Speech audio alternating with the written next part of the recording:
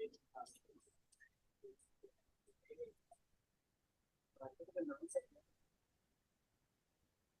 देखिए ये वाला भी ये लगा है।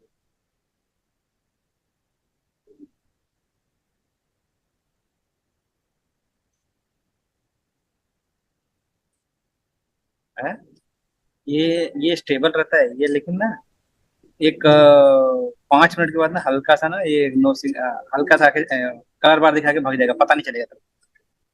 ये स्टेबल है ना? स्टेबल है ना? फिर जरा मैं माइक में बात कर रहा हूँ, जरा बात कर, जरा माइक ला बेटा। अरे कैसे उधर?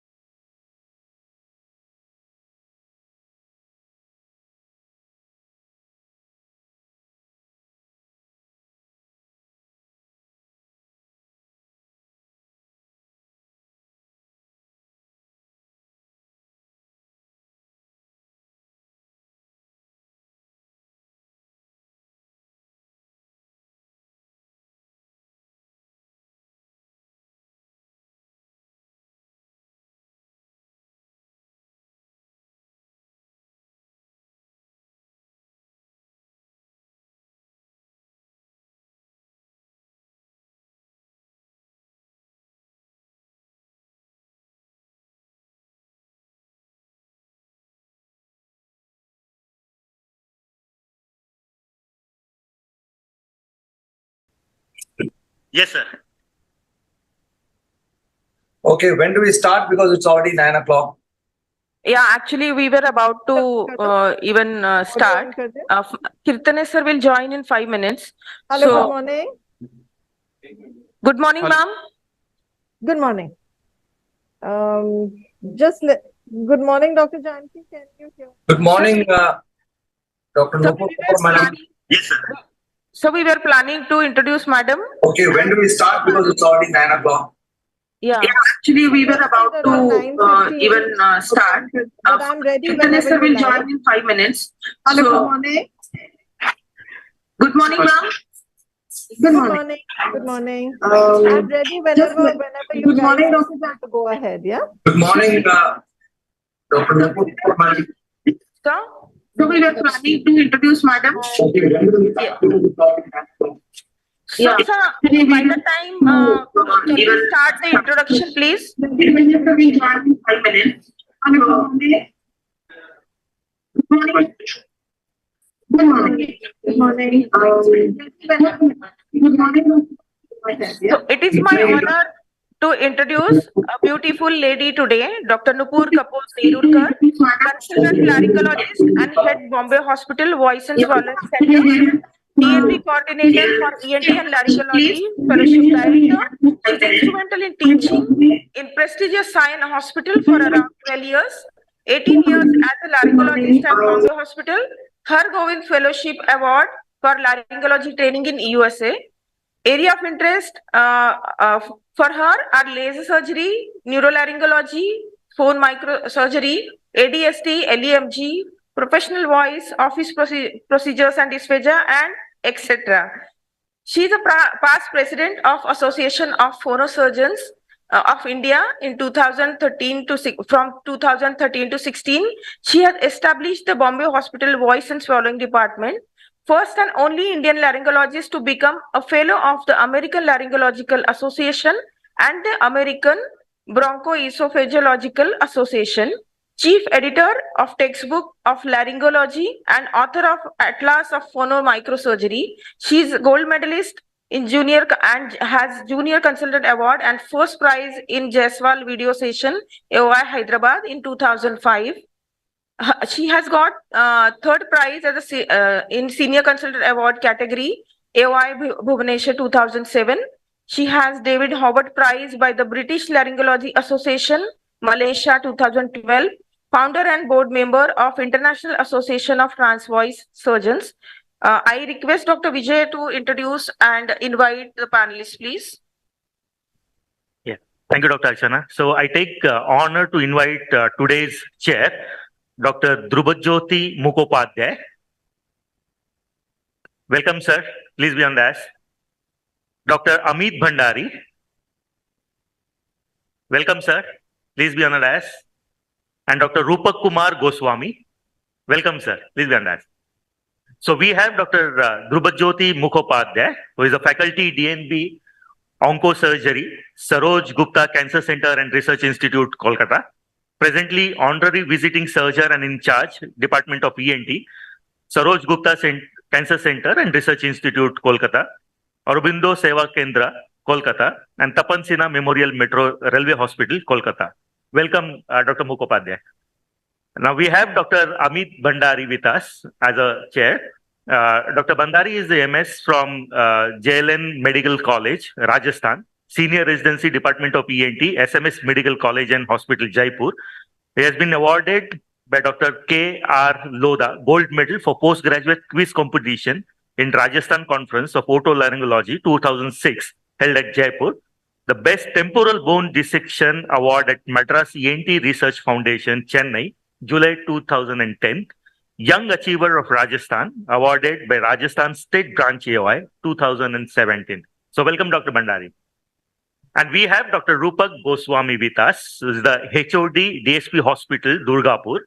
He has presented his papers in different national as well as international conferences.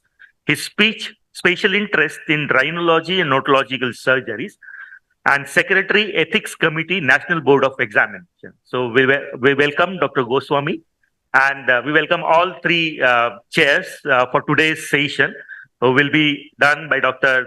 Nupur Kapoor Nerulkar. So over to you, ma'am. I Thank you request so much. Kirtane sir, because sir feels he want to talk about Nupur madam, Janki sir, and the program. I just requested Nupur. She was ready at dot 9 o'clock to start, but I said people were working very hard till late last night, and so they're all here, and I think by 9:15, and she's going to show you right from intubation and induction of the patient to the procedure. So we'll wait till 9:15. Give her a few minutes. Nupur, is that okay? Yes, sure, absolutely. Whatever suits the program. Okay. Sure.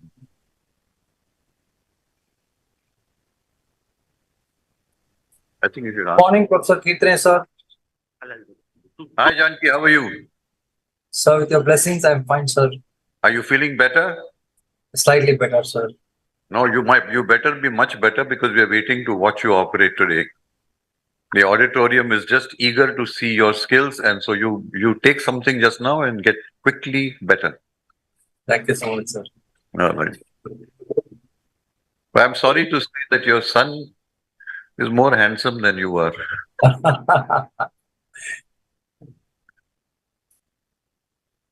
The handsomeness should be inside the skull. That is more important. That I'm sure genetically it will be there, not to worry. It looks like a movie star. So that you don't make him do what you did all that. No. Movies and all. Okay. All of you know that, right? That he's acted in movies. He's got his own band. This ENT is just side, by the way. So, if I may just share an anecdote. Go ahead. Madam, we were Nupur, madam, I think your voice is a little feeble. Can you Muffled? ask somebody to increase your Yeah, voice? I think she needs to consult a good voice surgeon. Yes. No, no. The audio visual. Can I be heard clearly now, or it's A still little muffled? louder, please, Nupur. And the anecdote. you Yes, make we're it- waiting for that. Can you make it louder from our end? You can keep the mic closer to your mouth, madam, because it's you're wearing a very. It's yeah, it is. Is it better now? Janki? Now it's better. Now it's Much better. Better? Much better. Yeah. I was just going to share the anecdote, Janki, when you invited us very graciously, Jaikumar and me, to your hospital, and I had not met you then ever. And we were coming to your hospital, and we were told that he'll meet you in 5 minutes. He's out shooting. And I thought, oh my God, he's a hunter also. That's amazing. And they said, no, he's a movie star and he's shooting for his movie. So that was my first introduction to you. And it got more fascinating every day. So it's very interesting. Madam, really, I extend my thanks. When I was not known at all, I invited you, and you were so nice to come out to Trichy to demonstrate. I still remember some cases you demonstrated, still ringing in my ears, and I It's a think pleasure. fantastic surgeon, madam. You are. Thank you. It's a India pleasure. is proud to have a laryngologist like you. Thank you so much, Janki. Thank you. Nupur, while we've got 1 minute to start, Yes, sir. would you just like to tell them about your upcoming workshop in November? Absolutely. Go ahead. So on the 3rd, 4th, and 5th of November, we have the 17th workshop on phonosurgery. It's a very special one this year, though it's a 17th one, because the first day is dedicated to the International Association of Transvoice Surgeons. So this was an association formed last year in Berlin. I'm very honored to be a part of it, the only Indian. 13 of us formed it.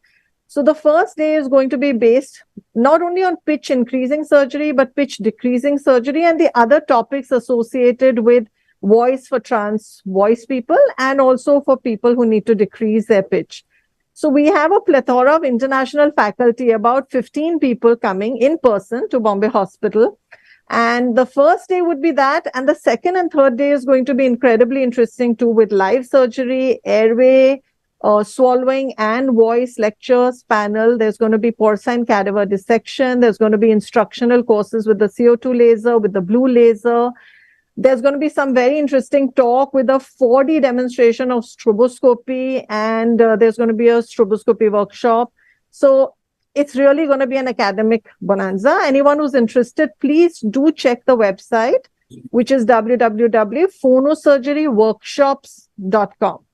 And you will get the online link for registration, etc. I look forward to seeing a lot of you there.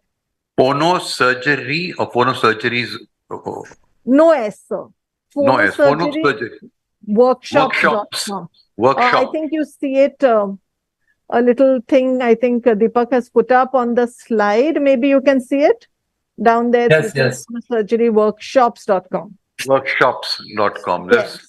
That will be a tremendous update on your knowledge on voice, because you'll see surgeries, you'll see what you do routinely being put over there on the screen and the cutting edge technology of what is very new. So both aspects, what you can take back home to your practice, and you also know what is happening in the world of phonosurgery. So it will be a golden opportunity for those interested in voice to join there. Yeah. Yes.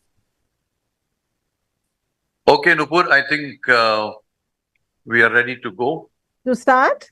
Over to you. Yeah, please. Okay, thank you. So just at the outset, I want to thank Sun Pharma for this amazing academic initiative and second season. I feel like I'm part of Big Boss now with season 2 and with Janki involved. I also want to thank Dr. Janki for keeping me involved. It's very kind of him. But very importantly, I want to thank Dr. M.V. Kirtane, our teacher and mentor, because a lot of us who are operating today, Dr. Sangeeta Bhatti did the most amazing cochlear implant yesterday. And a lot of us who are operating and getting an opportunity to show our surgeries are on this platform because of Dr. Kirtane. I really mean it when I say that he has given an opportunity to innumerable students of his. And that's something which only a very amazing teacher can do, to teach you and give you an opportunity to let you grow. So thank you so much, sir, from the bottom of my heart. And thank you, Janki, and thank you, Sun. So we are going to start. Last time, a little bit of the feedback was that we'd like to see from the initial beginning. And that is a very good suggestion, because in microlaryngeal surgery, what happens in intubation can play a huge role as to what happens as far as your laryngeal exposure is concerned. So we have a very cooperative and nice patient with us today who's given permission to be part of this workshop. So we are going to start with the intubation first. Then I'll take you through the various tubes which can be used, the instruments, the PowerPoint, and then the actual surgery. So the patient's been waiting for a while on the table. So we will start with the intubation. We have the head of Department of Anesthesia, Dr. Pradnya Kulkarni here, who's come Sunday morning to help us with this case. So we are going to start with the intubation of the patient. As you can see, the patient does not have any, can you focus here please now, not the PowerPoint? Can we put the PowerPoint off for now? Or at least put it in PIP. The patient does not have any retronathia. Aap muh khulenge? Sorry to interrupt. Please make it full screen. Can you please make the patient full? Thank you. Yeah, now we can see. Now we can see. So the That's mouth right. opening is good. Malampatti is grade 1. Muh band kar lijiye. There is no retronathia. There are no loose teeth. One can even check the angle. Okay. Is my audio heard okay? Yeah, absolutely okay, ma'am. Yeah, okay. So one can even do an upper lip bite test or a 332 test. These are all tests one can do for assessment of intubation. We are not expecting a difficult intubation in this particular patient. Ma'am, over to you. So typically what we do when we are inducing our patients is I'm standing right there on the right-hand side of the patient. Ma'am is at the head end, and we will give oxygenation to the patient for about a couple of minutes for sure. If we expect a difficult intubation, then maybe 5 minutes of pre-oxygenation is a very good idea. And what we keep over here is a gauze piece with jelly. So can we keep it over here, please? And that is just for the tip of the tube. I'm going to separately show you all the tubes, but give me also a 5.5 laser safe tube in my hand right now, please. Yeah.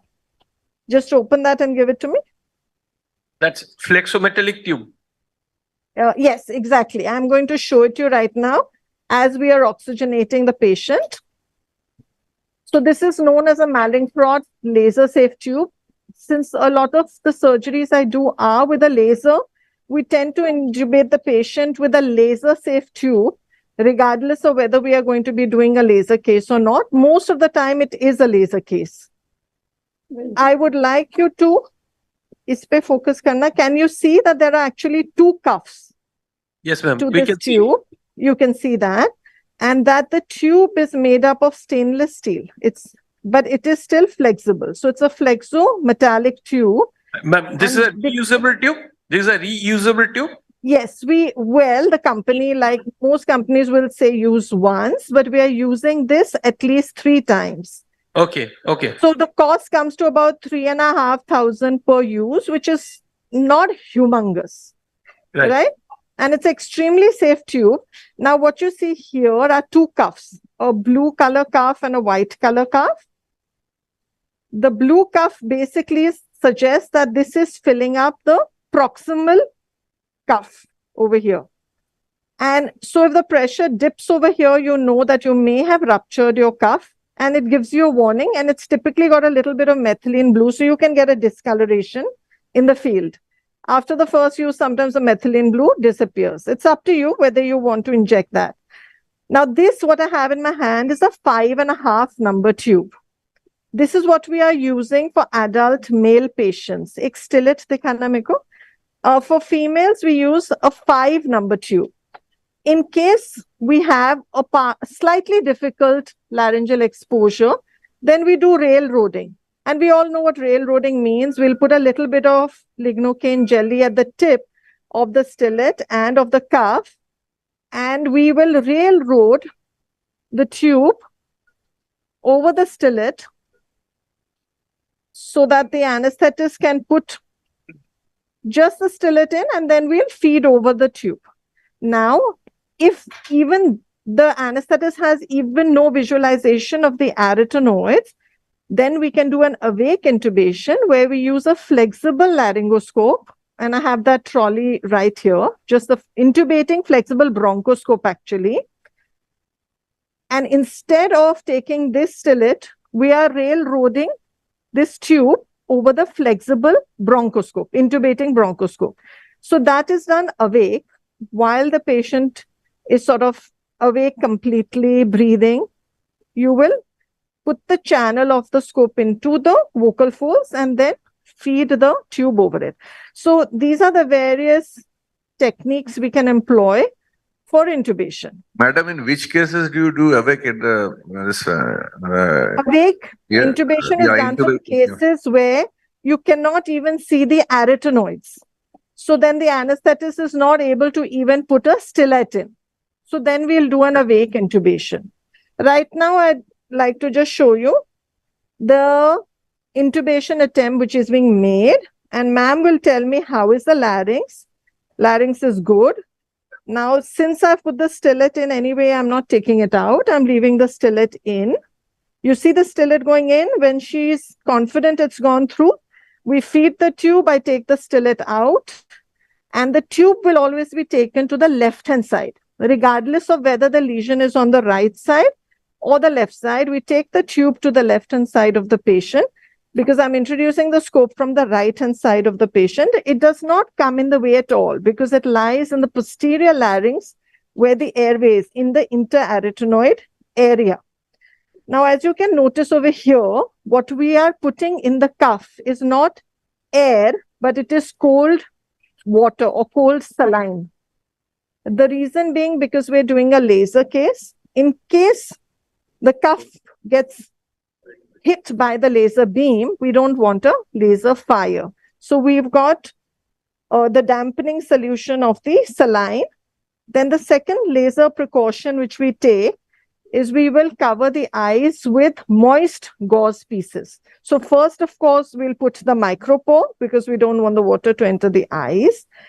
And then we'll have the moist gauze pieces, which will cover the eyes of the patient. So can I have the moist gauze pieces? Coming a little bit to the position of the patient, moist. Ma'am, can I request Can I something? just show this? Yes, ma'am. Ma'am, for awake intubation, there are certain prerequisites like spray and all. Can you please explain, because most of them must not be aware? Sure, absolutely. Can I just show that I'm putting moist gauze pieces over here? And I will definitely come to your question. I just want to mention about head drape. I want to mention about the position of the patient. So typically what has been described, thoda zoom out kariye, aap thoda piche le jaiye, is a Boyce's position, okay? So a Boyce's position is typically going to be a flexion of the head on the neck and an extension of the atlanto-occipital joint. But what I like to use, and that's what I'm showing you, is a neutral position. So here right now, there is no shoulder. There never is a shoulder under the patient in MLS, but there is no head ring either. This is just a neutral position. This is a position I always like to start with. And if required, only then I move on to a Boyce's. And even if that is not good for me, I can sometimes do a flexion position, which has been described also by Dr. Stephen Zeitels. So after having put the moist gauze pieces on the eye, I'm covering up the head. And the other thing which we keep ready, over here you see, can you see over here? Idhar zoom karenge. This is just a gamgee here. This is kept on the neck of the patient right from the beginning. And this you see over here, this is a tape. It's made into a braid or a plait by my OT technicians because it just helps for a better anterior compression of the larynx when needed. So when we need to use this anterior compression, how we do it is we have this braid tied to the side of the patient's table, as you can see here. That one tie is done already. Then we have the braid here, and if compression is needed, then the compression is given over the cricothyroid membrane. You see the thyroid notch of the patient here. We don't give the compression on the thyroid or on the cricoid, but on the cricothyroid membrane for two reasons. One is cricothyroid is a membrane, it's forgiving, it's not going to fracture. And that is what causes a very good laryngeal drop along with a good amount of relaxed general anesthesia. So under visualization, we give this pressure, and that is when my assistant would tie the other side. So we'll show it and demonstrate it to you. Now, as the question was that if we are going to be doing an awake intubation, what are you going to do as far as the anesthesia is concerned? Not only would we give anesthesia, but we'll decongest the nostril a little bit with some kind of a decongestion. We'll give the 10% lignocaine spray from the nose and from the mouth. We give that spray about 2 to 3 times. And sometimes we even do a lignocaine viscous gargle for the patient. What is very important also is to just counsel, because the patient is completely awake, to counsel the patient as to what we are doing and that he or she is not in any kind of a danger. And that is when we do the intubation, and we do not do it from the mouth. We do it, we do not do it from the nose. We do it from the mouth. So show me that oral airway jo rakha hai. So it's very important not to have your scope get damaged. So what we do is we put a mouthpiece, just bring it in here, please. Have the patient hold it in between his teeth, because that time the patient is awake, of course. And you can you just move? So I can see? Thank you so much. Yes.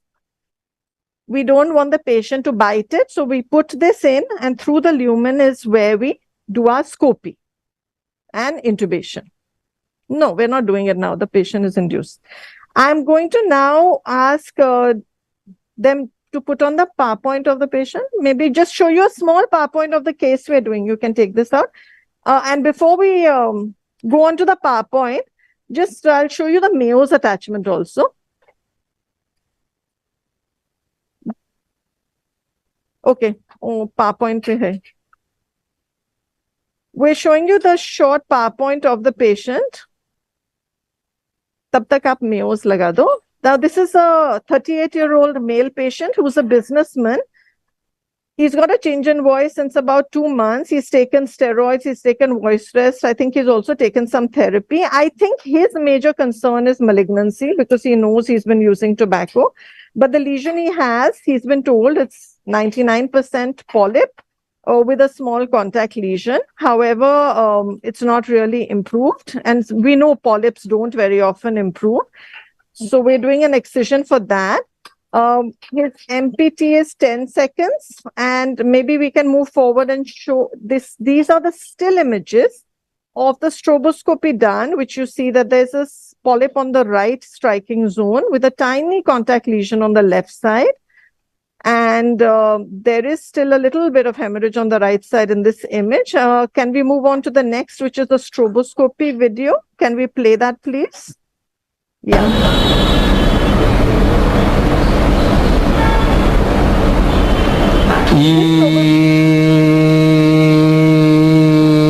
First take me right leg.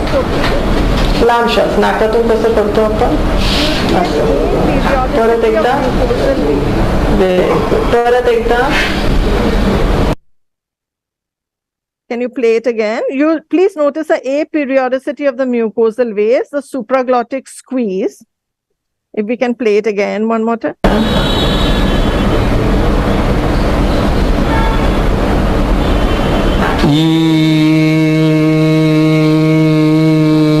First take me right leg. Laam shots. नाकातून कसं करतो आपण? परत एकदा. परत एकदा. starts vibrating in the cycle earlier than the other. I call it like dancing waves. This happens whenever there are lesions. You want good symmetry, ideally. We can see that polypoidal lesion in the striking zone. We know that most of these lesions, like polyps, nodules, cysts, which are phonotraumatic, do take place in the striking zone. What is a striking zone? Mid-membranous, or if you're considering the even cartilaginous vocal fold, then anterior 1/3. Do we have a CVA next, computerized voice analysis? Okay, this is the voice of the patient. Yes, please play it. The E showing the MPT of 10 seconds. We do a voice recording of every patient and we keep it stored in our voice bank. Just very useful sometimes in some patients, whether you want to assess for study purposes or otherwise. Can we have the next slide, please? This is the computerized voice analysis. Again, more useful if you're doing studies rather than anything else. Here you can see the jitter, shimmer, the Surzer ratio, and any etc. Next, please. Is there anything else? Okay. So we'll come back onto this. We can put off that PPT, please. And can we have a big, yes. Just want to show you, thoda zoom out karenge. Zoom out. Ye dikhana hai. This, what you see, is the Mayo's trolley, which has been sort of tweaked a little bit so that the side arm can fit onto the side of the table on both the sides. So what happens is the chest piece can be kept on this Mayo's trolley so that whenever we have to move the table up and down, the whole system moves up and down. Secondly, the pressure of the chest piece is on the Mayo's, and this Mayo's is not in communication with the chest of the patient. So there's no direct pressure on the chest of the patient. And thirdly, when we use a Mayo's, which is slightly higher than the chest, the extension is actually a little bit better. So these are the three advantages of using a system like this. Finally, you can also put, please cover, some basic instruments on the Mayo's if you want, besides a chest piece, like for example, a suction, or, so that's just like an added benefit. Any questions till now? I'm going to now actually ask you to show over here. I'm going to show you the instruments before I start the actual surgery as to how we set up our zoom out. Yeah, how we set up this is our basic instrument tray. Let me know if you're not seeing what I'm showing you. We've already discussed the Mallinckrodt tube in detail, so we're not going to discuss that again. We don't typically keep that on the trolley. These tubes used to be available, but Zomed has stopped making them. These were laser-safe tubes, which are much thinner, only single cuff, but much thinner. So in some difficult laryngeal exposure cases, they were very useful, because it gave you that little fighting extra millimeter of space. And finally, for the pediatric age group, you get small children sometimes with papilloma, even 2-3 months old. We don't have the Mallinckrodt tube available. So if you're going to be using a laser, then we still resort to a red rubber tube. You may or may not want to cover it up with some silver foil. Again, of course, single cuff. Coming to the arrangement of our trolley, basically, what we have is saline adrenaline 1 in 10,000 solution, which we're using for infiltration. The infiltration is performed by a bayonet-shaped infiltration needle, as you can see over here. This is about 22 to 24 centimeters in length. And the tip here, you can see this is very thin. It's about 27 number. The idea is to just poke underneath the epithelium to cause a subepithelial infiltration of this 1 in 10,000 saline adrenaline. Multiple advantages of doing a subepithelial infiltration. Hemostasis is one of them. When you're using a laser, you create an artificial Rinke space, which works like a buffer. In malignancy cases, it helps you in demarcating the depth as well as the margins. Donut sign. Again, yes. Ma'am, donut sign. What size? Ma'am, donut sign that you usually teach like after. Oh, the donuts. Okay. The Meduvada donut sign. Okay. Can I show that to you when we are doing the infiltration? It may be easier. Absolutely. Thank you. So another bayonet-shaped instrument is our microflap suction. Again, this is a very thin suction. Sometimes you can have a velvet eye suction where the suction opening is on the side rather than on the tip. now what you see over here, these are the two instruments one really can work with very well. Can you zoom on this? These are our Boucher forceps or the heart-shaped forceps. I'll just open one of them. So I'm sure most of you are very familiar with it, but in case somebody is not, can you see the heart-shaped opening? Yes, Can you yes, see that ma'am, we there's a can see. lumen within it? So Right, this ma'am. lumen is very useful because it doesn't morselize the tissue. At the same time, it gives you a very good grip. And That's you right, can ma'am. have right-sided, left-sided, upward and straight heart-shaped or Boucher forceps. And the earlier on our instruments used to be 1 millimeter tip. And now we have moved, they used to be 3 millimeters. And now we've moved on to 1 millimeter tip, much smaller. So because Right. we are doing a lot of phonomicrosurgery. Besides that, we've got over here regular straight crocodile forceps, which you need for putting the patties in and out or the cotton ball. And then I like this handle very much, on which you have the flap elevator attached. So as you can see, this handle is again shaped so that you have a very good thumb rest. Can you see my thumb rest here? This is the thumb rest. And this has got a micro flap elevator, which we can rotate by 360 degrees. This micro flap elevator is an instrument which is again extremely useful because it is blunt. So when you're doing cyst surgery in particular, it's very good in elevating the flaps because it doesn't burst the cyst or rupture it suddenly. So that it's very useful for that. Then you have, of course, your right and left crocodile forceps over here. I use less and less of this because I use more and more of the heart-shaped forceps. If we are not going to be using the laser, then having the very sharp scissors, right, left, straight, it's very important. We also have a system in a hospital where we have scissors which are used for 3 times and then actually thrown away and we get new ones because the sharpness is very important. Can you zoom over here now, please? So as you see over here, we have a 10 millimeter 0-degree telescope. Why we have it is to take a preoperative photo of the patient before surgery and after surgery.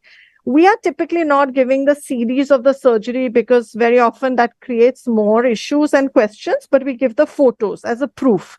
Papilloma has been removed because it can recur. Keratosis has been removed because if it recurs, you have shown the patient that you did remove it all. And now we come to this scope, which is our like bread and butter scope. This is your Klein-Sasser laryngoscope. The Klein-Sasser laryngoscope is the best scope to use, especially when your anesthetist has told you that the laryngeal exposure is reasonably good. What I want to just mention is the size. In our Indian population, do not use a large. Typically, it is the adult medium size, which is more than sufficient. Of course, some larynxes which are very big, you can go to a large. Some which are small, you may have to go to smaller. But ideally, you're using medium size. So if you're going to buy a laryngoscope in your private practice, that's the size you want to buy.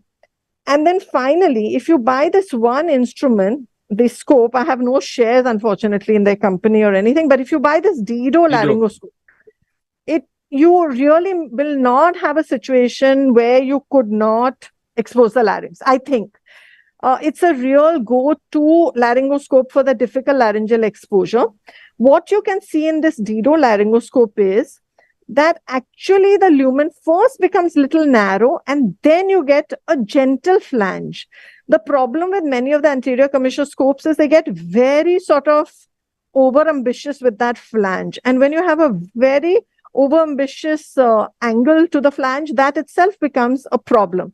So this is just beautiful. And again, this is a medium-sized Dido laryngoscope, very useful for the difficult laryngeal exposure. Since we do a lot of laser work, we use laser suction. So this goes into the channel like this on the side.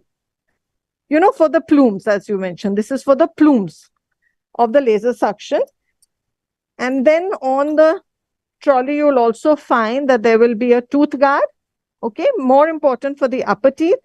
This is a very useful instrument for the light. You can attach it. This light clip can be attached to any scope as such, and it provides a brilliant, ye dikhayenge, brilliant illumination. So you just put your light cable over here. And of course, over here on the trolley, we also have our chest piece and our patty. So this is our basic trolley. Just zoom out and show the basic trolley. This is how we would set up the trolley for every MLS case.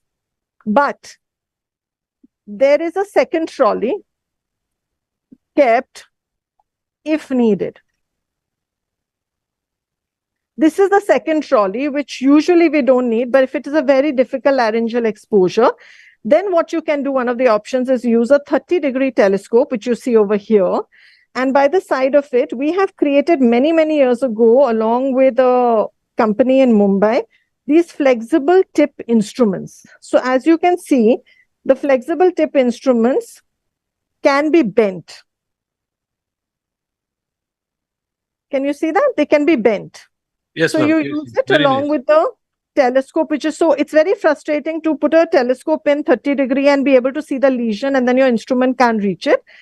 So it's very useful to have these flexible tip instruments. So that is one way out, especially if it's a polyp or a tumor, which you just want to take a biopsy of. With a cyst, it would be a marsupialization. So that's not an ideal situation, but at least you can do it. And then we also keep insulated suctions, insulated crocodile forceps. These are useful when you do surgeries like Kashima cordotomy, where you may get bleeding when you reach the inner perichondrium of the thyroid cartilage, or when you're doing a malignancy, TLMC cordectomy, then they are useful along with the cautery. Sometimes the false vocal fold is prolapsing and you cannot see the lesion very well, or sometimes you want to see into the subglottis, then this instrument, which is the vocal fold separator, is useful. So this can be also part of your armamentarium of instruments. And then over here, we have an instrument which we use more for malignancy. It's a grasper. When you have a large tumor, it's a very nice grasper to hold the tissue, obviously not for phono microsurgery. And sometimes when we are operating, we realize we need to throw in a suture. Like you do a ring case edema and you want to suture the flaps together, then what we do is we take a 6-0 Vicryl. It can be 3/8 tip or 1/4 tip, and we will have this needle holder. So it's like a crocodile only at the tip, but you see there's a lock and ratchet system over here. So, it holds the needle very nicely in place. You can take a suture and then you slide that suture down with the knot slider. So which is just like basically a claw, and I'm sure you all are very familiar with it, maybe in nasal surgery also. So we have the knot slider. You can take the knot outside the scope and then slide that knot down. So that's for suturing. And these are just various other scopes which won't come so much into play. I mean, this is more for supraglottic malignancy, the Virda. This is what an adult large laryngoscope looks like. See how huge it is. This is much too huge for our delicate Indian population. So this is the if needed trolley. And then, of course, we've got the flexible intubating bronchoscope on another third trolley, which we don't need today. So I'm going to actually start with the microlaryngoscopy in case there are questions about the instruments. Happy to take them now. Thank you so much, ma'am, for this elaborative information. It reminded me of my ENT examination. We were scared about the examiners asking such instruments to us, many of which we normally don't see. There are certain questions, ma'am. I'd like to take. Can you make them, or can you make them louder, please? Can you make them louder? Sure, ma'am. Can you hear me now? इधर से excuse me, 1 minute, उनको आने दो. आप इधर दिखाना है थोड़ा सा स्कोप भी करते हुए. हाँ. What? Yes, please go ahead with the question. Yeah. So, ma'am, the question is why you have chosen awake intubation. Dr. Annapurna Rao wanted to understand. I haven't chosen awake intubation. Ritesh, can I have the stool, please? I have not chosen awake intubation. We did not, when we say awake intubation, that is when you put a flexible laryngoscope and you're railroading the tube over it. I was just describing how it can be done in a patient in whom even seeing the arytenoids is impossible with the anesthetist laryngoscope.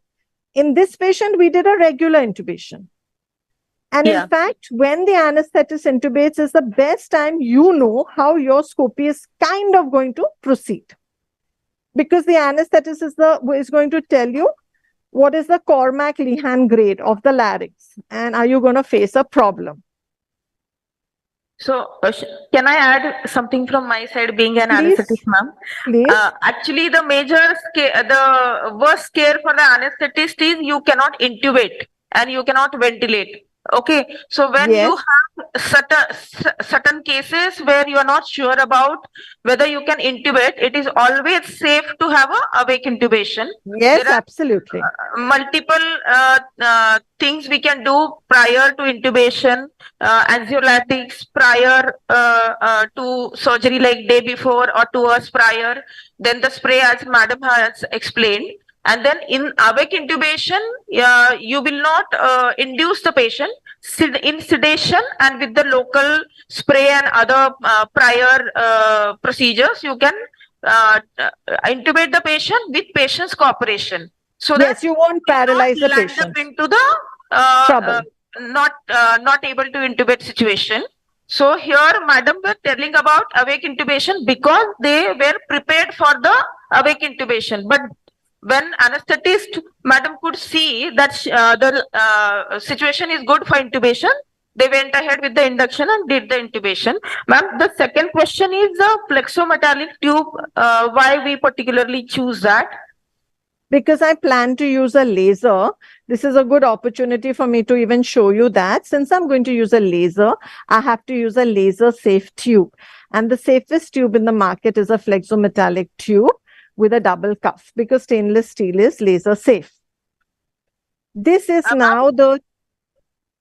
Ma'am, 2 more questions can I take? Yes, absolutely. How do you handle cases with restricted mouth opening? If it is possible to intubate the patient, then I go in with a smaller size scope. If it is impossible to do it, then I would do it as an office procedure because we can put a flexible laryngoscope or bronchoscope, and through the side channel, we can put forceps or we can put a fiber laser. Now, since your question has taken me there, let me show you the laser system. This is a laser system which we are using, which is a CO2 laser system. And you see over here, there is one arm, which is the articulating arm, which is a free beam, which has to be used with the microscope, with the micro manipulator. But it also has a channel over here through which a fiber laser can be used. Now, CO2 is also available in fiber laser. So then that fiber can go through the side channel of the flexible scope, and we can take care of a patient who's got zero mouth opening or restricted mouth opening.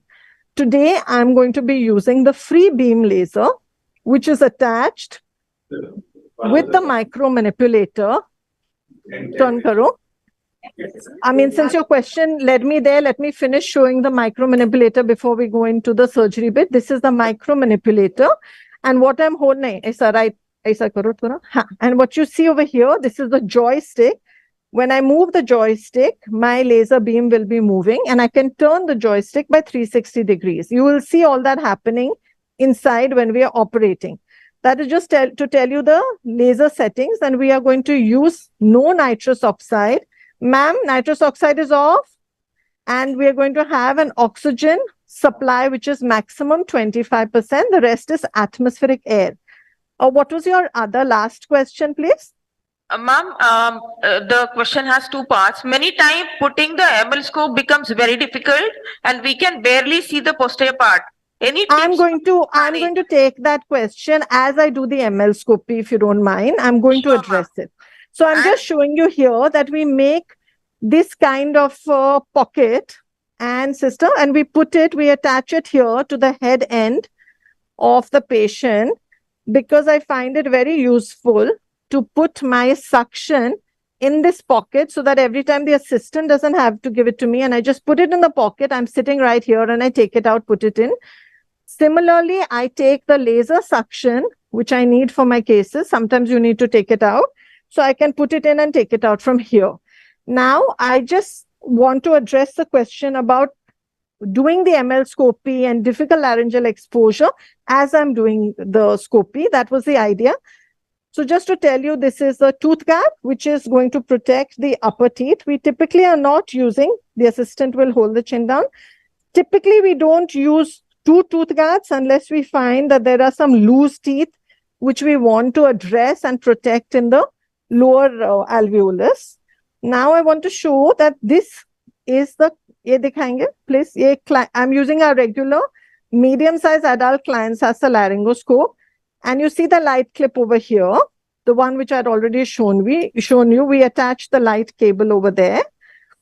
And you know the whole setup the way it is. Now let me show you how we approach the scopy, and that time I'll also talk to you about difficult laryngeal exposure.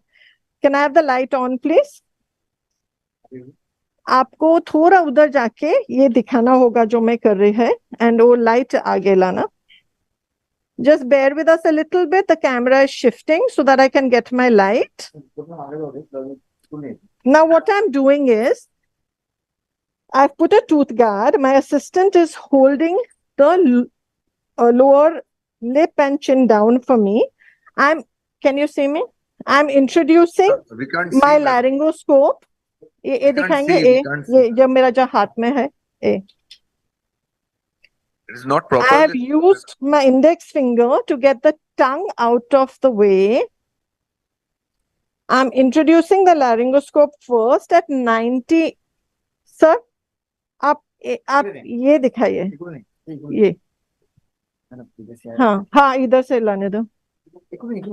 आप पीछे से आओ, पीछे से दिखाने से I think that is a better option. हाँ जी, ये आप इधर लाओ, खाली गए पैर जवर. सर उसका संभालना. हाँ लाओ प्लीज. इधर आओ मिस्टर, इधर आओ. आता मला दिसत नाही मॉनिटरवर, त्यांना काय दिसते?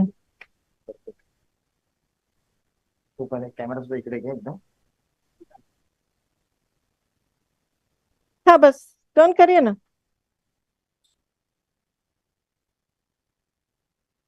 Why is getting confused? Just turn करिए ना आप.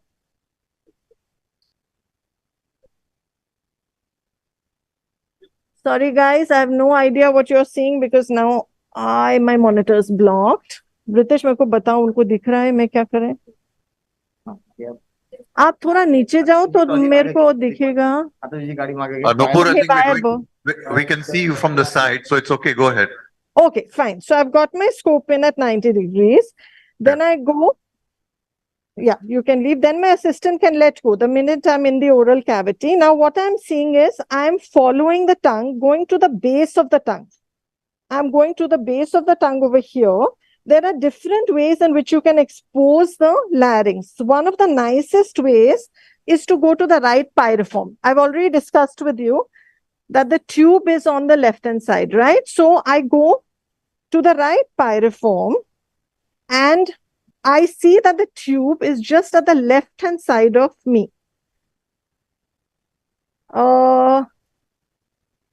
मेरे को टेलीस्कोप देंगे 0 डिग्री, जस्ट इतना दिखाने को प्लीज. हाँ, कैमरा इस पे लगाएंगे. Just give me a minute because typically we don't show these things. I just thought from the beginning we're doing, just attach it. That's a great idea, ma'am. That's a great idea. Yeah? We can really see inside. Yeah, I could have used the VLS to do that, but the VLS tip keeps fogging. Here, put this on. Savlon here, please. थोड़ा ऊपर करेंगे. Okay, so just to show as to how tube light बंद करना. Can you see the piriform on the right side? Ma'am, we need to change the camera. Can we Change to PIP? endoscopy. Change to endoscopy endoscopy. camera, ma'am. Give me big picture endoscope, PIP outside picture, please. Big picture of the endoscope. Yeah, we're doing that. No, don't worry. We Perfect. PIP. It's good, So ma'am. you Yes, see the piriform over here, right? right, You ma'am. see the arytenoid here, and you see my laser flexometallic tube on the. Excellent, ma'am. Yeah. Excellent. Now what I'm doing is just show my PIP. Show my PIP also. Me. Yeah, we Me are- and We can see PIP. the PIP also, ma'am. We can see the Oh, PIP. you can? Oh, good. Yeah, So yeah. just see my Great. hand. See my hand motion. Yes, Just yes, I'm moving it a little bit to the left. Now what I see is the posterior part of the vocal folds. Can you see that? ma'am. Yes, ma'am. Yes, ma'am. We Can can you see. see that now? Now put the chest Yeah, piece yeah, in. yeah. Yeah. Yes, When I ma'am. see this much is when, can you see the chest piece going in? Turn, quickly put it in. Yeah, we can see it. Go ahead. Yes. Now can you lock it? Can you see that it's locked in position, the scope now? I should have you hold this, please, the scope. Just hold it exactly the way it is. Yeah. Now what I do is I'm giving extension and you see what's happening to the larynx over here, okay? Now, as we give the extension, we are getting a better and better exposure of the larynx over here. Okay. And now, supposing I was to give cricothyroid pressure, can you see the lesion now? Yes, Yes, yes, we madam. can see. Right. So, all this used, one after the other in a stepway fashion, will allow you to get a laryngeal exposure. Ye tube light band karna. Now, supposing supposing this was not happening, I could not visualize it, I would use a didolaryngoscope and do the steps exactly the same way. Right. But ma'am. supposing even with the didolaryngoscope, I had a picture like this, then the first thing which I would do is just get the extension off is, turn it to the other side. I would, I would bring my scope out like this. Okay. So usual position of the scope is level of false vocal folds. Now I have come That's way it. out. Now hold this, Aishwarya. Hold the Right. scope. When you come out, there's a danger of the epiglottis falling, but that is the position where you will get a much better depression of the larynx with the continued general anesthesia with a complete relaxation. So continuous pressure here with the scope a little withdrawn. Our tendency is to go further in to get the anterior commissure. So that's Okay. not what one wants to do. Can I have the light clip again? Take this out. So now I'm going to be switching over to the microscope picture. I'll just reconfirm my scope position again. If there are any questions now, because there was that question about the difficult laryngeal exposure, how we would address it. Can we put the chest piece in again, please? Have I addressed that question or is there any other follow-up question on that? Nupur, can you hear me? Dr. Kesani here. Yes, sir. The cuff, which is below the vocal cords, do you like Yes. it at a distance from the vocal cords if it's too close, too far? Yes, it should be around 1 to 2 centimeters from the vocal fold, because if it is just below the vocal fold bandage, then it's going to, first of all, abut against the vocal fold. Secondly, the chances of rupturing it with a laser beam become higher. Sorry? Ha, bando? Bas bando. If it goes 5-6 centimeters from the vocal fold, then it will start feeding only the right main bronchus. So you'll have a problem over there. Especially one has to be very careful when you have a double cuff tube, because the length of the cuffs is more, because there are 2 cuffs. So it's important for the anesthetist to confirm the ventilation on the left side also. This is after. Yeah. Can you see that I've put some moist gauze pieces over the face of the patient? This is all part of our laser safety protocol. Ma'am, Yeah. can I ask you one question? There was one question from the audience. Like, Yes. is there any change in patient position in case of patient having a short and fat neck? Yes, absolutely. Like I said in the beginning, this you saw is a neutral position. That's right, If ma'am. this is a short and fat neck and difficult laryngeal exposure, we can move towards a Boyce's position, Boyce first position. of all, where you are putting a little bit of a head ring underneath the head. No shoulder, okay? No shoulder. And if it is extremely difficult even to intubate, one can try a flexion position. This has been described by Dr. Zeitels. I mentioned that towards the beginning. These are the various things we can do, and it can be done even, your bed has got a head support which can be taken up, down. Some of the OT beds do. So then you can use that to your advantage. Nupur, So madam. now what we do is we take a yes. Nupur, madam. Why you're Yes. If I'm not getting this double cuffed laser endotracheal Yes. tube, can I Yes. use the endotracheal tube covered with aluminum foil? It would be safest to use a red rubber tube covered with aluminum foil and not a Portex tube. Yeah, not a Fortex. Yes, yes, yes, Thank- yes. And we do that in children, Now, white Yes, ma'am. balance list, because in the pediatric age group, we are not able to get these tubes. Yeah, I'm just showing you the image, how we take even for our patients, yeah. Okay, ma'am. because we give them preoperative and postoperative images. So 0-degree telescope, 10 millimeter gives the best image. So I hope you all are also able to see what I am seeing. yes, ma'am, Little we can bit see very clearly, low. but a little bit of focusing I Little will. bit, yeah, I'll just, Yes, ma'am. is it okay? Yeah, fantastic. Yeah, okay, take a photo, please. I take 2-3 images typically. Just, I also Get- check that the photo, please.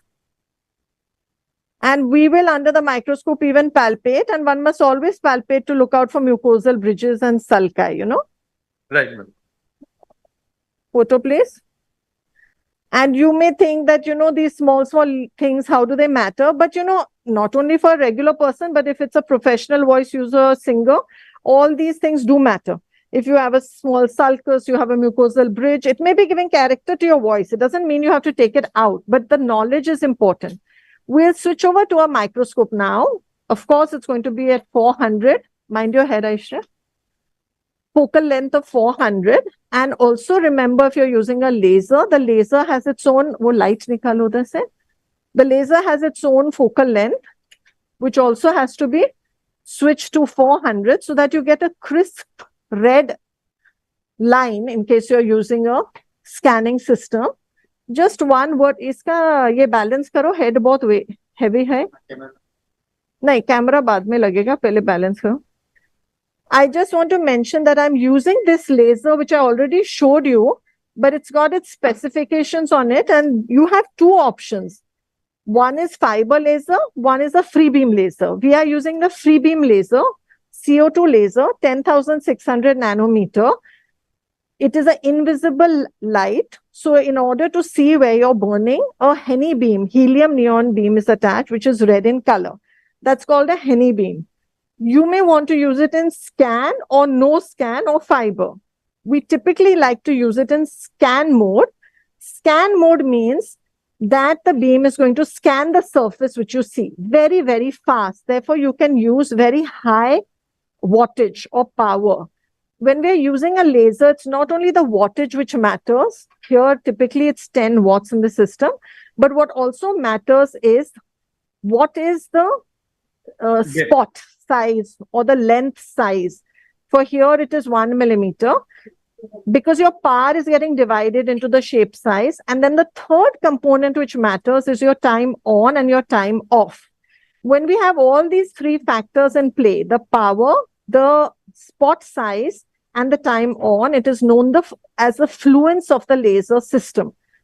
So the fluence is very often decided by the laser machine. And then you have your aiming beam irradiance, which you can decide that has no bearing on the amount of charring which will be created. And the laser should always be with this pink light of standby. When you're ready, you put it on the ready system. We have a foot pedal over here. And it is when you press the foot pedal and the system is on ready that the laser will come on. And the foot pedal also, you can decide to put it on repeat mode or continuous mode. So this is for the laser specifications. And now I will put a camera in and move on to the microscopic view. Just give me 1 minute for that. Madam, can this lesion be done with microflap technique also instead of laser? Absolutely. Absolutely. Absolutely 100%. So now, first of all, when we say microflap, even a laser is able to do microflap, but maybe you are asking me about cold steel, right? Yeah, cold steel. Yes, Not everyone absolutely. We can do a very efficient job with cold steel also. In fact, it is advisable to use, chashma nikal de, to use cold steel unless you have a very precise laser. If you do not have a laser with a scanning system, it is much, much better to use cold steel Because if you're going to use a laser which is going to cause thermal damage, you're going to do a disservice to the patient. It is only when you're Yes, doing absolutely. very vascular lesions or malignancy work or things like amyloidosis that I feel a laser is especially useful. Otherwise, there's so much in phonomicrosurgery one can achieve just with the cold steel. Thank you, Now, ma'am. why then am I using a laser? I am using a laser because since I do 40% of my work is malignancy and I've been using the laser now for 17 years, I have become dependent and very comfortable with it. So it's a tool. It's a tool which gives you, it's like a hemostatic scalpel. And once you get used to it and its advantages, it's of great benefit for you as well as the patient. So you can imagine you're holding, right now I'm holding a 24-centimeter forceps. But if I start developing a little bit of tremor like this, then if I'm using this, 6-centimeter joystick, if I'm using this joystick, then there's going to be no tremor. So, it's just a question of precision, but it does not mean that if you don't have the laser, you can't do a lesion like this. Of course, and you can do it as efficiently. Ma'am, the neuropathy you have given in subglottic neuropathy, is it moistened with xylocaine adrenaline? Saline. No, Or just saline. Just cold saline. Yeah, Right. not saline adrenaline. Okay. It is not to protect the cuff because there's no laser safe tube made in the world where the cuff is laser safe. That is the danger point, the cuff. So we have to cover that up and with a moist patty. Now, what exactly you all are seeing the microscopic picture, right? Yes, yes. Ma'am, Yes. just I think it will be wise to ask right now one of the delegates, Dr. Surekha Ganesh, he was asking around any role of coblator, laryngeal wand coblator in these cases, or there is not much of a role. Your take on it, ma'am. Yes, thank you. This particular case, I would not use a coblator at all. Currently, the wands they have, both the wands they have, are too thick for precise work with the coblation. So your cold steel instruments, show me the sickle knife, your sickle knife, microflap elevator, hardship forceps would do a much better job than a coblation system. Coblation is extremely useful, let's say if you're doing a Kashima cordotomy, because it's got the coag mode in it also, and we know that bleeding takes place pretty briskly when you reach the inner perichondrium. Or if you're doing papilloma work, you may want to go with the coblation system. Or let's say you've got a hemangioma and then I use the coblation system. So there are very definite indications. The company tells me that they are coming out with a new wand, which is going to be very thin and very precise. So I await that. But in this particular case, a lesion such as this, I would not use or advise the coblation, either cold steel or a scanning system of laser. The other way you can approach this patient is if you have a hemoangiolytic laser, like a blue laser or a KTP laser, because their wavelength is like 445 nanometer and 485 nanometer, 532 nanometer. These are the blue, yellow, and green lasers, which are the hemoangiolytic lasers. Then you have, for a slightly vascular small polyp like this, the option of going as an office procedure and buzzing the polyp. What happens is the epithelium remains intact and the vascularity sort of gets regressed or dissolved. You may have to do 2 to 3 sittings. That could be another approach if you don't want to take the patient under GA. If the patient is a singer, you want to stay as conservative as possible. I hope that answers the question. I'm going to do now what I discussed, which is a palpation. Let me just palpate the lesion. Okay, I'm palpating this lesion over here. I want to know, is it soft, firm, hard? There's a small polyp, baby polyp here, mother polyp here. Then I will evert the lesion. I want to see the undersurface, okay? And then I want to see the contact lesion area. Can you see tiny varix, small contact lesion? Then I want to just swing my flap elevator and try to insinuate it in any slit which may be present to see, is there any mucosal bridge or is there any sulcus? I want to do the same thing on the left vocal fold also. I want to see the undersurface. I want to look over. Can you see over here? Like the contact lesion is seen and the varix is seen? Yes, ma'am. Yes, ma'am. Yeah. And there are no mucosal bridges in this patient. And there are no sulci. So, ma'am, you do it with the flap elevator. I'm doing this with a flap elevator. This is Okay, the okay. same, show me that flap elevator. This is the same flap elevator which we use when we do cyst excision. It is one of the best instruments I've come across. Over here, I'm just showing it to you. It looks like an iris depositor in a way, but it's a flap elevator. This particular one is made by Stores. And because the tip, you can see it is totally blunt. It allows for, not puncturing a lesion of like the cyst. But there Now is a we'll come variety also. I mean, the tip is a little curved like that. curved tip, yes, and a blunt. Yes, Now we'll do an infiltration with the 27 number needle as I discussed, and I showed you the bayonet shaped needle. And we want the tip to just go underneath the epithelium, just underneath the epithelium. You get a little giveaway and then you infiltrate. Now, when I infiltrate, can you see the whole lesion come up? yes, ma'am. Yes, It's so a we know mineralization of the lesion, yes. that this is a subepithelial infiltration technique, small cotton ball. So we know that this lesion is not involving the ligament or muscle, That's right. right? Now, Right.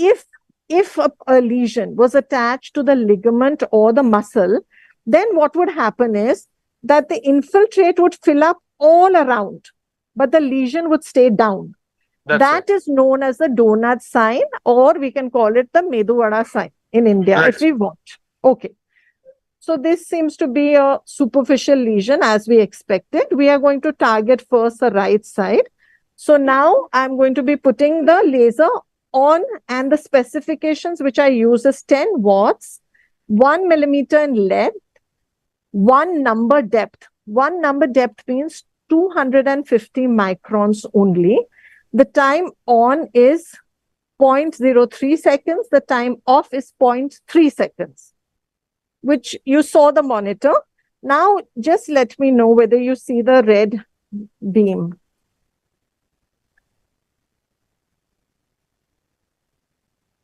Please let me know if you're able to see the Yeah, red we can, beam. we Yeah, can very see clear. the illuminant pointer beam. We can see the Yeah. pointer beam, ma'am.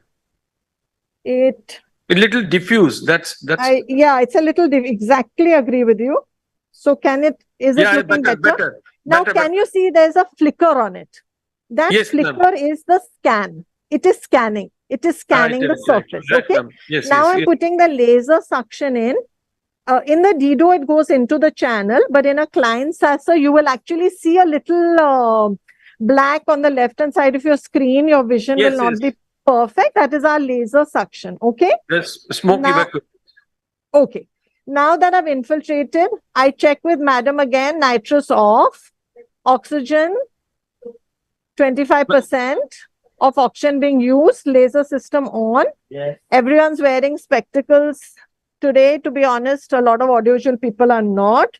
That's not ideal, but everyone should wear spectacles, and we will go with our laser beam. Now, if you want, in the beginning, you can just check the laser beam on the patty itself. So I'm Ma'am, checking it on the to wait for some few minutes for the adrenaline to walk, or you just straightway. No. You want to be pretty immediate. It is very fast for the whole adrenaline to kind of dissipate. See, the Rinke space is a huge space, you know. It can't stay in a one localized area. So you don't need to wait. Okay, Okay. ma'am. I'm Okay, just checking did you see the beam hit on the cotton Yes, ball? yes. Just to Yes, ma'am. see that where I have targeted is where it is. Churning. Where is the Falling. Yeah. Okay. Yes, So that's now I'm going to do perfect. the surgery called a mini microflap, okay, as described by Professor Satterlaw. What Yeah. does that mean? That means that we are taking the incision. What I'm Right. doing is the incision. I'm taking it bang at the lateral edge of the lesion And with very minimal charring. Excellent laser. with minimal charring. So now, but is the focus good? Yeah, नहीं, madam. अच्छा Yeah, नहीं है ना?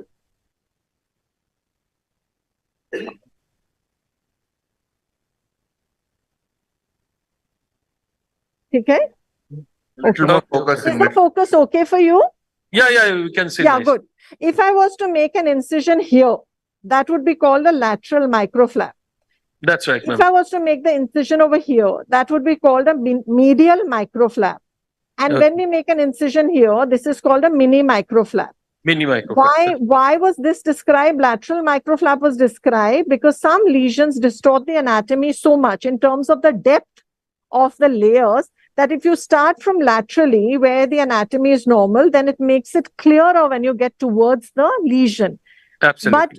But with Dr. Stephen Gray's research published in OCNA, we realize that there are these anchoring fibrils which are coming from the basement membrane of the epithelium into the SLP. And you have collagen 3 and 7 fibers sort of intertwining with each other like a wicker basket. And Right. it is this beautiful architecture which is actually keeping the epithelium attached to the ligament and at the same time allowing for the mucosal wave. Waves. But when you elevate epithelium, even if you reposit the whole epithelium back like you can in a cyst surgery, that architecture is lost forever. there'll be Therefore, fibrosis Professor also. Sataloff himself, who had described lateral medial microflap, then suggested the mini microflap, keeping that in mind. Cotton ball small. I'm sure many of us are aware of it, but I just thought for the sake of the students and residents attending, I'll mention this. Yes, ma'am. Yes, ma'am. Okay, so squeeze karke dena. So we are going to complete what we call our laser small incision. It's called a laser cordotomy. Fancy name, but just a small incision being made laterally. Give me a small cotton ball squeeze karke. Now what you can do is every now and then I like to use cotton balls for dissection. I find it extremely useful. So especially in cyst work, can I have a smaller cotton ball, Darshana? One is that it allows for a very good elevation. Second is any amount of tiny charring, etc. cleans off. But then what happens, what we realize is sometimes these cotton balls keep a few fibrils get left behind, you know, and Yes, that yes. can cause a carbon granuloma, hardship to right. the right. So what we do now is we give a laryngeal wash. I've been planning to write about it for the longest time. We give a laryngeal wash always after surgery. Now, this is the heart-shaped forceps, which we mentioned Boucher. earlier, the Boucher. Boucher forceps, absolutely right. And so we are holding the lesion. You can see the ligament over here, right? Yes, This ma'am. is the ligament over here. And what we want to do is we want to excise the lesion. Medial to the ligament. Yes. And at the same time, we want to be able to keep a cover of epithelium if possible. Yes. Now, we don't have to preserve all the epithelium, With the subglottic aspect but of like a little bit what covers the medial vibrating edge would be ideal. This epithelium we want to preserve. right, ma'am. So we will cut the lesion but preserve as much as we can of that epithelium. Beautiful. This goes for Beautiful. histopath. Beauty it is to Beautiful. watch. True. Thank you so much. Small cotton ball, please. Now, some of you may want to know, what about contact lesions? When should we sort of address them, or when should we leave them alone? When I take a patient under general anesthesia, unless I feel I'm going to damage the other vocal fold by addressing the contact lesion, unless I feel that, or unless I feel I've gone to the anterior commissure on one side, so other lesion is also very much near the anterior commissure, I always sort of tackle it, especially with the laser. Now you see a blood vessel here. Do you see Yes. this blood vessel? Yeah. So very often with the polyps, I like to take care of the feeding blood vessel with the laser. Madam, you had talked about the laryngeal wash. To what solution? Excuse me. Sorry. Wash. Laryngeal wash. Wash, laryngeal wash. You want to know about the laryngeal wash? Wash. Yeah, how is it given? Yes, yes. I will give it. Wait. First, I want to just, if you don't mind, just talk about the contact lesion. Yeah. Yeah. Make the beam 0.5 millimeter. The beam, cotton ball, the beam can be made smaller, bigger in length. I Ma'am, just if there is want any to, kind of, I mean, say if the lesion on the contact lesion is less than 2 millimeter, 3 millimeter, do you want to handle it or address it, or you just leave it like that? yes, So, that's exactly, what is that's the cutoff? exactly, that's exactly what I'm discussing now. I'm just finishing up on the right side first, okay? Can you see that I've made my beam much smaller? Yes, ma'am. Yes, ma'am. I've Yes. made the length of the beam 0.5 millimeter now. Initially, I was operating with 1 millimeter. Now I'm taking a cotton ball and I'm just everting over here. Okay? Yes, Can you see the vocal fold under surface? Yes. Can you see the varix over there? Yes, ma'am, we can see. That's right. Yeah. I'm just going to be laserizing all the varix. Okay, ma'am. Now, if I don't have a laser, I will just leave it alone. Okay, okay. Because to try and excise a varix or a blood vessel is one of the most difficult things. And then you can land up with a subepithelial hemorrhage, laryngeal wash. So I would very much want to then leave it alone. It's only because I have this system that I'm doing this. So it doesn't, you have to think of what you have and what you want to do. The question about laryngeal wash, just to show you, just the same way as you have an infiltration needle, bayonet shape. I don't know whether we can show. Can you show me the outside camera? Can you show the outside camera? What this is the. Can you see it? Can you see it's can you imagine a microflap suction which is just like a bayonet shaped? Okay. Yes. It's thin. Yeah. Okay. So I just attach onto a 20 cc syringe, bayonet shaped suction. And with that, I'm basically doing a laryngeal wash and I have another suction. And what I do is I wash that area. Can you see that now what is happening? Yes, yes. Like and I have a patty. I have a patty in the subglottis. And when we do the wash, we make sure that we do a good suctioning. So the patient is not aspirating water, etc. And that takes care of all the cotton fibrils, char, etc. that may have sort of been left behind as a residue because of surgery. Cotton. Madam, are there any possibilities of any post-operative synechias in such patients? Even if you don't do the opposite side, are there any chances of post-operative this synechias? one is important.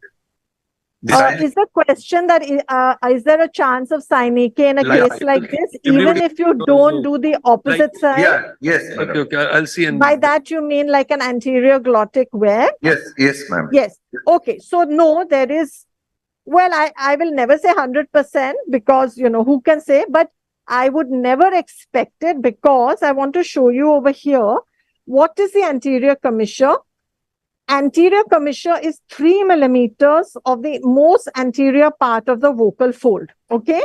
Put the laser AccuBlade, make the length 3 millimeters.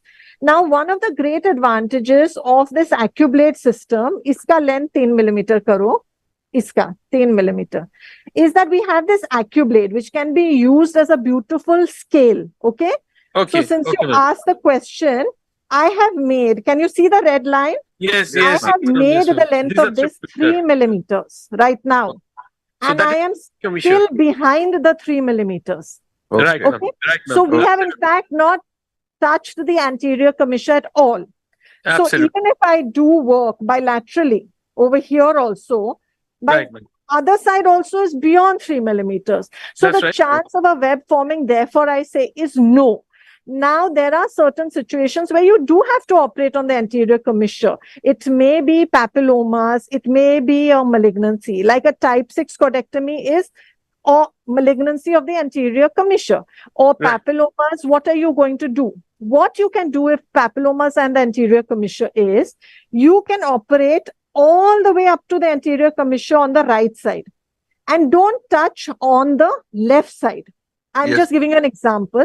Stage it for 6 weeks later. 6 weeks, yes. 6 weeks. And this patient, don't give them any voice rest. When you give voice rest to a patient, stasis of secretions take place and the synechiae have an increased tendency to develop.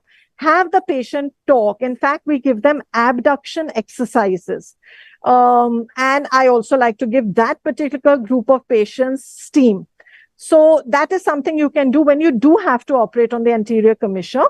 Then you can go back in, let's say, if you feel a synechia is developing, despite you taking care of doing only one side and having the patient talk, you can go in 7 to 10 days later and just take a patty and clean the slough. That will go a very long way in preventing synechia formation. Good, good, Okay, good. thank you, ma'am. Crocodile forceps. Now Ma'am. what we'll do is we will take the subglottic patty out and we will give a 10% lignocaine spray. Laser on standby, please. 10% lignocaine spray. We some people like to give a spray. I prefer to do that. Some people like to take 4% lignocaine and put a patty in the pyriform. Basically, That's you're right. just sort of neutralizing the superior laryngeal nerve. Give the That's right. spray. That's right.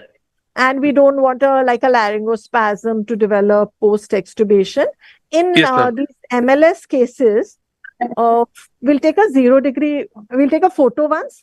We'll just take one photo and then we'll give the spray post-op photo. In all these cases of MLS, it's very, very important to have the patient completely awake prior to extubation. Then Ma'am, the chances of a laryngospasm or desaturation is very less.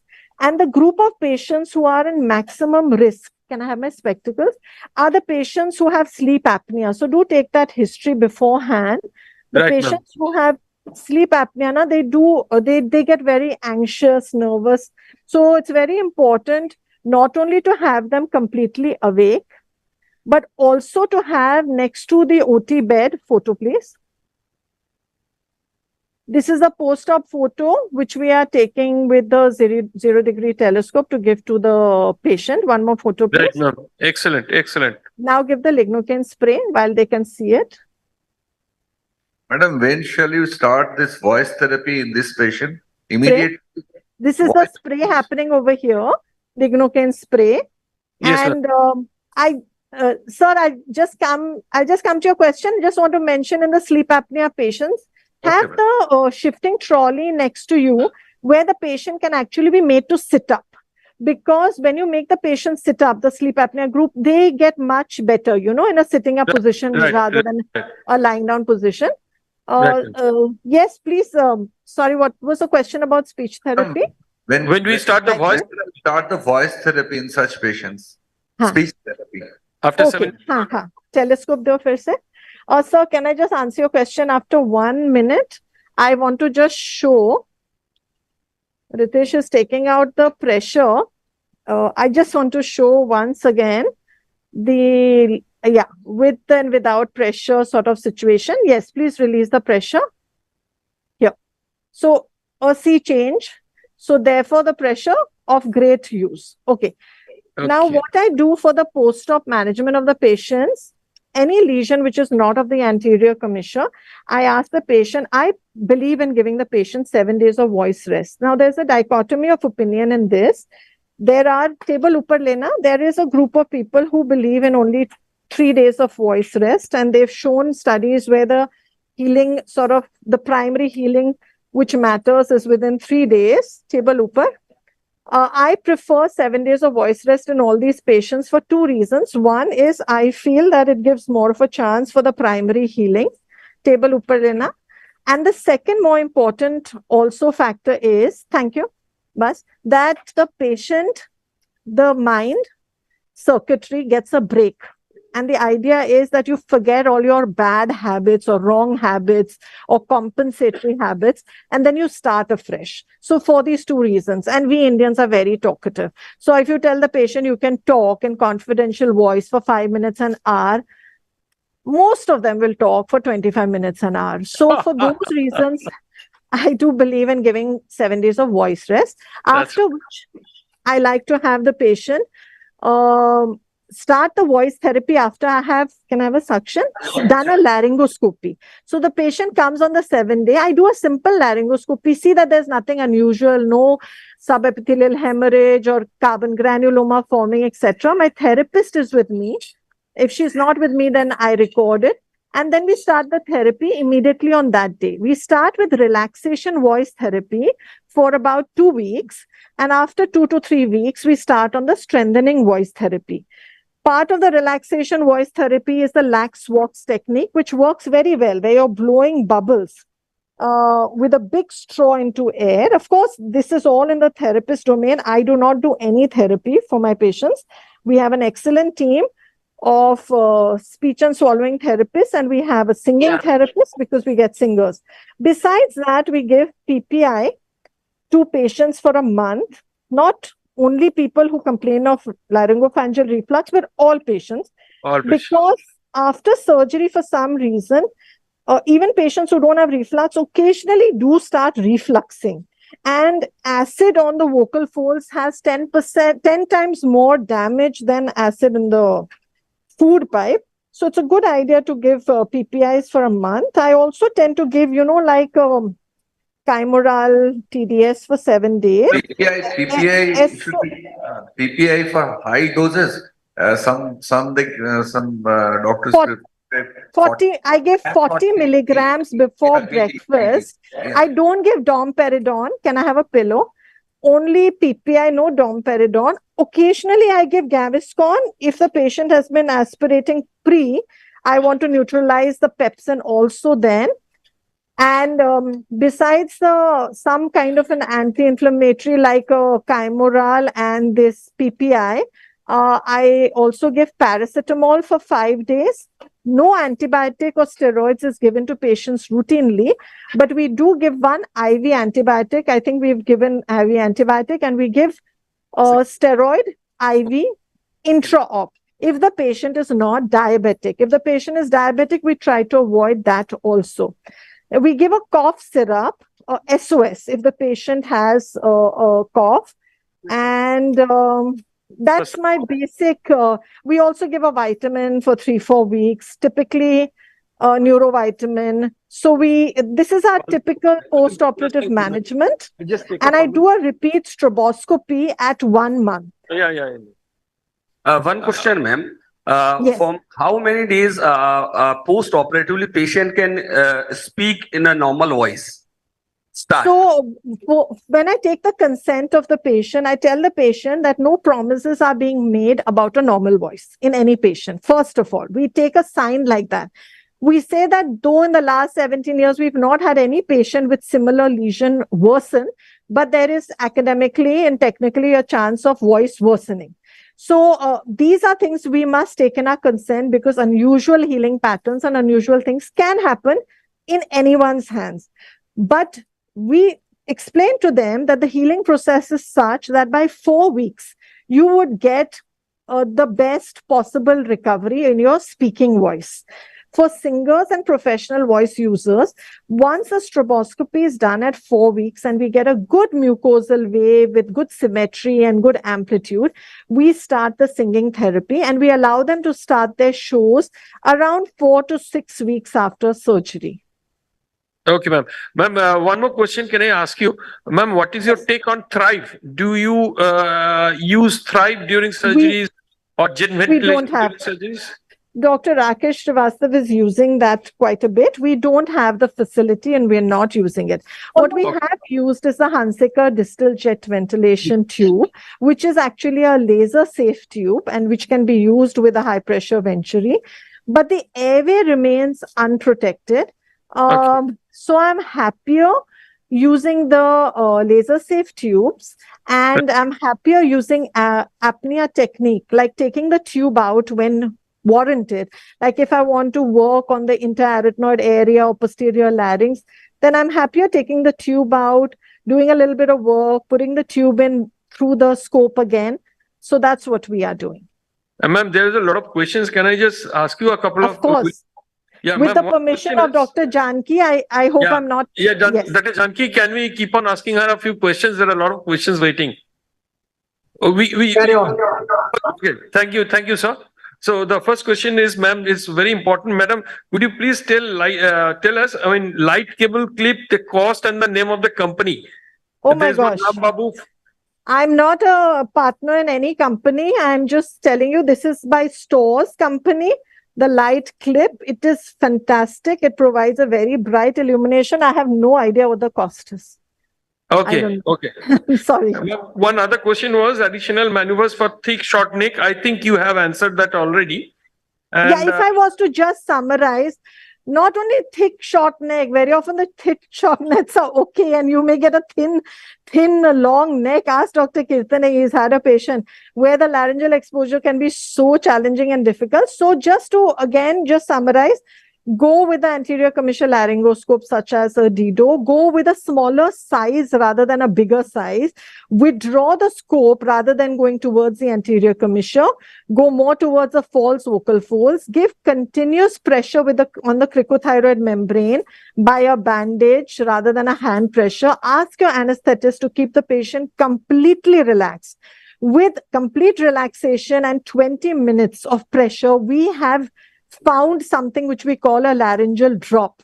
The larynx actually will drop, and after the end of surgery, you will feel, was this really a difficult laryngeal exposure? How can I see so much better now? That is a laryngeal drop. And if all of this doesn't provide for the exposure, you can use angle telescopes with flexible tip instruments. If you don't have that, you can use a flexible laryngoscope or bronchoscope with a side channel. And if none of this works, you can abandon the surgery and you can do it as an office procedure with a fiber laser. And if you, or as a last option, you can refer the patient. Okay, ma'am, there was another question. If not having laser and only having conventional tools like forceps, etc., how to do it very safely, ma'am? So polyps, cysts, these are lesions which you can operate sickle knife in very nicely with cold steel instruments. So where I've been in Sion Hospital for about 11 years and we did not have a laser, and I was doing all phonomicrosurgery with cold steel. So here is your sickle. This is you will have to invest in instruments like sharp sickle knife. These sickle knives will be used to make the incision. When you make the incision, the tip of the sickle knife will go just underneath the epithelium, like how the infiltration needle went. Then move it in an upward way like this and get the epithelium tethered on and move upwards. Then give me the straight scissors. Once you've made that incision, you can continue the incision with a upward scissors or a straight scissors, and you can extend the incision anteriorly. Don't make the mistake of starting your sickle knife incision if the lesion is here at a midpoint. Always start from posterior.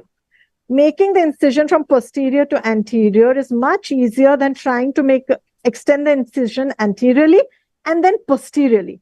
Extending posteriorly is a very challenging thing to do without tearing the epithelium. So make your point of incision the most posterior. This is for cold steel. For laser, you can make incision anterior, posterior, whatever you want. It doesn't matter because you don't have to engage the epithelium. Right. I hope that is making sense. So use a good sickle knife, use a good scissors to extend the incision. So this is of course your scissors, and then you use the same microflap elevator, which I had shown you during palpation, with the same handle. The handle is the same for the sickle, for the elevator, and elevate the epithelium by using it in your right hand, if you're a right-handed surgeon. Hold the lesion with a heart shape pointing to the right side in your left hand. So you elevate that same epithelium, and in the same fashion, then you cut it with a scissor. So the whole surgery, same steps. It's just a question of you need a little bit more precision, and the instruments should not, shake, etc. It's just may get a little bit challenging, but you can do the exact same surgery. Ma'am, can we use some form of a hand rest while doing this MLS surgeries? Yes. Can you see this chair over here? Yeah. This is the chair I was sitting on. Okay. Now, if you want, you can keep the chair like that. Great. I can sit here and I can use this as my hand rest. Excellent. If I don't want to do that, I can take the Mayos and I can put one Mayos here, Mayos here, and I can use it as hand rest. You get robotic chairs now, very fancy chairs, which have got hand rests, which can be armrests. Armrests are motorized also. It can be with a motorized or it can be with a screw, and you can move it up and down. Of course, one can use all of these. In most of the places I went for my fellowship, they always had them. Ma'am, one question. Till now, I'm comfortable without. So personally, I'm not using it because I'm comfortable. But of course, one should do whatever makes the situation most comfortable. Yes, ma'am. One question from audience, Ram Babu. What precautions should take pre-operatively to prevent post-operative laryngospasm, and how to deal with laryngospasm? Yes. So to prevent a laryngospasm, one of the most important things is so basically use that lignocaine spray, 10% lignocaine spray, to spray the larynx and the pyriform before extubation. Secondly, to have the patient completely awake before extubation. Instead of using a spray, you can also take lignocaine on a cotton pledget and put it in the medial wall of the pyriform to desensitize that area. It has the same effect. And anything you want to add, ma'am, to that? Ma'am, she's talking to you. Hello, ma'am. Who's talking to me?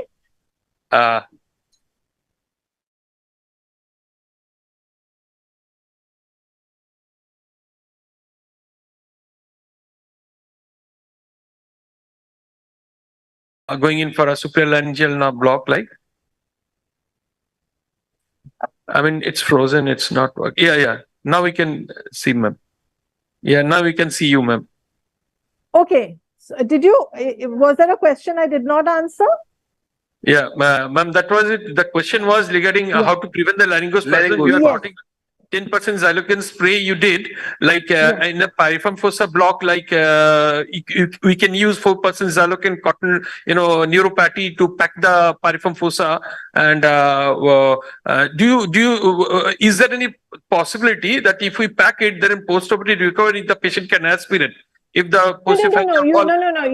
You don't leave the pack inside. You're using a patty with a thread with a lignocaine, and you're putting the lignocaine there for 2-3 minutes, and you're taking it out before extubation. That's right. That's You're right. not leaving anything inside. No. No. What I was talking about is not leaving it, ma'am. We are taking it out. But if the postpharyngeal wall, that hypopharyngeal wall mucosa get anesthetized, so if there is any chance of, aspiration, just immediate post-operative. No, we've never seen that happen. Okay. With the patient totally awake. Also, Madam. the patient is 8 hours NBM and the patient is fully awake. So we've never seen that happen. So therefore, the importance of having the patient completely awake before extubation. Madam, in a case of hemangiomatous polyp, if you use a cold still instrument and do a microflap, if the polyp starts bleeding, then in that case, how do you manage? Yeah, that's a very, very good question. So the first thing is do an infiltration a little away from the polyp. Don't have your infiltration needle pierce the polyp in the infiltration itself. Okay. Second is make the incision slightly more lateral, because the hemorrhagic polyps tend to have a little bit of a capsule. The minute you start dissecting into the capsule, think of a tonsil kind of situation, it starts bleeding. But it's like a pseudo capsule almost. So stay a little bit away from it. They should not bang onto the polyp. It should not be bang onto the polyp, but laterally to the polyp. Slightly lateral to the polyp. Okay. And use cotton balls, small cotton balls soaked in saline adrenaline for the dissection, like you see me use. Okay, you'll be able to get a very good plane of that hemorrhagic polyp from the SLP and from the epithelium. Yes. And then finally, when you've done a little bit of separation of that hemorrhagic polyp from the SLP, hold the lesion itself with a heart shape, not with a crocodile. Crocodile will puncture it. Hold it with a heart shape and then do your trimming with the scissors. Whatever bleeding you still do have, if you keep a large hemostatic patty there for 3 to 4 minutes, you will see that almost all hemorrhage will settle down. Okay, thank you. Can we use, ma'am, monopolar cautery? No. They should never be used, I think. No, please. I mean, if you're doing a Kashima chordotomy or you're doing malignancy work, fair enough. But otherwise, please do avoid using a cautery on the vocal folds, because you will get a bad scar, which will be very challenging to treat. So better you can take a very large patty with a thread, keep it there, or you can take a very soft roller wick, the long nasal packs, put it in saline adrenaline and put it in Botrupes or some, hemlock, and put it over there for 7 minutes, 10 minutes with pressure, almost all bleeding. There is no vascularity per se in the SLP and the epithelium. Can the vascularity be reduced preoperatively by giving steroids for a week or so?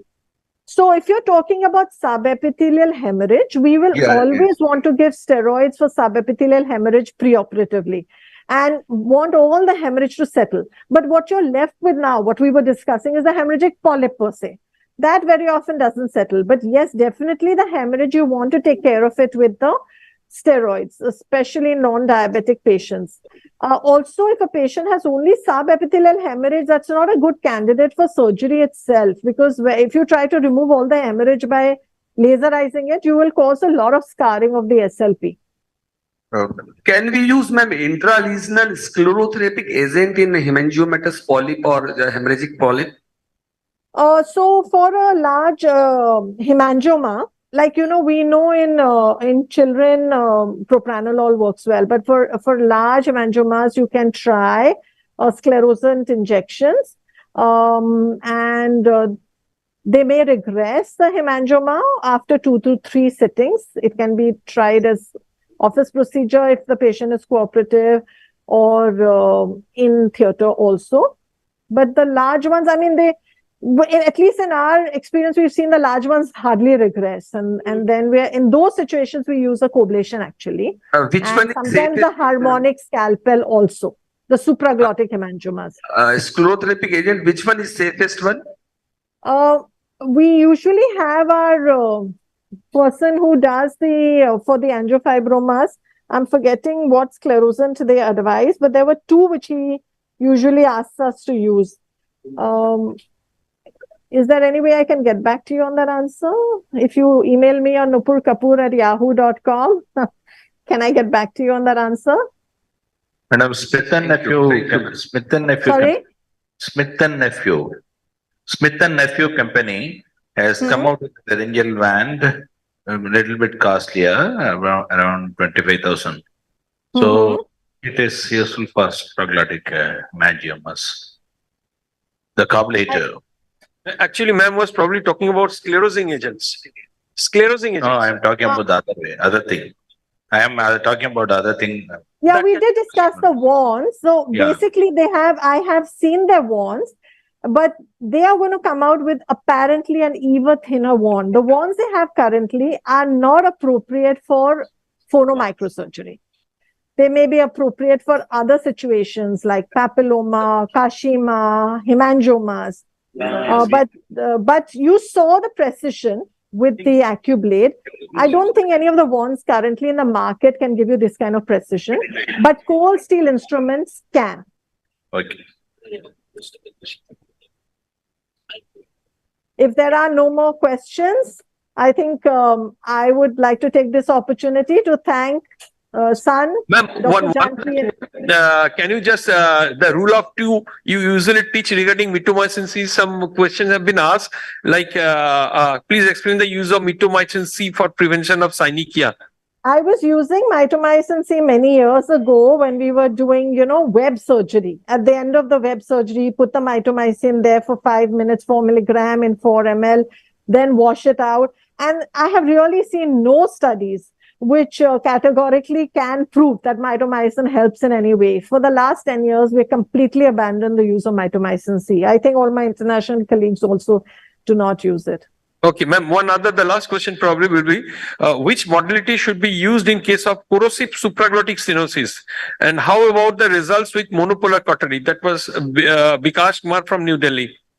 For supraglottic stenosis, I mean, if you have the facility of a laser rather than a cautery, it is better because, it's just a question of charring. And if there's charring, there's going to be more fibrosis.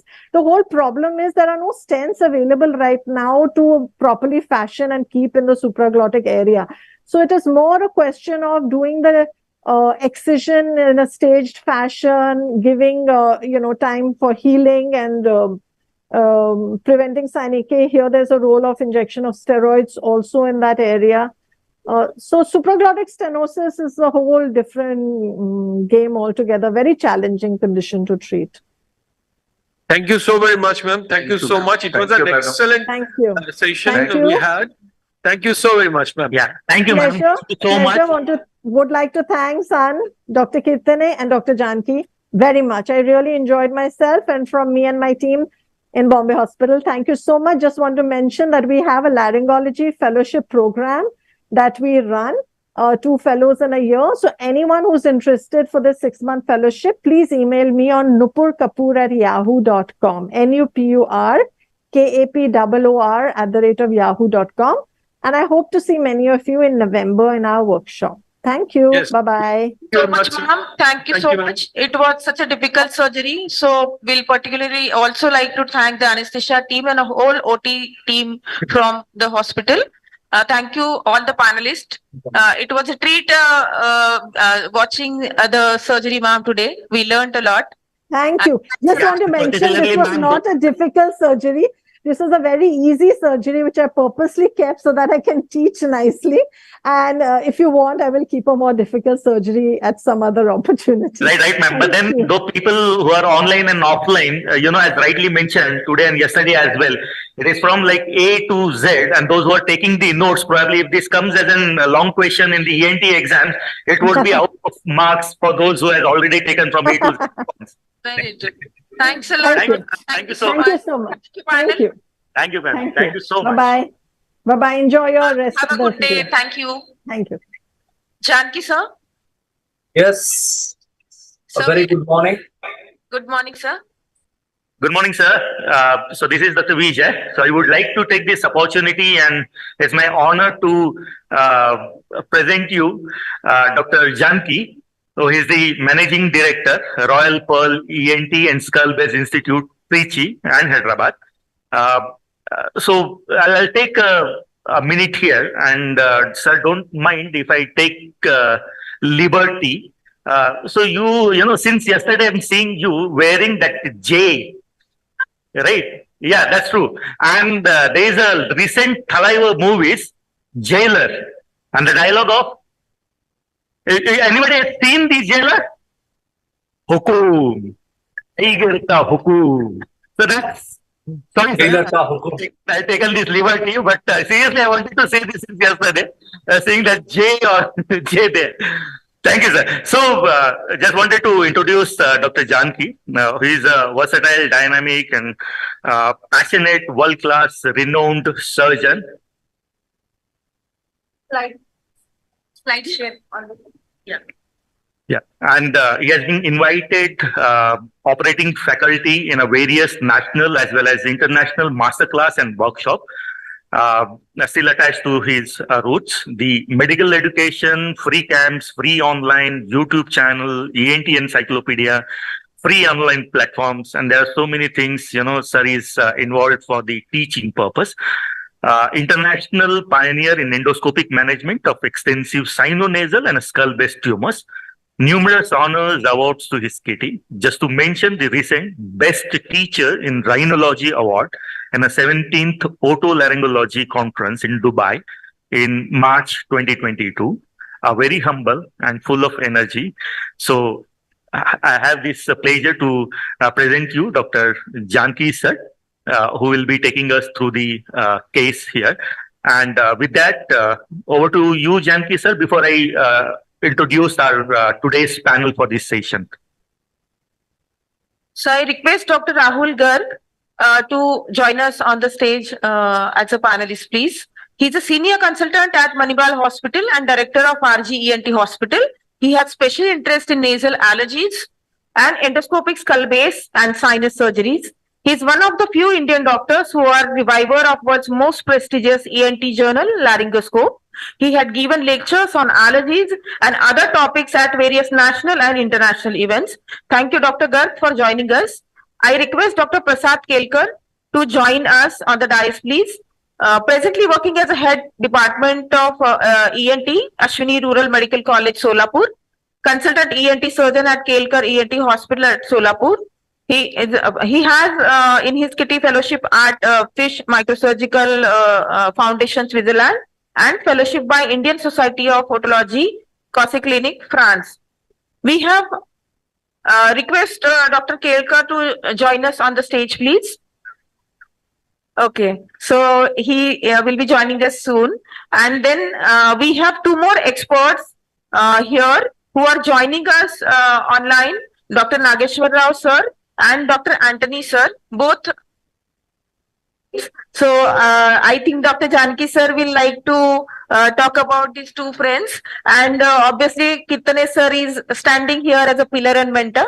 So I request Janki sir to take it over, please. Can I start?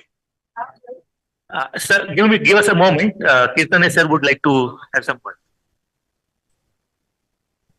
Please, Janki, go ahead and start. We're just waiting to hear you. Okay.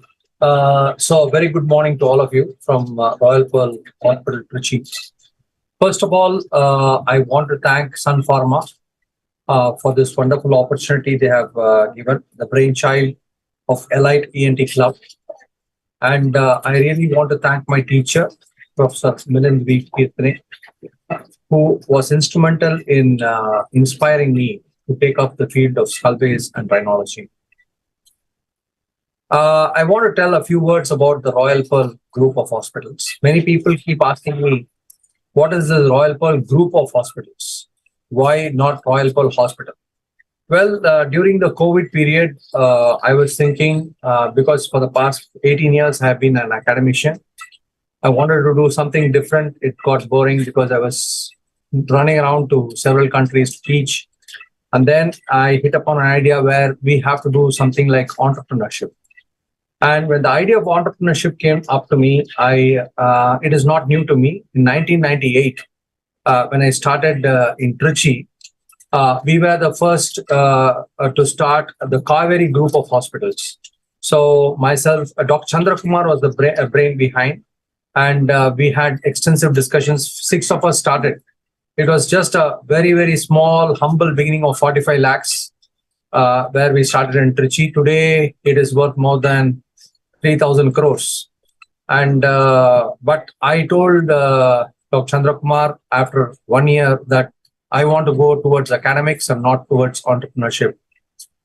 But academics can be converted into entrepreneurship anytime. So that is why after Corona, I thought, let me do something different. I started in Hyderabad, and seeing the success of Hyderabad became a super duper hit. We were operating on 25 cases right from the first month, all high-end cases. And then I thought we'll start in Chennai. The most important thing for entrepreneurship, I believe, in ENT, because ENT does not have a chain of hospitals, is number one is you need trust in the people whom you're appointing in that particular center. Number two is financial management, administration, and then, of course, academics. So we at Royal Pearl want to expand in the next coming 5 years and have as many branches in India and also abroad. That is going to be my goal and aim. And with this few words about Royal Pearl Group of Hospitals, I want to start off with our cases today. So we basically, you know that I am not only doing rhinology, but I also operate on all fields of ENT. And I was formerly trained in otology rather than rhinology by Professor Helms. And also I went to Australia twice and also House Institute. But I was projecting myself as a rhinologist all this while because I wanted to become an academician globally known. And after now, I am now planning to diversify my demonstrations. And today we have 6-7 cases, but tomorrow my inauguration in Chennai is there. So I have to catch my flight at 5 o'clock. So we will try to demonstrate as many cases as possible. The first case being a case which has been referred from the government of Bahrain. So I thank the governments, many governments whom I'm approaching. They are readily willing to collaborate with Royal Pearl Group of Hospitals. And we are now in the process of signing MOUs with governments of various, countries. So now this is a case which has been sent by the MOH of Bahrain. And this patient is okay. I will just read the CT scans for you right now. Before that, I pass it on to Dr. Soumya, who is going to give you a brief account of the case, and then I will take over from there with the radiology. So first of all, again, I thank my teachers who are responsible. Like I remember Professor Gananathan sir, Professor M.P. Rajshekar sir, and then Professor Keithre sir, and more importantly, Professor Sethi, Dharamveer S. Sethi, who was, instrumental in mentoring me, and many of my friends as well, who are involved in this process. Thank you.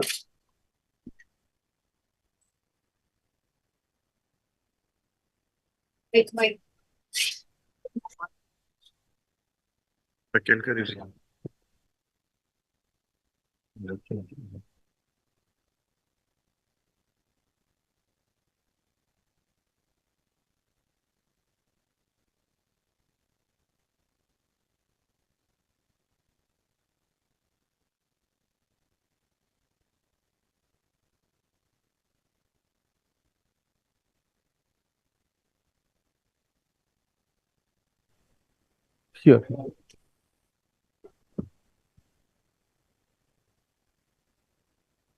Hello. Hello. Focus. First focus, sir. Not the PPT. On screen, we now have the PPT. Somebody going to talk on that? Yeah. Yes. Just focus, sir, please. Yeah. Good morning, everybody. This is Dr. Soumya from Royal Group of Hospitals. I'm from Bangalore. I'll be presenting the first case for the day, which is a case of left V2 schwannoma. Here is a patient who presented with the history of left-sided facial numbness for the last 3 months with no other significant history and no other comorbidity. On examination, the vitals are stable. No, the nasal endoscopic examination is within normal limit, and the ear examination is within normal limit. The throat examination is within normal limits. I'll hand over the mic to sir to explain in detail about the CT scan and the MRI scans. Hello, can you hear me, please? Hello? Yeah, go ahead. So we are going to discuss about schwannomas. As we all know, schwannomas, the commonest schwannoma is vestibular schwannoma, but then trigeminal schwannoma is the second most commonest. And we have seen all V1, V2, V3 schwannomas. Basically, when we look at a schwannoma, always look for 3 important things. Number 1, whether it is arising from the cisternal part of the nerve, or it is arising from the intra petrous part, or whatever bone it goes into, or the cavernous part, or the distal part of the nerve. So if it is going to be the cisternal part, sometimes you can have it in the posterior fossa, middle fossa, and outside. So we can have 3 components in 3 different areas. This case, first of all, you should see which is the nerve from which it is originating from, whether it's V1, V2, or V3. This is very, very important. How do you differentiate? So schwannomas are of 2 types, the type 1 and type 2. And basically, Antony type A and type B. In Antony type A, you have a lot of palisades. You have, it's thickly palisaded. And whereas in type B, you have more of cystic degeneration. Always, when you're looking at cystic schwannomas, it's slightly easy in the nose, but more difficult in the brainstem. That is when you do vestibular schwannomas. Now, let us look at, so what are the investigation of choice for schwannomas? The first investigation of choice is a CT scan. But CT scan is not the final investigation of choice for a schwannoma. Why? Because it doesn't give you a lot of findings which are actually seen in a schwannoma and an MRI. So now you can see here, I'm going to read the CT scan. Can you zoom? So basically, if you look at it, I always read the coronal CTs. I'm so used to reading coronal CTs. Now you can see here, that's the first cut. Always look at the nasal septum. The nasal septum is in the midline. The maxilla is not involved. That's the middle turbinate. This is the anterior posterior ethmoids, which are free. And then that's the orbit. And then you can see here, that is the inferior orbital fissure. You can see here. There's a small widening of the inferior orbital fissure. And you can see that's the schwannoma coming out. So it's a very classical V2 schwannoma. So you don't have to have any other thing which is actually pointing towards it. And you can see here, that's the infratemporal fossa, the whole infratemporal fossa. So there are 5 levels of infratemporal fossa according to the Pittsburgh classification. This is the level 1 infratemporal fossa, and it is pushing the posterior wall of the maxillary sinus anteriorly. If you see the axial cut, you will see that very clearly. This is the Hallman-Muller sign. So Hallman-Muller sign is not a diagnostic feature for JNA. This is very, very important. Many people think Hallman-Muller sign means JNA. No. Any tumor which is the infratemporal fossa, which pushes which causes anterior bowing of the posterior wall of maxillary sinus is Hallman-Muller sign. It can be there in the schwannoma. It can be there in any tumors, spindle cell tumors. So here you can see that this is the schwannoma. This is a greater ring of sphenoid. You can see that this is actually the schwannoma. So you have to always look at the transpterygoid space, otherwise called the pterygoid fossa, to see if there is involvement of the pterygoid fossa. And you are not able to clearly differentiate that in a CT scan. So with the CT scan, you can plan the surgery. Planning of surgery is usually done by a CECT. What is the plan for this case? I will tell you. Before that, let me tell you how it will look in an MRI. Whenever you look at the MRI of schwannoma, first look at the T1. T1 weighted image will always be, there will be isointensity. Isointense tumor involving a specific area, which is very classical of a schwannoma. You can see that it will be well encapsulated. You are having a well encapsulated tumor, and you see that this is isointense with the gray matter. You can see that very clearly. And you can see that this is the schwannoma here, and this is the muscle, tensor levi paratene muscle. And you can see that the schwannoma is okay. Now go for the T2. T2 gives you a better picture of the type, whether it is Antony type A, type B, what is the consistency of the tumor. You have irregular consistency, you have hemorrhages inside. All that can be seen in T2. You can see variable intensities. So this is very classical of schwannoma, cystic, well encapsulated lesion. Sometimes you have cysts, sometimes you have hemorrhages, and that is going towards the inferior orbital fissure, not involving the temporal lobe. So if it is involving the temporal lobe, then think of a V3. Whereas if it is not involving, then think of a V2. So here we are. So this is actually a classical example of a V2 schwannoma. Let us go for the contrast. But the best is the T1 with contrast. It enhances very nicely with T1 with contrast. And you can see if there are variable intensities here. And you can see here that this is a very classical example of a schwannoma. You can see that's the bone separating it from the middle cranial fossa. And you can see here, this is the tumor. So how are we going to deal with this schwannoma? What is the plan? Always in a schwannoma, there are 2 ways of dealing with a schwannoma. Number 1 is you can remove it in toto, but that is not good because in V3 schwannomas, it will be very closely related to the carotid artery. So if you go centripetal and try to remove it, you might injure the carotid artery. We've seen a lot of cases where the carotid is compressed by the V3 schwannomas. In a V2 schwannoma, of course, the only artery which is going to be involved is the IMAX. So we should know what artery is going to be involved, what nerve is going to be involved, and whether it is going intracranially or not. Only 3 things you have to look for in anterior skull-based schwannomas. In this case, the first step is exposure of the tumor. Number 2 is internal debulking. So we have to do a lot of internal debulking.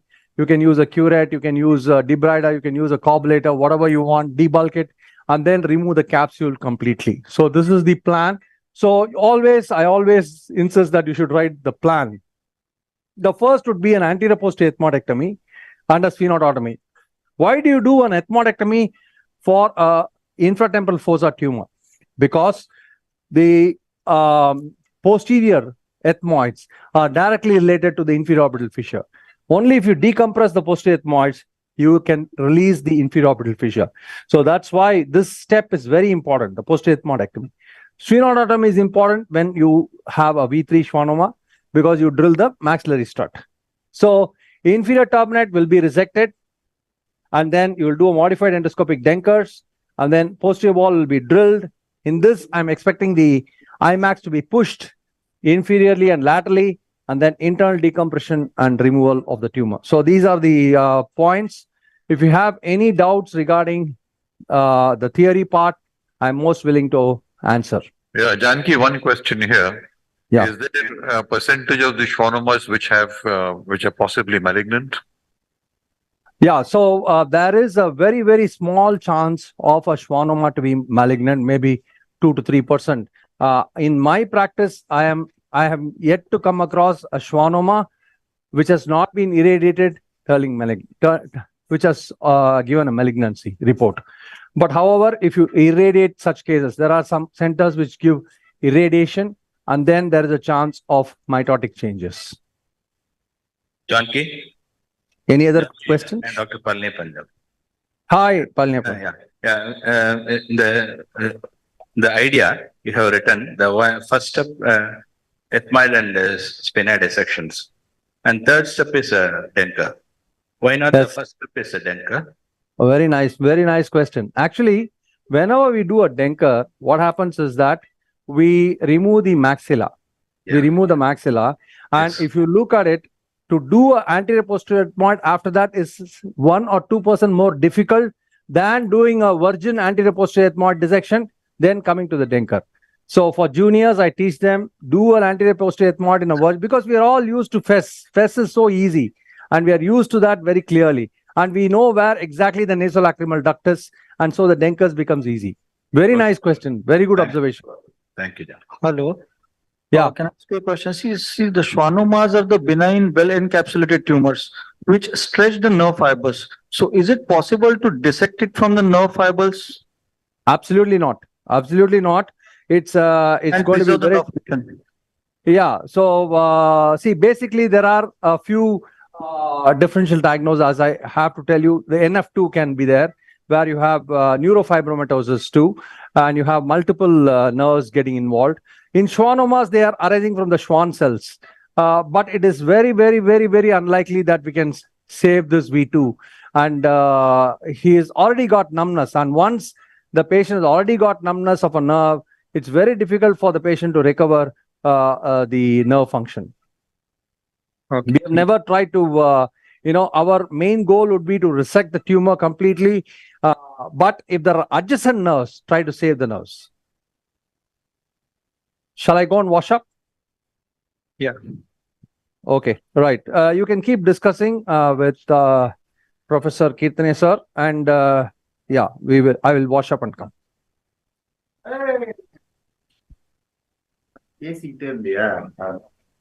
Thank you. No.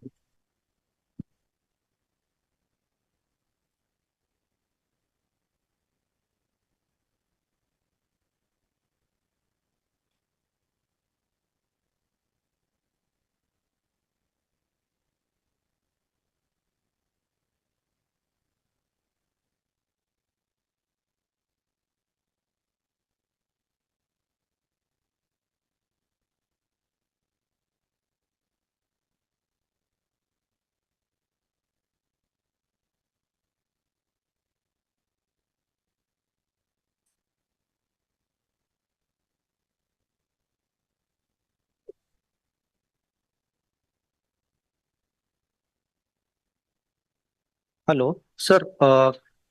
Kirtane sir. Yeah. Ask you- Sir, what is your opinion about doing such, small case by open approach, just for the discussion? I just want to know your view. Sublabial approach. Yeah, I think this is how we used to handle them before the pre-endoscopy eras. But with the endoscopy, your visualization and capacity to visualize deeper structures or surrounding structures is so much better, because you can go around angle scopes. So I think when we didn't have the endoscopes, we approached them with a sublabial or even a flap. But now with the endoscope, I think there's no question. Your visualization, your approach is extremely clearer as compared to when you go just with a headlight. Yeah. Doing something combined with open approach and endoscopy. In this case, I'm talking about this case only, because this is a quite straightforward tumor if you approach it by the intermaxillary wall, from the anterior wall, rather than going. Yeah, but he said he's going to do Denker, so he will be using the anterior approach as well. But the visualization that you get with an endoscope is far superior to what you would get with a headlight. So, Ketan, sir. So, are you getting my endoscopic picture, Yes, please? yes. Yes. Can we start, Professor Kitne, sir? Please go ahead. Okay, so I'm just going to just follow my instructions, which I've already written. The first step is lateralization of the inferior tub. This I always do in most of my cases. And this is the first step we do. And then the second step we do is to do the anterior posterior ethmoidectomy, which Reported of histology malignancy. this is just to visualize. So you can see here very clearly, that is the uncinate, the free border of the uncinate. You can see the axillary ostium there. Now I'm using the backbiter, and here we are. You go towards the hiatus similaris inferioris, highlighting the base of the Nix triangle. Of course, yesterday we had a beautiful demonstration by Pradeepak Haldipur of basic fest. So we are not going to discuss about all the basic steps. So here we are. So then we do what is called the hanging technique. This is called the hanging technique. I go here, I hang on this lower part of the uncinate process, and then you just see here, you go down and backwards, down, backwards. That's called the hanging technique. And you see here, you get the horizontal part of the uncinate process very beautifully. And then you just have to remove this with the Blakeslee forceps. See, that's the horizontal part of the uncinate process very beautifully. Keep irrigation, please. Yeah. So always keep irrigating with warm saline. Okay, so that's it. You can see here the maxillary sinus, which has already been opened here. Now give me a small ball probe. So the next step here would be using a ball probe to make the attachment of the uncinate process in the coronal plane. So the sagittal plane or the oblique plane is converted into a coronal plane. Now debrider. So then we use the debrider, RAT 12 debrider blade. And the movement of the debrider is from anterior to posterior. See here, that is it. 1, 2, 3, 4, 5, 6.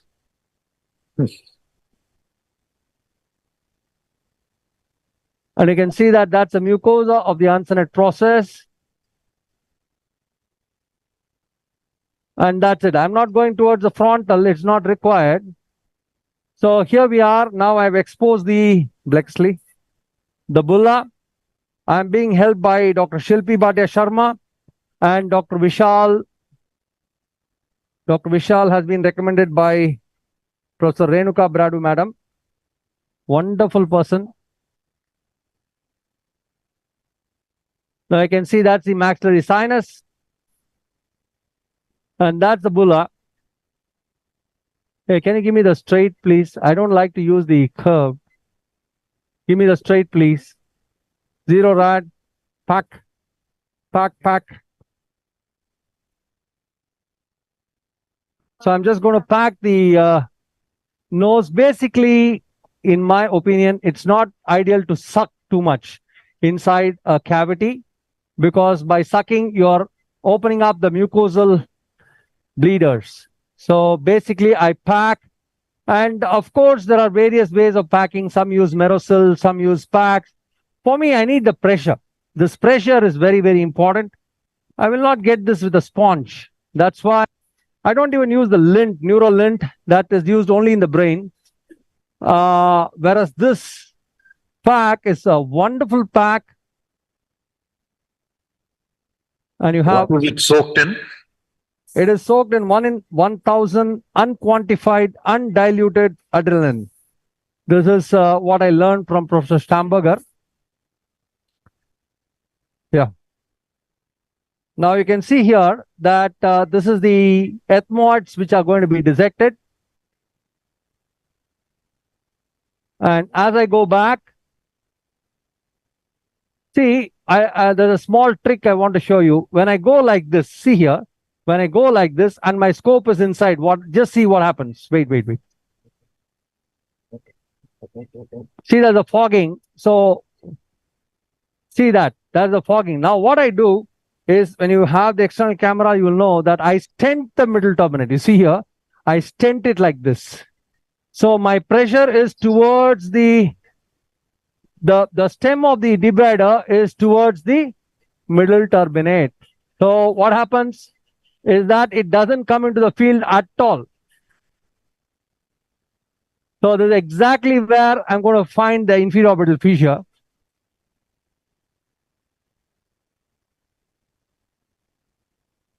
Put forward mode. Forward mode, please. So I use the forward mode now. Ready? Drill mode. Drill mode. So in the debrider, you can use the drill mode also. See here. Where is it? No. Irrigate. It's okay. Now I can see here that Dr. Nupur madam gave me a beautiful simile which I can use in the nose also. She said, whenever you want to visualize the vocal cords, just go slightly posteriorly with your laryngoscope. It's the same in endoscopic sinus surgery. When you have a little fogging, go slightly anterior and then irrigate. So you have a little distance. Now I have used my drill mode. You can see that's the drill mode. That's the drill mode. Any reason why you shift to the drill mode instead of the alternate? Because this area, which is the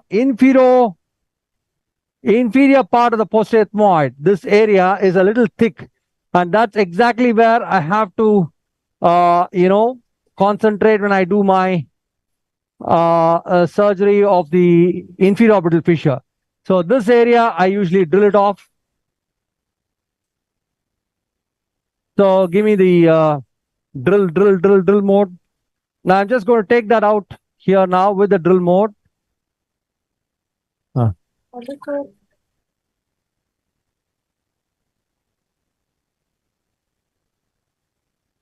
Hello. So the upper lobe is the maxillary line, huh?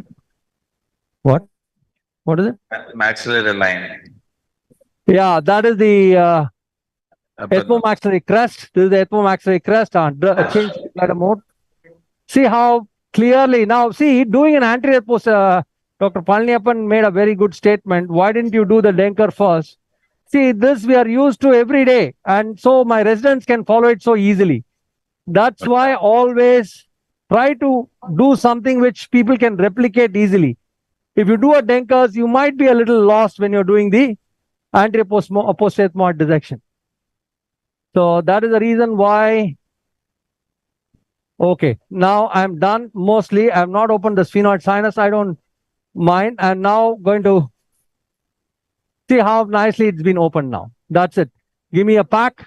So having done this, the next step is I'm going to follow my next step, which is the inferior turbinate. And then I will go for the modified endoscopic Denkers. So some people are a little apprehensive about this Denkers. Will it cause a piriform aperture problem? So believe me, it all depends on the osteotomies you do. So there are 3 osteotomies we always plan. I will show you how we plan the osteotomies. So, okay, give me the cobblator. Let's go. So what we do with the cobblator is, see here, I palpate the piriform aperture here. Tani. So I have to now open up. Which wand this is? Tonsillectomy. This is just EVAC 70. EVAC 70. Okay. I don't use the Precise Max. It's too expensive. Hey, what is the 9.5? 9.5? Huh? I use the 9.5. So EVAC 70, 9.5. So I'm trying to visualize the piriform aperture. Yeah. we have one or two online questions. Can we You go can see ahead? the pyriform aperture very clearly, all of you. Can you all see that very clearly, my dear Yes, friends? yes, Yes. Dr. Anthony is there? Yes, very much. Professor Anthony? Yes, very much.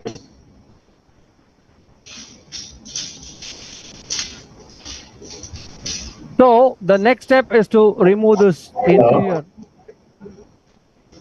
Hello.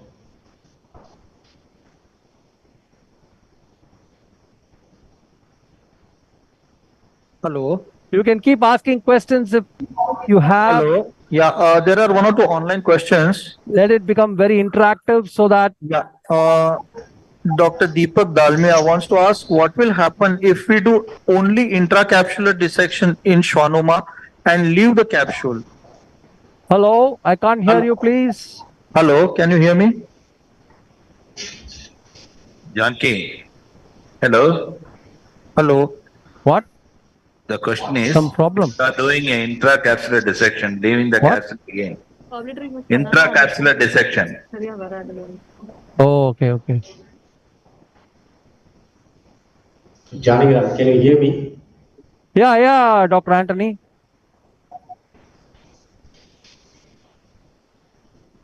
Carry on. Yeah, You we can are ask me the following. question. So can you hear us?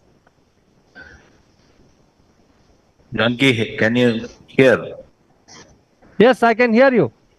Sir, the question is, can you do an intracapsular dissection, leaving the capsule behind? You want to leave behind the capsule? Yeah, there is a question. The online question. No, but the question is, should we leave? Does he can want to leave behind the capsule? Capsule. Yeah. Intracapsular dissection. I don't think it's an idea. Yes. So it's better to remove once you have debulked the tumor inside, it's always better to remove the capsule. It's better to take a complete removal of the tumor because you don't want recurrence. And these these tumors can recur if you leave behind remnants. So that is the anterolateral wall of the maxillary sinus, which is being dissected here. I generally don't use coblation in this step. The reason is I don't want to do an injury to the asan and masan. What is asan and masan? Asan and masan are anterior superior alveolar nerve and middle superior alveolar nerve, which are branches of the infraorbital nerve. So infraorbital nerve is the upper limit for our dissection suction. So this is the upper limit of our dissection. You can see here. So I'm just trying to. Just one question. If we remain in a subperiosteal plane, do we preserve all these nerves? Of course, yes. Stretch, a little stretch, but definitely we'll preserve it. Drill. Now I'm going for the triple osteotomy. You can see here that I go for four-handed. Shilpi is holding the scope now. We do four-handed technique. So you see how you can see from the external camera.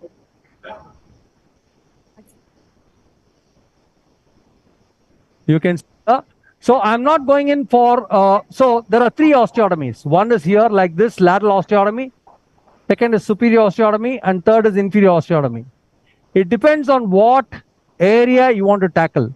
If the tumor is in the parapharyngeal space, then I'll go for a low inferior osteotomy. If it's going towards the temporal fossa, I'll go for a far lateral osteotomy. If I have involvement of the cavernous sinus, I'll go for a high superior osteotomy. In this, I might not go in for a high superior osteotomy.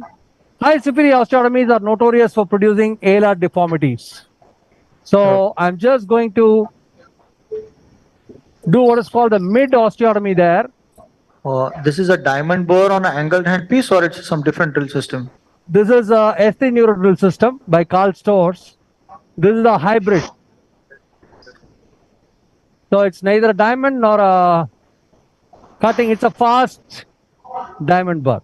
It's 75,000 RPM. This is 1 lakh. Oh. And I do most of my carotid work with this burr. I love this.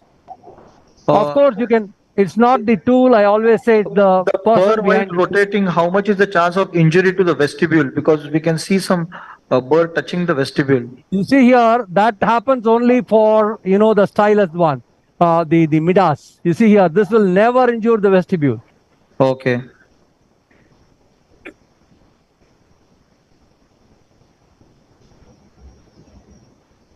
So there is a sheath, sir. It will not injure the breast. This literally cuts like a butter.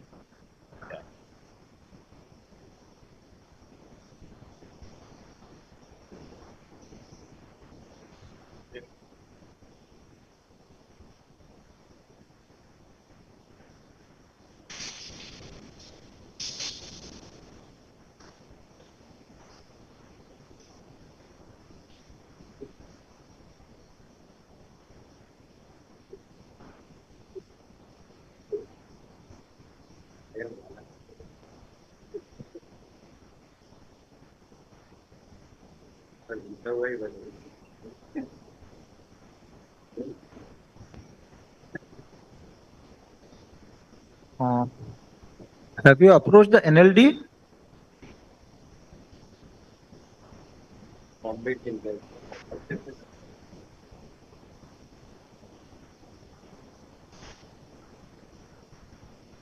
Janki? Hello?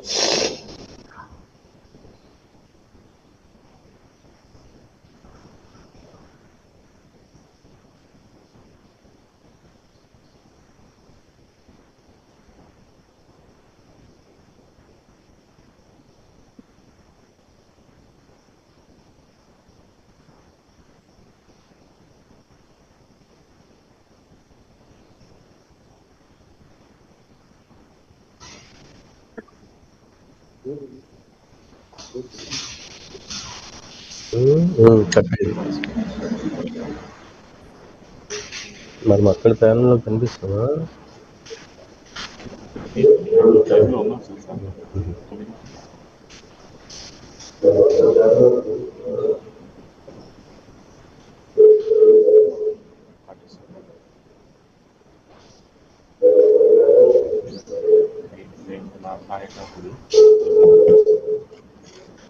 Hello?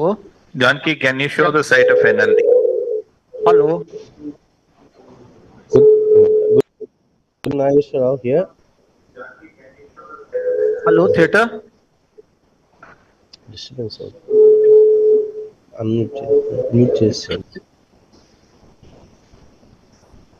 Hello, Johnny Ram, can you hear us? See, hello? Hello? We are able, yeah. Hello, Dr. Janki, can you hear us? Very much, very much. I can hear you very loud and clear. Okay, just wanted to know about the position of the nasolacrimal duct here.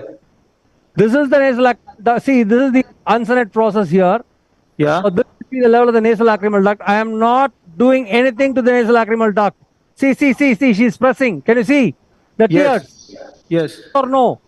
So in every Denkers, it's not necessary that you should actually cut the nasolacrimal duct. You can go inferior to it and work. Give. So that's a slight modification. So it is. You can read the paper on modified medial maxillectomy. There is a paper by. I'm not sure who has done that. Huh? Yeah, Alberto Schreiber. He was here actually. He's from Italy.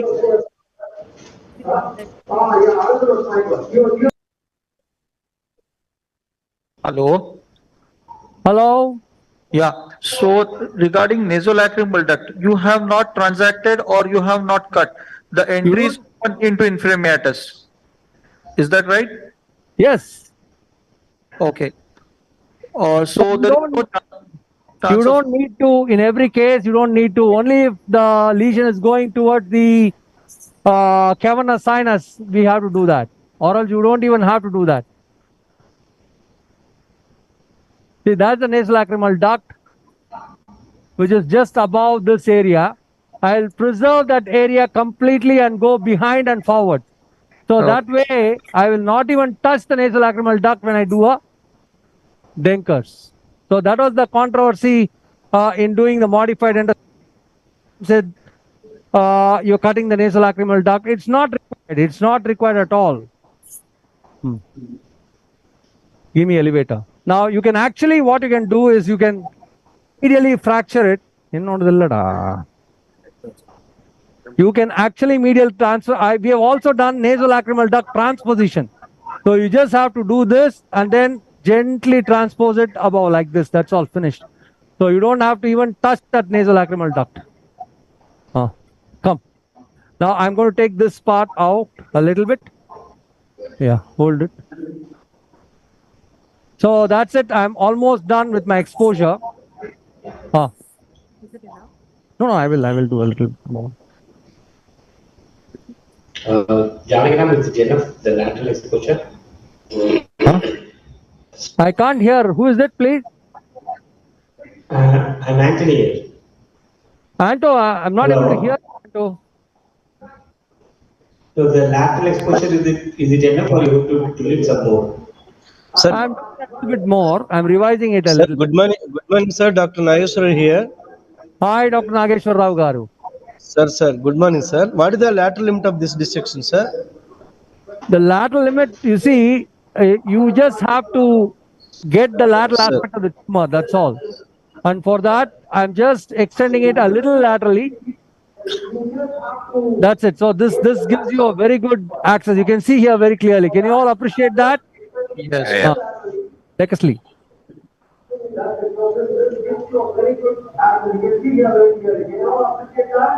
Yes, sir. So you can see this is the edge of the tumor. Can you see here? That's the edge of the tumor. Yes. So now you are using 400 technique? Yeah, this is 400 technique. This is just 400 technique. So I'm not going to take off this mucosa also. Go, finish, please.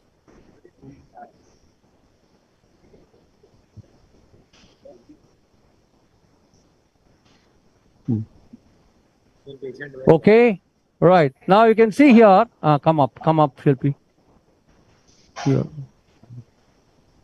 Okay. Now I'm going to show you the of the nasolacrimal duct very clearly. Elevator. Can you see the duct there, all of you? Clearly, I'm pressing and you can see that very clearly. Can you see? Yes. Yeah, it's the Hasner's valve. Now, what I can do is just decompress it a little bit and transpose it also. So you don't have to resect it at all. See here what I do. So we have done a lot of cases of nasolacrimal duct transposition.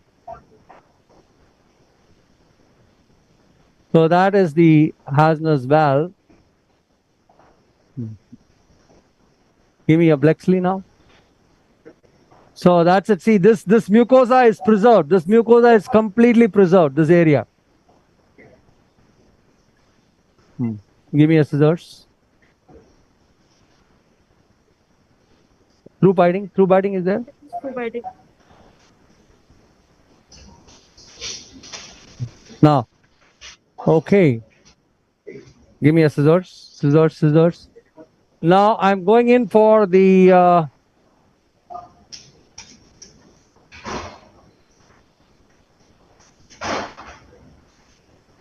okay, right.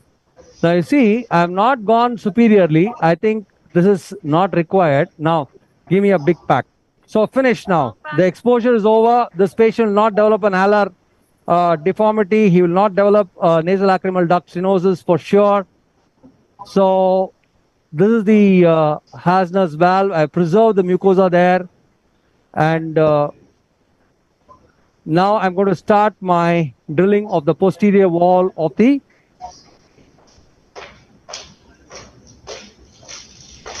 What? Population ready, clip ready, ball probe. Okay, right. So there is a question from Dr. Vijay from Trichy. Dr. Vijay wanted to understand in this case, since the V2 is already affected, can we sacrifice the intraorbital nerve for exposure? Scissors. Can we sacrifice what? Can we sacrifice infraorbital nerve for exposure? Infraorbital nerve. But why you want to sacrifice it for exposure? It's not required, no. If you want, you can do that, but why you want to sacrifice it for exposure? For exposure, you don't need it. Hello. Right, sir. Yeah, we see some raw bone anterior to the NLD.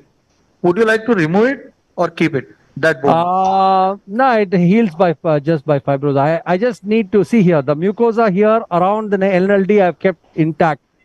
I have not touched it. You can see here very clearly. The posterior, the anterior one. This one is raw. Yes. I understand it's raw. In case I want, I can drill it, but it's not required. It's not required. Do you feel that will increase your lateral exposure? No, it will increase my superior exposure, not lateral. Superior and Lateral. lateral. Yeah. This is lateral. Yeah. Superior This exposure. will be superior. Okay. Right. Drill. I'll drill. The problem with the superior exposure is the alar deformity. This is what we have repeatedly faced. This guy is a very, very handsome guy. And I was very particular that I should not cause sort of So I'm just going to keep that rim of the alar.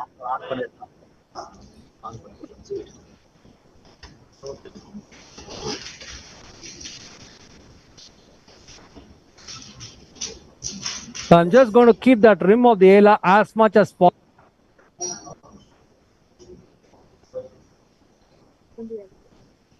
So that's NLD there. Yeah. I'm not going to do anything to the NLD now. The mucosa also. Okay. Okay, now elevator. Elevator, please. So what we call the nasolacrimal duct transposition. That's it. See, I'm just pushing the nasolacrimal duct. That's all finished. I'll reposition it back at the end of the surgery. Can you see the nasolacrimal duct, please? All of you. Yes, See yes. the nasolacrimal duct.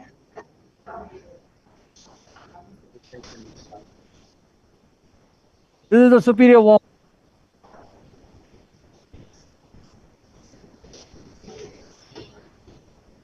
Now, let me not take off this mucosa completely. Back now. So that's the nasolacrimal duct. I've just transposed the nasolacrimal duct a little bit and then I'll reposition it back. Okay, now give me a pack. Now I'm going to okay, here we are. And once we do that, we will be ready for the tumor. Okay, right. Drill. This is all mucus. I'll place it later. Give. Hey, hold this mucosa. I want the mucosa to be preserved in saline. Have this mucosa in saline, please. Okay, right? Give me good irrigation, my dear friend. Can you all see how is the picture quality, please? Picture quality is very good. You said you are going to preserve the mucosa. What's the purpose of that? I will reposition that mucosa. Finally. Excellent picture quality, sir. We are able to see very clearly. Thank you, Nageshwar Rao Garu. Sir. So that's the region of the inferior orbital fissure.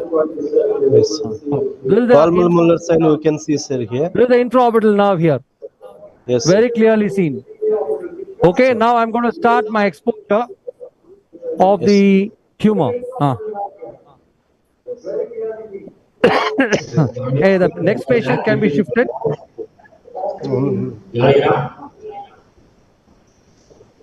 Now, this is the, yes. I think there's a lag between the picture here and your voice. Your voice comes early. Audio visual, Dinesh. Hello. His laptop is having a Audio visual. There is a problem with his network. This session is Anto. Yes. This person says that you have to check your net connection. I think that's the reason that this thing also is not very smooth here. Surgery, it's jerky. Check your net connection because others are able to get it properly.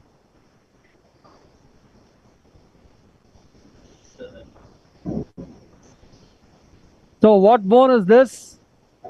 That's the palatine bone. Palatine bone, yeah. So you will have a little bleed here. The palatine vessels. Descending palatine artery. And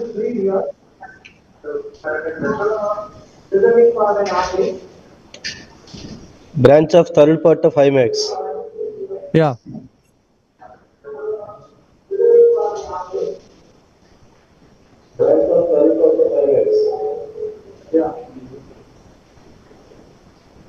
So I can see how we have grown completely. Can you all appreciate that? Yes. Yes, sir.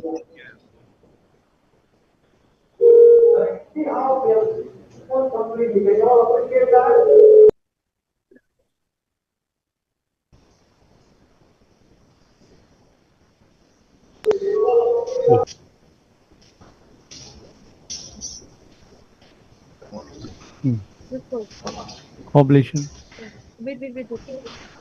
No. See, that's the periosteum. Yes. Okay. So I'm removing the periosteum. So do you expect vessels before the tumor? Basically, V2 schwannoma. See, it depends on what tumor and how it grows. For example, in JNA, what happens is, you see here, that's where exactly I expected the inferolateral area, because the V2 grows from here.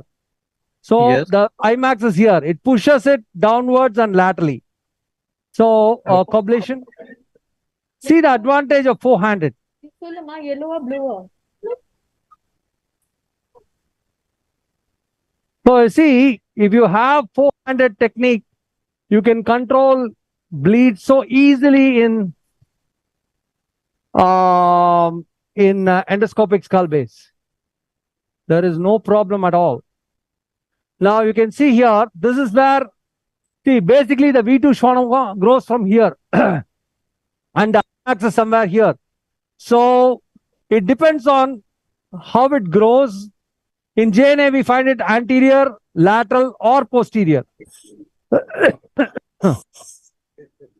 You can see now very clearly the tumor. Can you all see the tumor very nicely here? Yes. Now, again, don't go for the tumor urgently. There is no urgency in getting the tumor. Many people, they want to immediately, jump and get the tumor. Don't. Get your exposure completely. The main thing in skull base is to get your exposure.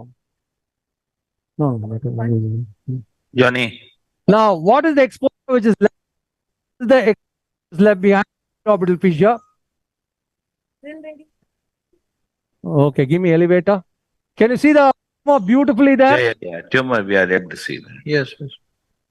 Now, first I will take off the palatine bone. That's the palatine bone to expose. See here. This is the palatine bone. Flexly, please. Johnny, can you hear me? Yeah. Yes, Dr. Anthony. What is the consistency of the tumor when you feel it? Basically, it's variable in consistency. Schwannomas are very friendly tumors. They are not like meningiomas. Meningiomas are little sometimes they are very friendly, sometimes they are very angry. So schwannomas are not like that. They are generally, some parts are suckable, some parts are. Some parts are firm. You just have to nicely internally debulk. So this is the inferior orbital fissure. And see, this is why I did the ethmoidectomy. And exactly where the schwannoma is attached there. So I will take off this area with a punch. This area is very, very, very important. Or give me a drill. Give me a drill. So that area is the key area in a V2 schwannoma. So it's the junction of the inferior wall with the roof of the maxillary sinus. So inferior part of the ethmoids, posterior ethmoids. You see here, this is exactly where the inferior orbital fissure is.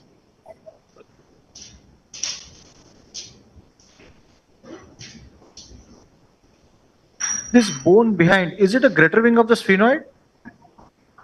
Which one? The one which you are drilling laterally. Here. Yes. This is orbit. This is the orbit. Orbital flows.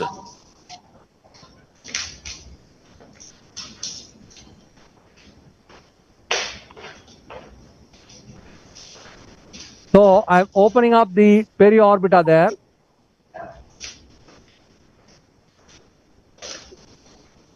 This is exactly where I'm expecting the site of attachment of this tumor to be.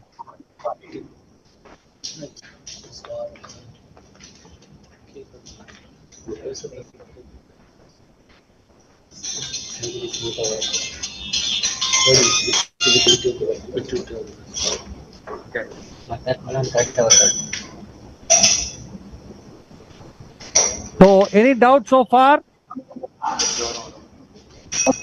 Sir, good morning, sir. Nageshwar Rao here. Hi, Nageshwar Rao Garu. Sir, can you show the maxillary strut area, sir? No, maxillary strut is, see, anything above the V2 is the maxillary strut. We have not yet gone there at all. We have not opened the sphenoid also, boss. See, that's the optic now. This should be the maxillary strut here. This one. Here. Where that's the optic, 1OD. And this is the maxillary strut. Come. Now I'm going to open up the tumor now and start debulking the tumor. I'm very happy with the exposure. Okay. Population. Would you like to get the plane around or you are going directly intracapsular? We see basically in schwannomas never try to do centripetal approach. It's a waste of time. It doesn't work that way in schwannoma. Okay. In schwannoma, it's always centrifugal. So now you are making an incision with the You have cobbler. to do internal debulking followed by extracapsular resection. You get my point, sir? Biopsy. So it is the same in any tumor inside the brain as well. Craniopharyngiomas, pituitaries, whatever it is, don't go for extracapsular dissection unless it is a very, very highly bleeding tumor like JNA. You go for centripetal approach. Here you don't go for centripetal approach. Go for centrifugal approach. What is centrifugal? Go inside the tumor, debulk the tumor as much as possible. That's it. Give me debrider. Debrider and cobblator. Debrider, cobblator. Debrider, cobblator. No. Give me the debrider, my dear friends. Okay, I'll use the cobblator. No problem. Is it vlogged already?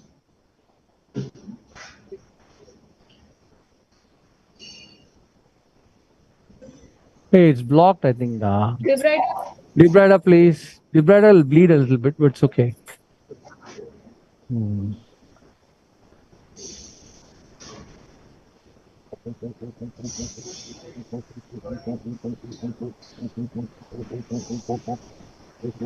So in vestibular schwannomas, what we do is we use CUSA.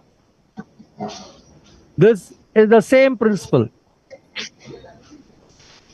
CUSA works with ultrasound, and this is just mechanical. The ultrasonic aspirator. Yeah. What are you doing, man?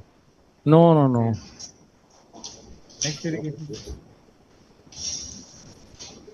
Can you see how I'm doing the internal debulking, please?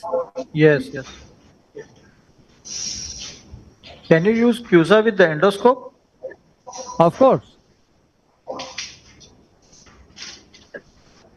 But CUSA takes time. It's not like the debrider. Debrider is Yes, a yes.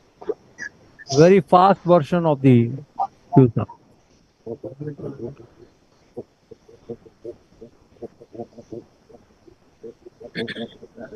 So our neuro colleagues always say, neuro colleagues, when you work with good neuro colleagues, they always say, don't be in a hurry for extracapsular.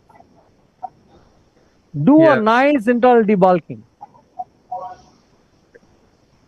It should be just only the thin capsule. It'll just deliver itself.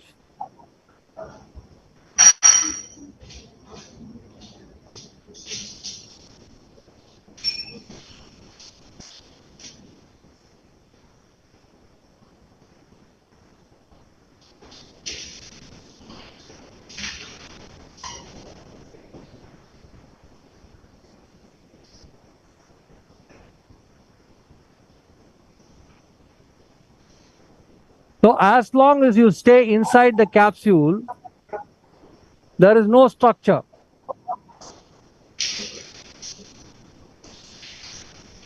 See, one advantage of the CUSA over the debrider. What is the advantage? The CUSA doesn't bite the capsule.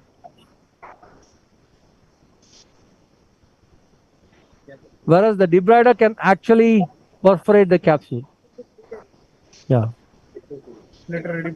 Cob later.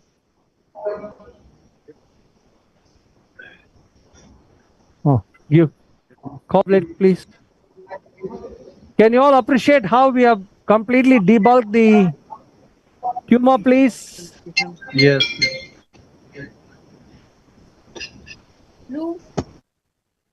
Blue now, blue.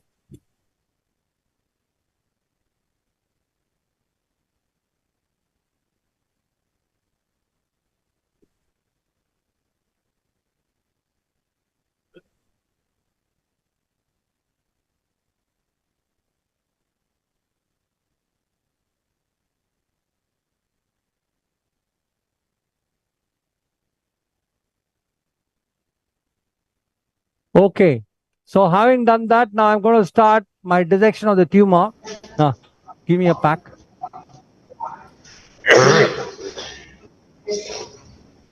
How will you assess how much depth you have gone and how much more posterior capsule is there? I mean, it's just By the on the feel, sides. I was just feeling the posterior capsule with the debrider. That's a little tactile feel, but the best would be the navigation. Okay. If you have a navigation, nothing like it. We have used navigation in so many schwannomas, especially when it is going towards the dura. Then one more. Best would be the navigation, the brain navigation, of course. Yeah. Because sometimes in the sinus navigation, it doesn't cover all these areas. When you go back towards the posterior fossa and things like that, doesn't cover. So we use the Stryker brain navigation in our center. Hey, come out, man. Actually, we can see the capsule very clearly now. Yeah. No, cut. No. Cut. No. Cut. Yeah. So here we are. So I'm almost done with the internal debulking. I'm now going to start dissecting the tumor. That's it. Now give me a Blakeslee and a coblation. Just want your opinion between the difference between the sinus navigation and brain navigation. Yeah, that's a good question. Actually, the sinus navigation, they have a limited coverage. Where is the blue? So you can cover only till the sinuses. When you go beyond the dura, it doesn't cover. Whereas the brain navigation, you have a beautiful cover right till you can cover any part of the brain. So when you get if you want to be a skull-based surgeon, please ask them to attach the brain protocol also. This is an electromagnetic system or optical system?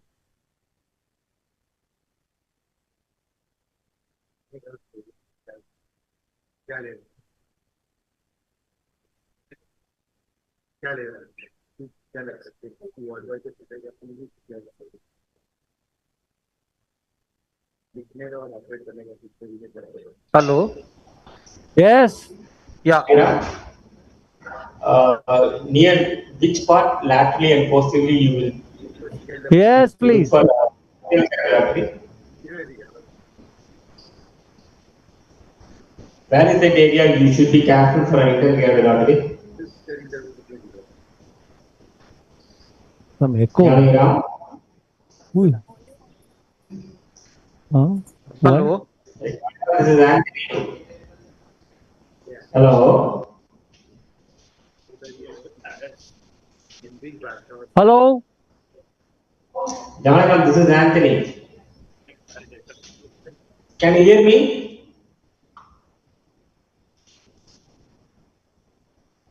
Hello.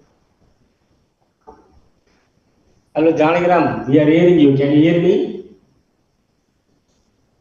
Hello. Hello. Can you hear Can you us? hear me, please? Yeah, we can hear you well. Yeah. Any questions, please put it forward because. Yeah, just wanted to know what lateral structure you expect now. Is it a pterygoid muscle you will go till? Yeah, the temporalis muscle laterally. Okay, the temporalis. You will have the IMAX here, inferiorly and laterally. You can go piecemeal. It is not necessary that you should remove it one capsule, one complete piece. Ultimately, at the end, you should be able to see all the structures. That is the idea. The surgeon. So it is the same like acoustic schwannoma when we do skull also. We don't try to remove it completely in one piece. Never.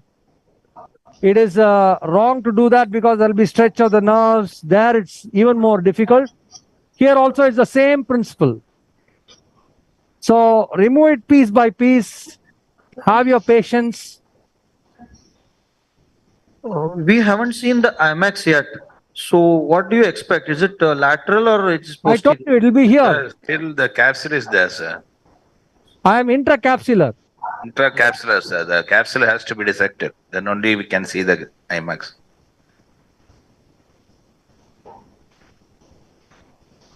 So centrifugals. As long as you are inside the capsule, you will not see any vital structure. Yes, sir. Yes. It's a protective covering.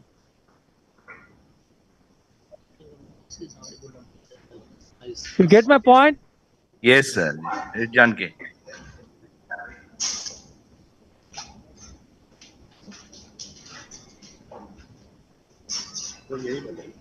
Action.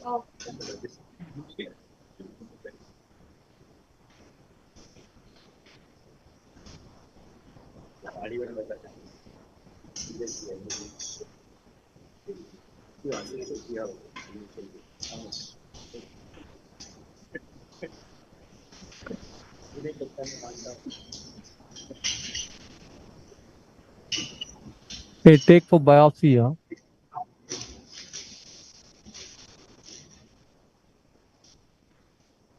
Biopsy.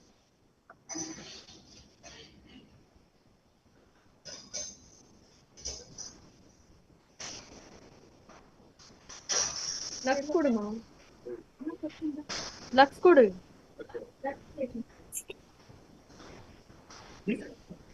So there is a question from Dr. Ravi.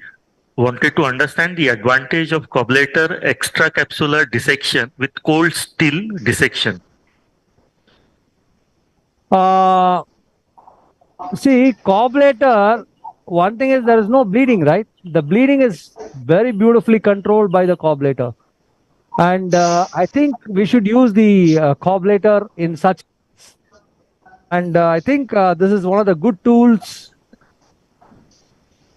Of course, you can do it. Hey, Tani. Janki, Yeah. the question is, you are using the carburetor. Why can't you use the same carburetor doing the extra capsular dissection? Oh, yeah, I will. But just wait till I take off the capsule. Yes. Right, sir. I am in no hurry to do the extra capsular now. Yes. See, extra capsular, when you use heat, when you use anything, no. The problem is you will cause collateral damage. Collateral I damage, don't want the yes. patient to develop trismus after the surgery. If I use a lot of coblation over the pterygoid muscles, Muscles, right. I don't want him to go back and say, oh, I have pain while opening the mouth. And so I will try my level best to use cold steel when I go outside and inside the tumor, reduce the bleeding with the cobblator. You get my point? Yes. So the normal structures, when you are approaching normal structure, you want to go cold steel. Now you see, I'm already getting at the capsule. Can you all appreciate that? Yes. Very well.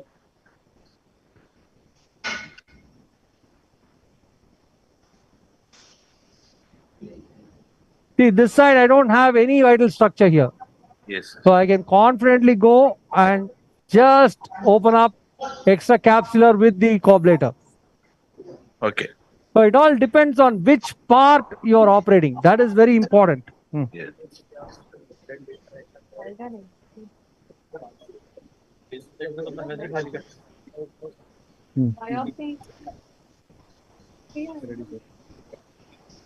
See how nicely it's coming out.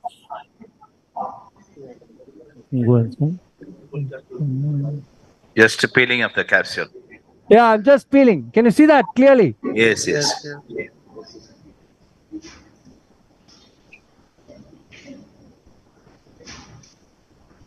Elevator. Elevator, please. So it is a matter of just internal debulking followed by extra capsular. Yeah. Dissection. See that? Now you are using a cold steel I when think going near it the coming pterygoid out. muscles. Exactly. Exact. Yes.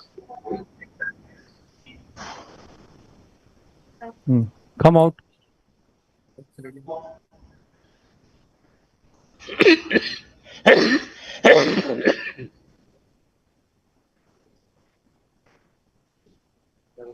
Back. Back, please.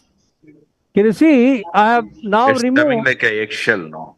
Yeah, like a.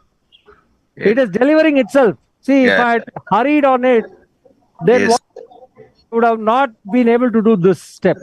Yes. So I think the most important thing is patience. This is what neurosurgery taught me. Patience. Do Then they're interval controlling the debulking. bleeding, no? Huh? Then they're controlling the bleeding. Yes. I don't want any rain from above. Yeah. So I'm just trying. Yeah, give me elevator now. So this is where I'm expecting the artery. Some person was asking me, Ma, ball pro burka.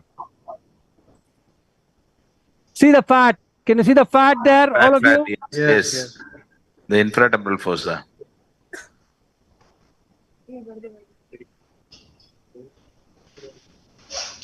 What were they? Yeah, the vessel is there. I saw it.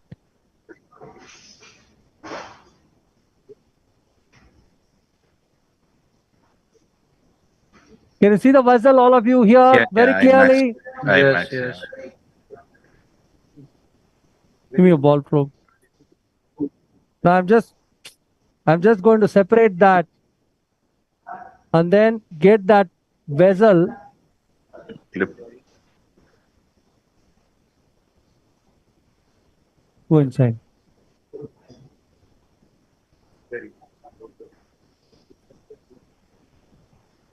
Blexley.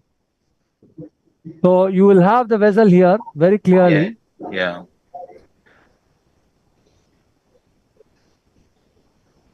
See, that's the vessel. Yeah.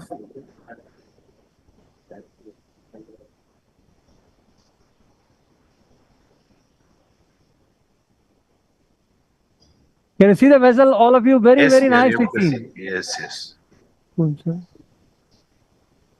That's the vessel.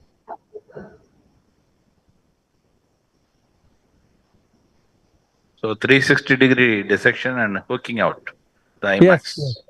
Yes. Cobblator.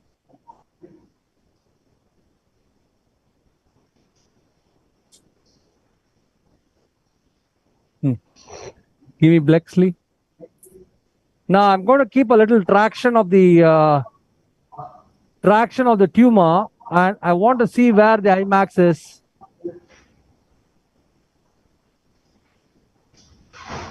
This is principle of traction and counter traction. Can you see here? Yeah.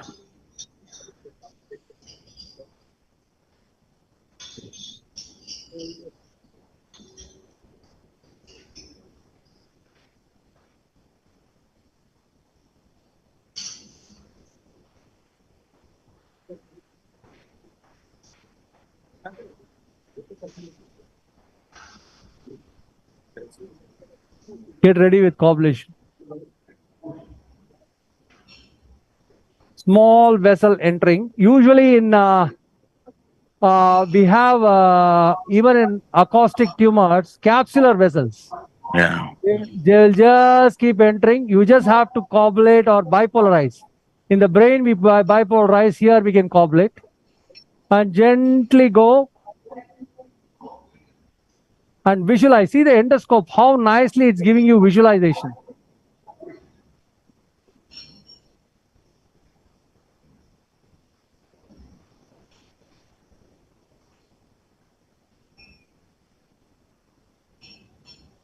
This patient actually was referred to America by the government, and then they got a reference from one of my students in Bahrain.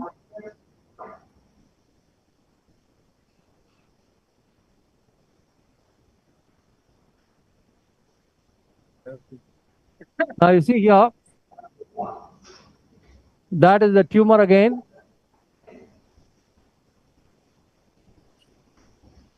Cobblator. Cobblator. So don't damage the, you can see the pulsations there also. You can see the pulsation. Can you see that clearly? Yeah. This is IMAX, no? Yeah. So it's been pushed downwards and laterally. Janki, why can't we put a clip there and? No, if it goes inside, I'll put a clip. Yeah. I'm not in a hurry. I'm just seeing what I can do. Okay.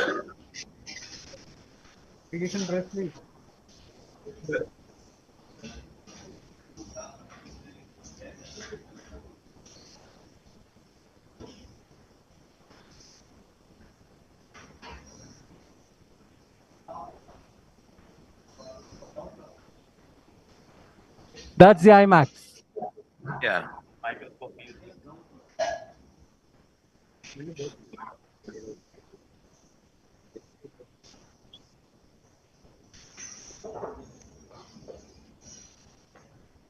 Go inside.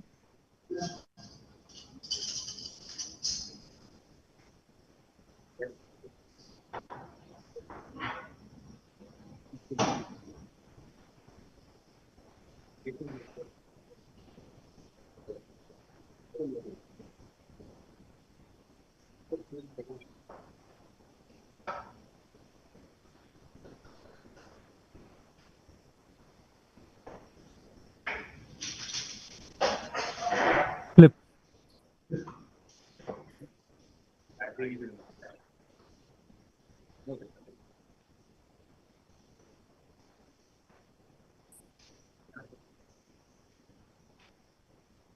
Clip, please.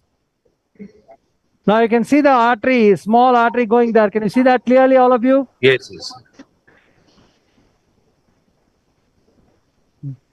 You, cobblator.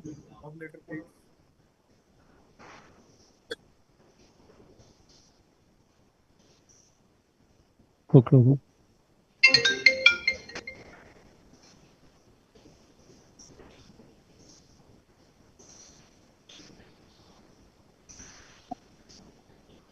Sir, Dr. Gladson from Bangalore wants to know which brand of cobblator do you recommend?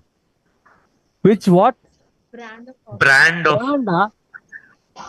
All brands are good, boss. Right, sir. I use all the brands.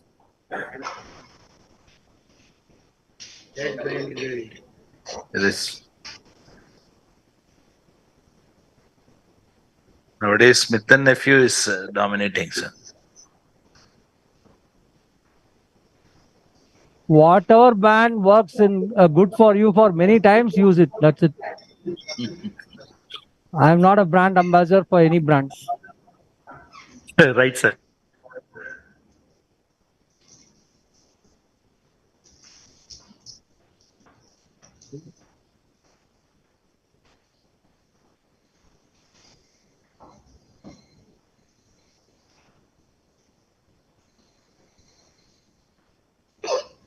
So there's a question from Dr. Rais from Sharjah. Is there is a possibility of accidentally debriding the capsule? Accidentally what? Is there is a possibility of accidentally debriding the capsule? Yeah, so what? Nothing will happen. It's going inside the debrider only, no? So nothing now. Right, right. If you leave behind capsule only, it's a problem. Right, sir.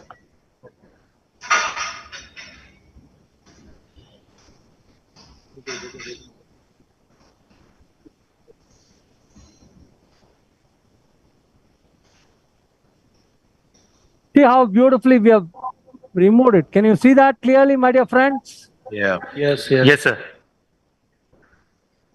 Is the picture quality good? Clear? Very, very good. Yes, sir.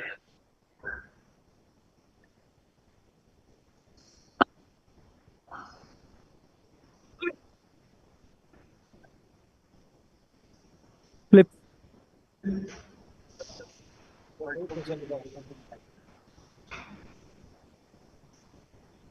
So the next case is a very, very, very, very interesting case. In fact, I'm a little scared to do that case. But I thought every year, Sun Pharma, we should give something very, very tooth breaking. So I'm doing that case. So the next case is a very, very, very, very interesting case. In fact, I'm a little scared to do the case. But This is not a tough case, it's a simple case. every year, some pharma, we should give something very, very tooth breaking. So you can So see I'm how, doing that you can see, can you see all that area, please, all of you? Yes, sir. Now I have clipped later. Huh? Yeah.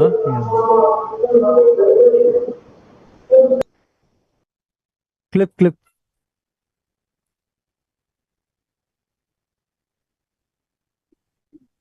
Clip, please.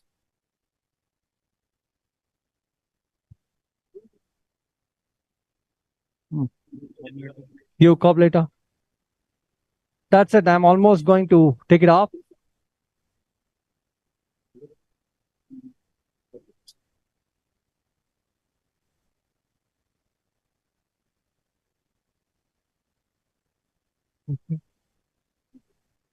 Now I'm going to pack it and see whether I have left behind a part of the capsule. There is something below and medially, as Shilpi says, because that's the area we didn't actually. So here we are. See, we have transposed the nasolacrimal duct. This is called transposition of nasolacrimal duct. You don't have to cut the nasolacrimal duct. People have kept on talking about what do you do with nasolacrimal duct? What do you do? Do you cut? Do you cut? Nothing like that. You don't have to do. We have transposed it in several cases. Sometimes what we do is we uncap it and push it upwards. It'll go upwards. You can put a small stitch, and at the end of it, you can remove that stitch. So all this can be done. It is just your imagination. That's all. Okay, right. Now I'm going to take this out and see the infero-medial part. That also is completely gone. So let me use my Doppler. Oh, beautiful. Can you see that? Yeah. Can you give me a cob later now? Cobblator, Doppler. Give me Doppler. Irrigation.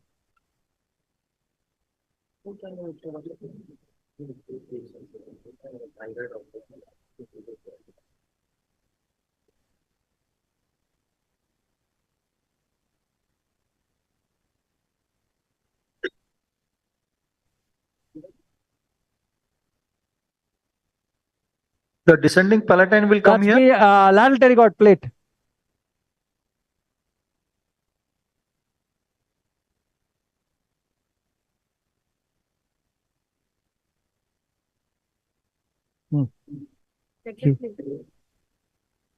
Can you give me the Doppler, please? Ready? Yeah.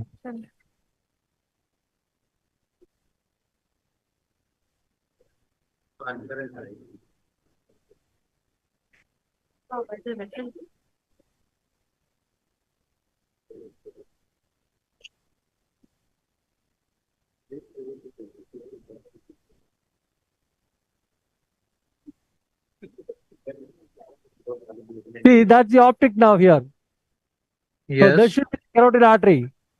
And this should be the level of the carotid. I don't know if you can hear it because Zoom filters off the high frequency noises. So we should always be very conscious about where we are, what we are doing, what is the structure underneath. In skull-based surgery, all this very, very, very, very important. Now I can see here that's a clip. Give me coblation. I think I've done the surgery completely. Professor Keithre sir is there? Or he is left? Yes, sir. No. Sir is here. Sir, any comments from your side, sir? Because you are the teacher of teachers. No, I can't make a comment. I'm speechless. Sir. No, beautiful surgery. And I think, Prasad, that answers your question. These details, what the endoscope gives you, you can't get with an external approach.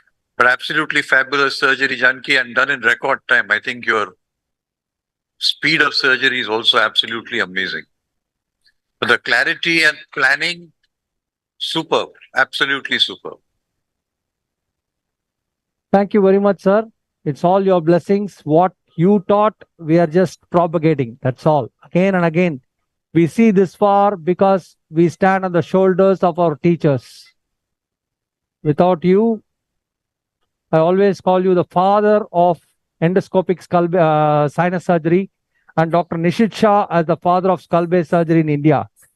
So I will never change this opinion. If you make Nishit the father, then I have to become grandfather. Endoscopic sinus surgery, Nishit is father of skull-based surgery. Because he was the one who really brought in India a lot of eye openers.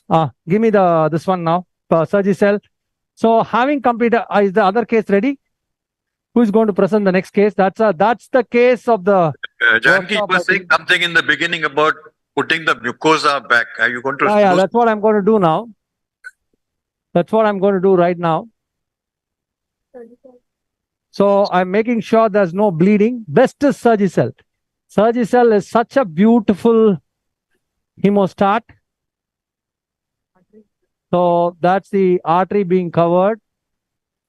And you see here, there's something which, if you have heard about Professor Karao, I don't know, many of you would have heard. See what I'm going to do now, right now. See here. So that's the artery being covered. And Hold. This is what is called, he has presented a paper on vascularized fat from infratemporal fossa used for Steinberg canal leak and closure of dead space. So many things you can do. So that's exactly what I'm doing right now. So we are also writing a paper on this. So you can see here what I'm doing. This is actually, you can see Professor Karao's paper. It's a wonderful paper on how this vascularized fat is being used for many things. Many things they use. So And it's here also I'm just going to. Hello, Janki, it is also having a fascia, no? The fat and fascia. Both the Yeah, things. yeah. Yeah. No. Here, come out. It's vascularized. The most important thing he did, the research was that it is a vascularized pad of fat. Give me Surgicel. Surgicel, please. See now the dead space. See how beautifully it's covering the dead space. Surgicel. So I think that article, we have been using this for Stenberg canal leak. We have been using this for covering dead space. See how nicely we are able to cover the dead space.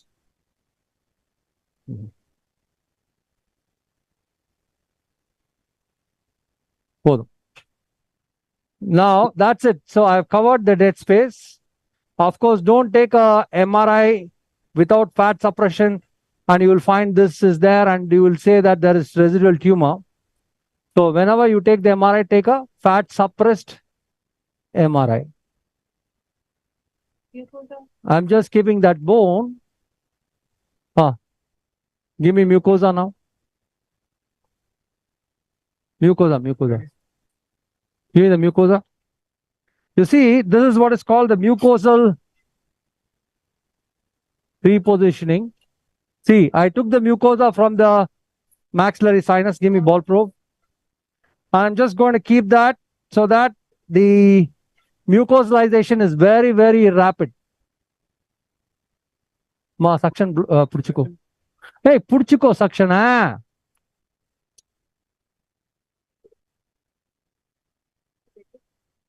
Blackesley.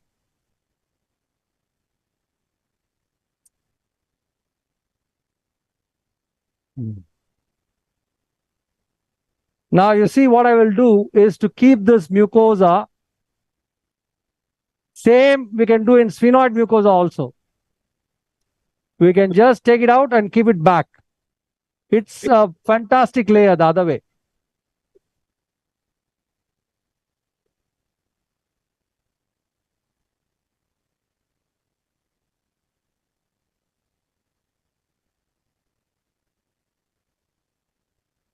Can you hold it now? Ball probe and deficit.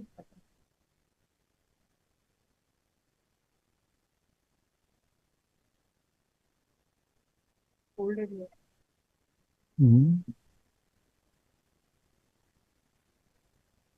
Blackesley. And we have done this for a lot of cases and the healing looks beautiful when you see this. Not much.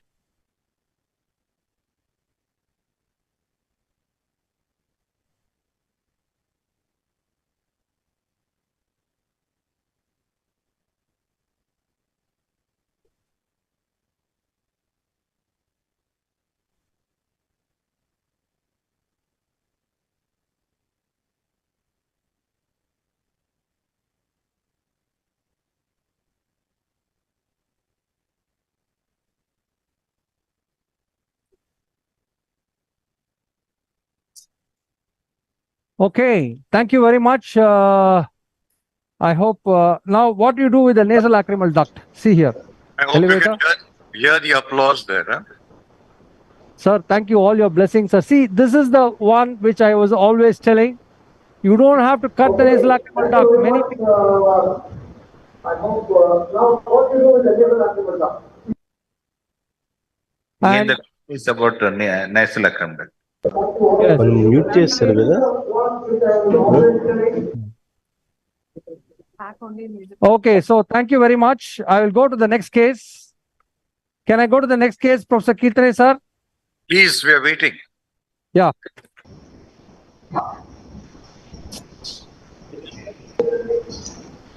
Sir, good morning, sir. Good morning, Nageshwar Rao Garu. Sir, wonderful case, sir. Thank you so much. Wonderful case, sir. Thank you. The next case is going to be a thriller, suspense thriller. Yeah.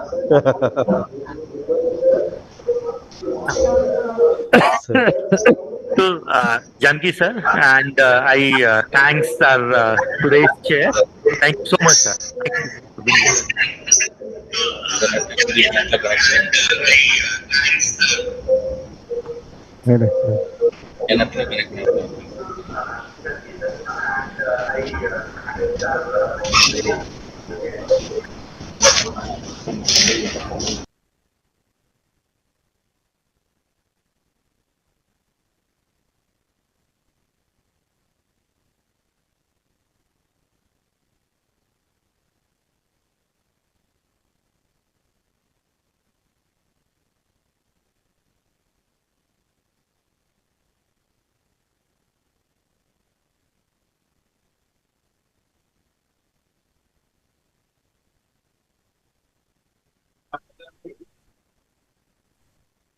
Dr. Kusum is not here. Okay. Take the chair, please.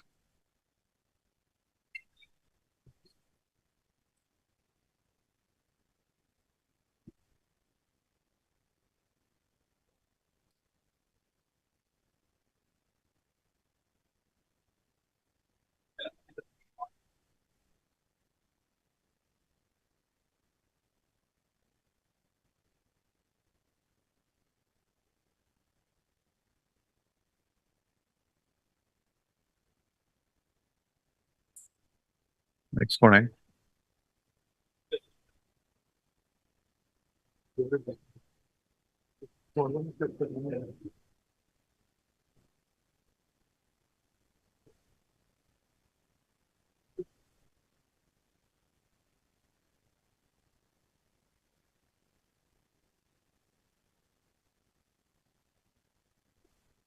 Dr. Sanjay Agarwal is here.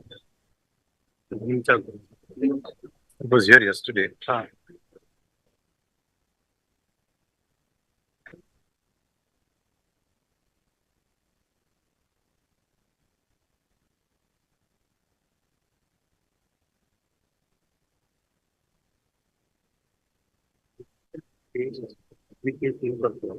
तिथे आता Morwani sir मी नाही कुसुम मॅमला chair होती तर मग हे आहे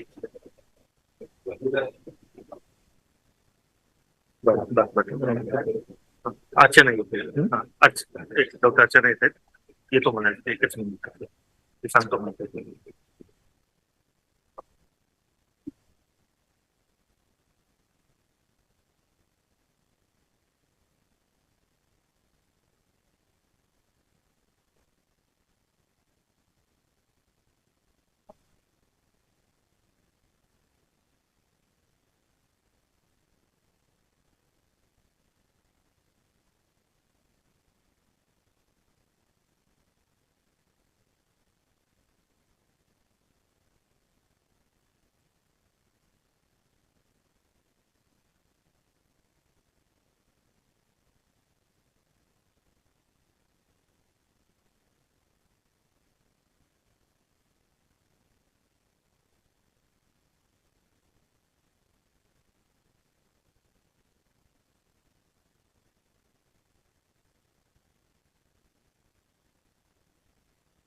Why so much time?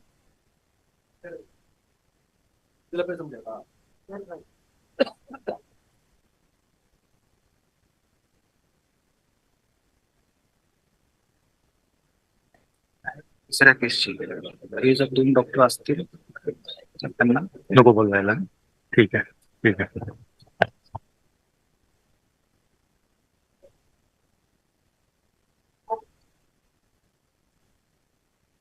So I would like to invite Dr. Kusum ma'am as a chair for this second case. Also, I would like to invite Dr. Amol Patil. Yeah. Welcome, sir. Please be on stage. And Dr. Gaurav Bamba.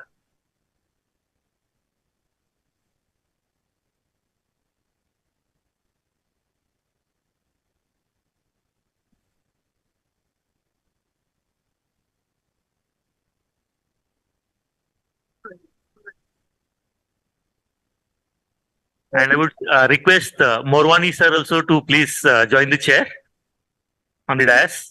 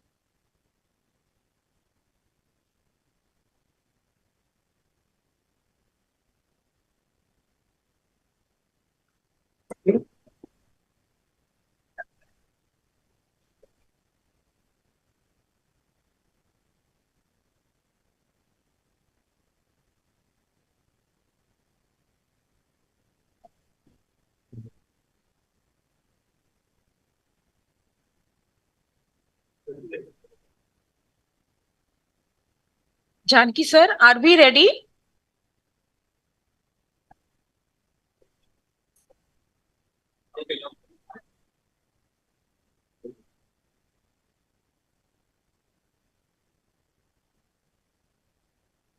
We'd like to take this opportunity to introduce our panel just in brief because Janki sir is already ready with the cases. Dr. Morwani sir, I know there is no need to even introduce him. So he's a mentor, teacher, and stalwart in the field. We are honored to even introduce Dr. Amul Patil. He's a gold medalist for post-graduation from BJ Medical College, my alumni. He has special interest in field of lateral and anterior skull-base surgery. He has actively participated in many cadaver dissections and live surgery workshops. I take this honor to introduce and welcome Dr. Kusum Patidar, who has worked in MGM Medical College for a few years. She has done her graduation and post-graduation from Indore and gold medalist in her post-graduation. She's serving aggressively in rural community around Indore, and she had been instrumental in saving thousands of young patients who needed cochlear implants in facilitating and supporting all that care. And she has keen interest in early detection and treatment of head and neck cancer patients. And as I have already mentioned that we have a stalwart here, teacher, mentor to n number of ENT surgeons and Okay, just introduce people him. Don't introduce me. Introduce Amul. we have already introduced. Okay. So we request the esteemed panel to take this program ahead for the session. Good. Janki, start the surgery, please. You're not washed up yet. You want to do the CT scan before? Janki sir, can you hear us? Dr. Janki, can you hear us? Can you please check? No, mic nahi hai. हाँ. Because I think he's trying to talk, but even patient looks induced. Check. Check. Janki sir, can you hear us?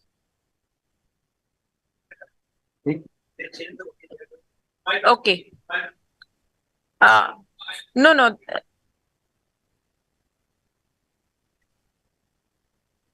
CT scan दिखा सकते हैं. Can show the CT scan.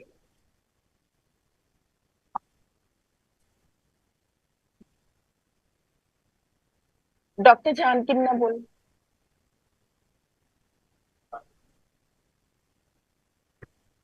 Hello? Hello. Yeah, but Hello, can you hear me? Yes, sir, we can hear you.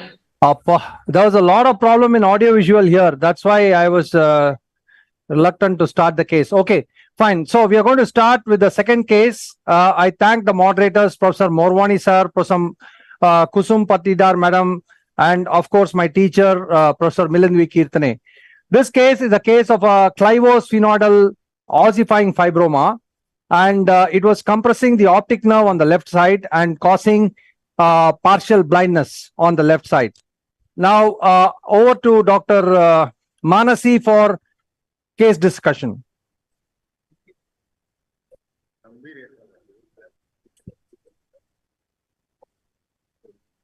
Janki? Janki?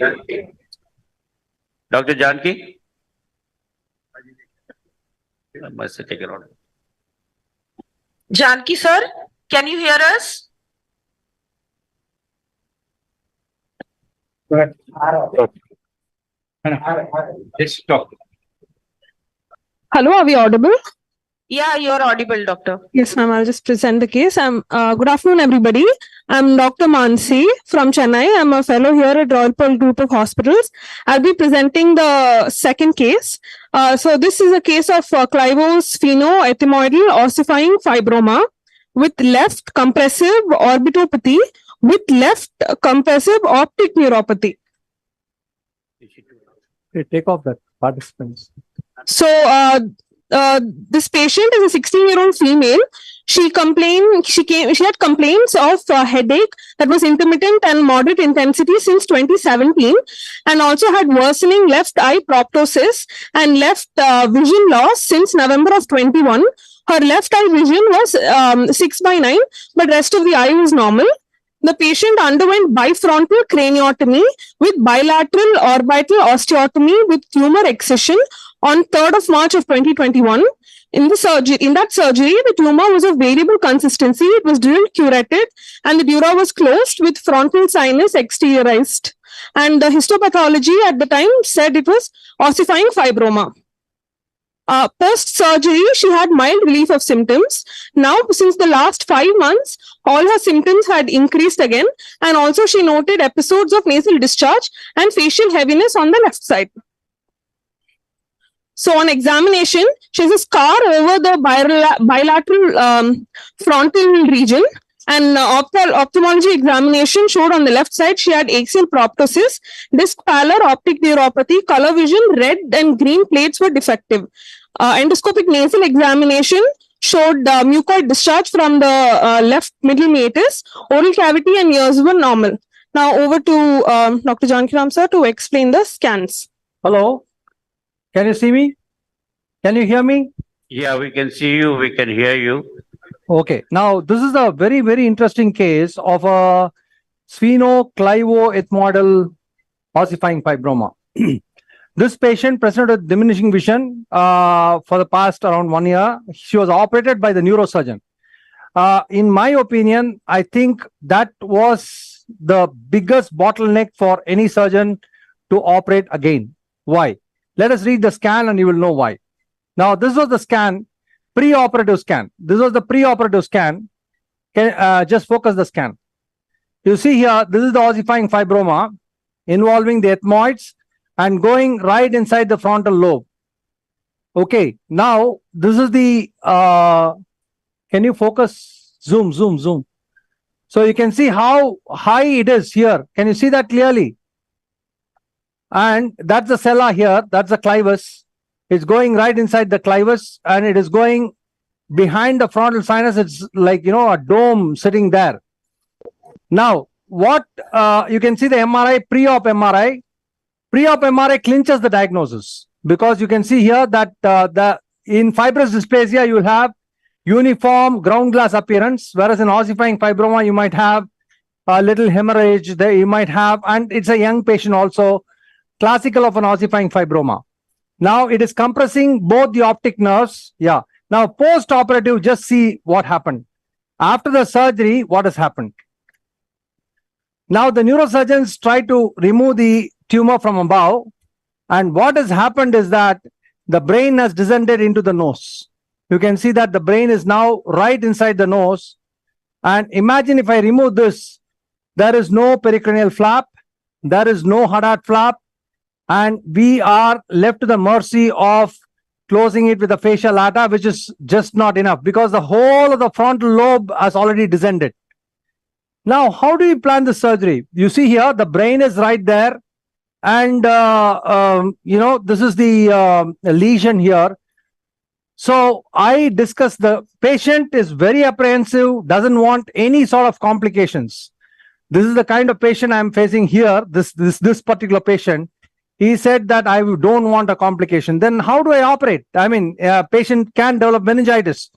So now then comes to the aim of surgery. What is the aim of my surgery?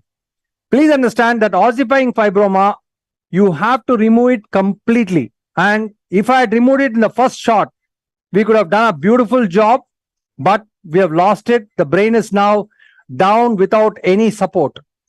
Now it is not possible for me to remove it completely, because if I remove it completely, then the brain will still descend into the nose, which is going to be a massive disaster. Now the only thing which I can do is to save the optic nerve. So the patient is having diminishing vision and I have to save the optic nerve. How do I do it? See here, I'm going to put this MRI scan. So this is the challenge which we are going to face. This is see here, the planum, you can see CSF sitting right there. And these are all the brain tissue going right there. And now what I'm planning is this. I will do a modified endoscopic Denkers. You cannot take a Hadar flap. I will get this lamina papracia and I will start drilling the lamina papracia here. Of course, ossifying fibromas bleed. As you know, there are various kinds, cementifying fibromas. There are so many varieties. Now, I'm going to decompress this optic nerve completely on both sides. This is going to be the optic nerve here. This is going to be the optic nerve. And my aim of the surgery is to take off as much as possible without producing a CSF leak. That means I leave behind a little bit of tumor along the skull base. But we don't know if these tumors are all connected with this brain. This is going to be the challenge. Once I open this, you might have CSF leak. Something like, mastoid. You open the mastoid, the dura is open, it will come through one cell, it will come inside, and you'll have a CSF leak. Like that, I might face a CSF leak. This is going to be a real challenge. Let us see what best we can do for this case. So the idea is not to remove the tumor completely, but to decompress both the optic nerves, with the brain standing right in the center, ready to go down into the nose.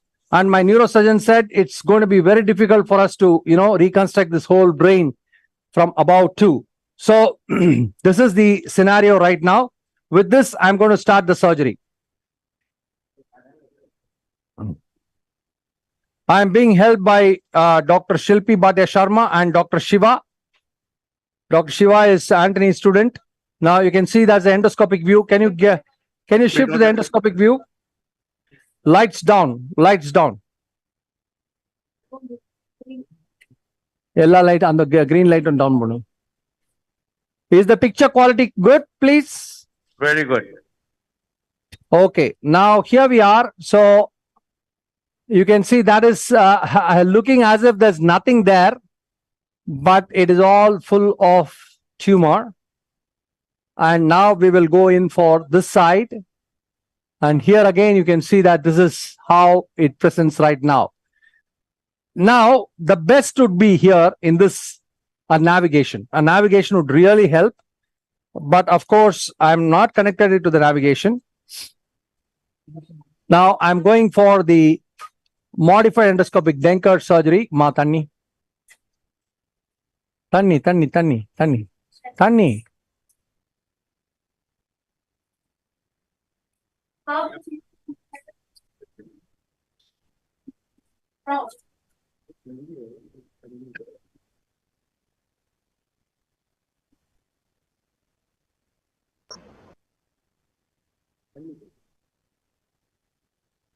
So in this, what I will do is I'll be taking off the nasolacrimal duct, not like the previous surgery.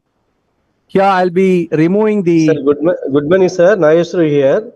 Hi, sir. Can you show the landmark for the pre-lacrimal approach to the recurrent lacy polyp, sir? Yes. Yeah, I'll do that. Hey, coagulation work foot switch. Janki has come to see your next case of cholesterol for your information. Please, sir, please. This is what you. Yeah. Hey, can you give me the foot switch? Keep it ready. Keep it ready. Ready. Hey, come on. Thank you, Nageshwar Rao, sir, for joining from the other center. Anthony sir is also there, sir. Janki sir. Elevator.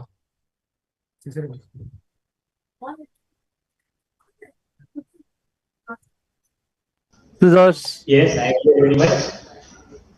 Hello. Yes, sir, we can hear you. Thank you so much for Somebody joining. asked me, Anthony. Ma foot switch pare. It's not coming.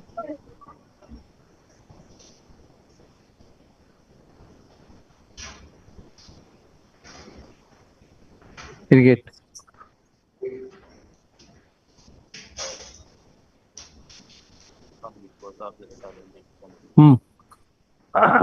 Elevator. Ma foot switch irka liya ma.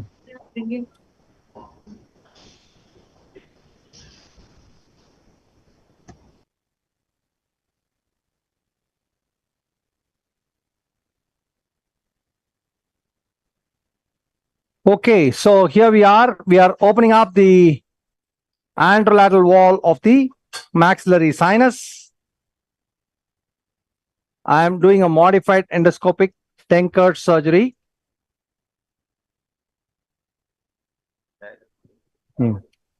Yeah.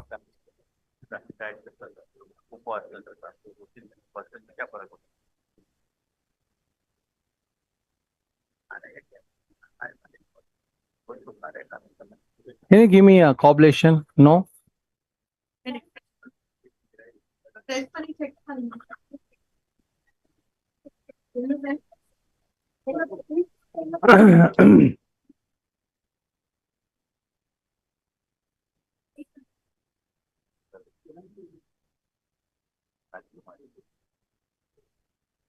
Okay, so here we are. I'm trying to see, that's the infraorbital nerve here, very clearly seen.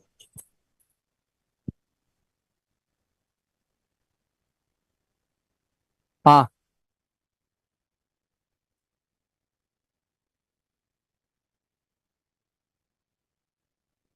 Good.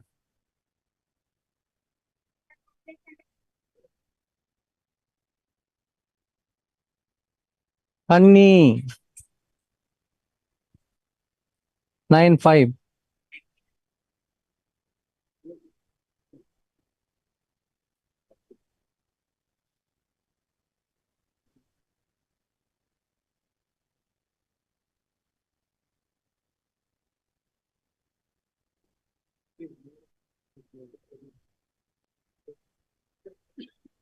Okay, here we are. So I'm now trying to go slightly superiorly, expose the superior aspect. It's not like the last case. Last case was different from this case. Here I want to go superiorly. The reason is I have to deal with the optic nerve. Okay, right. Now, drill. I'm going for 400 now.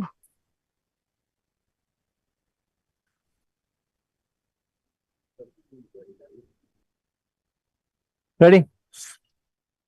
So first make the osteotomy and then go for the lateral osteotomy. And here I will go superiorly, nicely superior. Here you might have a little alar deformity. I agree. If I go very superior, then you might have a little. So here is where I have to open up the nasolacrimal duct. Now let me go inferiorly.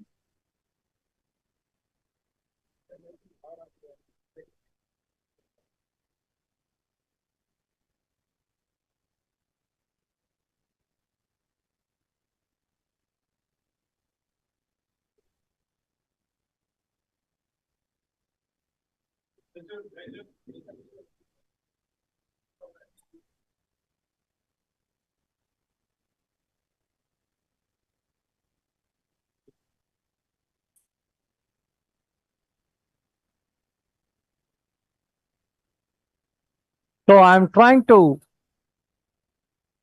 yeah. Now give me a tuck tuck. So here we are. So what happens when I do the tuck tuck is that tuck tuck tuck tuck. tuck, tuck. See. Now you can see here. Now you can see here very, very clearly. Wait. That's the posterior wall of the nasolacrimal. Okay. Now give me a Blexley. Shiva, thank you, Shiva, for coming all over from Tirunelveli just for this conference to help us out. Yeah, that is the anterolateral wall of the maxilla. Give me a debrider. Right side. Scissors. Debrider kudu. Now you see what I'm doing is I'm just taking off the nasolacrimal duct is there. Don't worry about it. We can create another.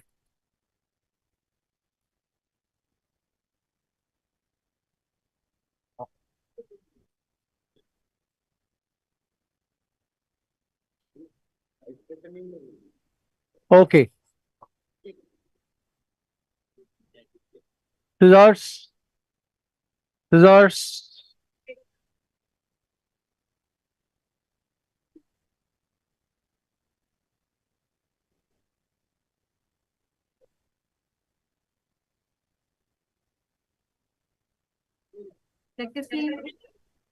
So with your permission, I will like to make one announcement, please. Drill. Please go ahead. Yeah, drill. Dear experts in the hall, a request from the hotel. If anyone has not checked out, please do your checkout procedures. Please do your checkout procedures earliest possible, because the hotel authority has contacted us that few of us have not done the checkout. So request to do that, please. Thank you, sir. Sorry to bother.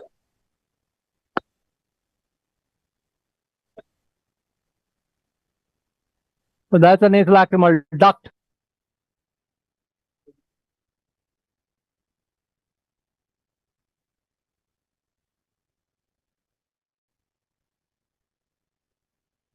Can you see the nasolacrimal duct, please, all of you? Yes, sir. Clear, right? Okay, right.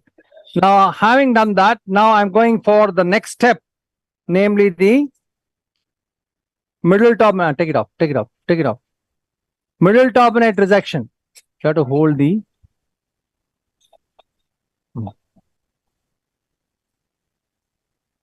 You can see here, that's the middle turbinate. That's the tumor behind. Yes.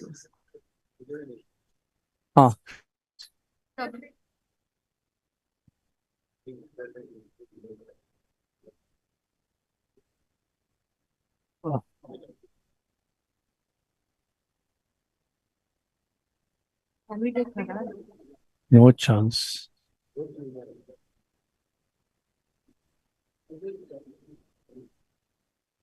Okay, now you can see the superior turbinate also there. Now give me a debrider. Debrider foot switch. So the thing is, never go superior. Go superior, you're into trouble because you're going to have the brain coming down. So be very, very, very cautious. Don't irrigate. No. Don't irrigate.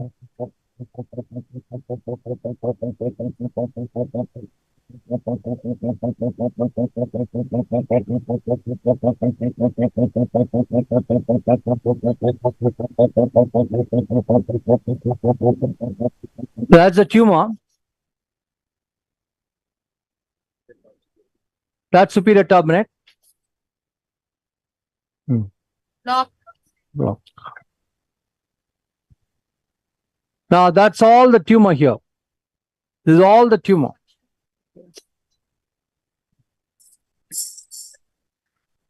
Okay, so having done that, for the tumor ablation now. Bala, there's some air leak, is it? பாருங்க. Cobblator, foot switch. Ready? So what is the main aim of the surgery? The aim of the surgery is to depress the optic nerve. That is the main aim. Let us understand what the aim of the surgery is. That should go on in your mind. No heroism here. Patient didn't want any complications.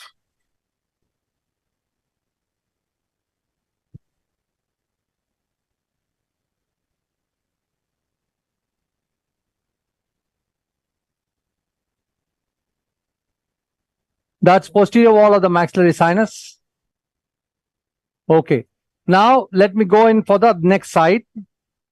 So I have now done one side now to my satisfaction. This is the tumor here. That is the superior turbinate.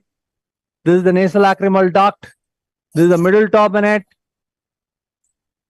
The problem is there is air leak, please. Please. Now, this side, please. Elevator. Now I'm going for the next side.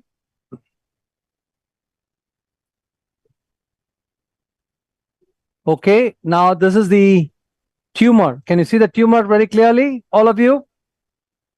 Now give me a scissors. I can't retain this middle turbinate fully. I will partially resect it. Everything comes under the planning protocol. I have already planned all this before. I didn't show you the plan anyways. It's okay. It's a very narrow nose. You can see it's a small.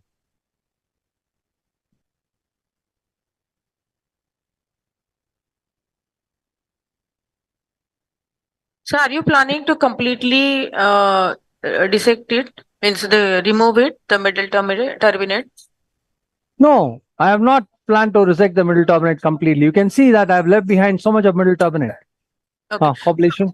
For the students, I just wanted to understand, like for the students who have joined online, I wanted to understand how you will decide while during the dissection that this much portion I will retain and this much I will.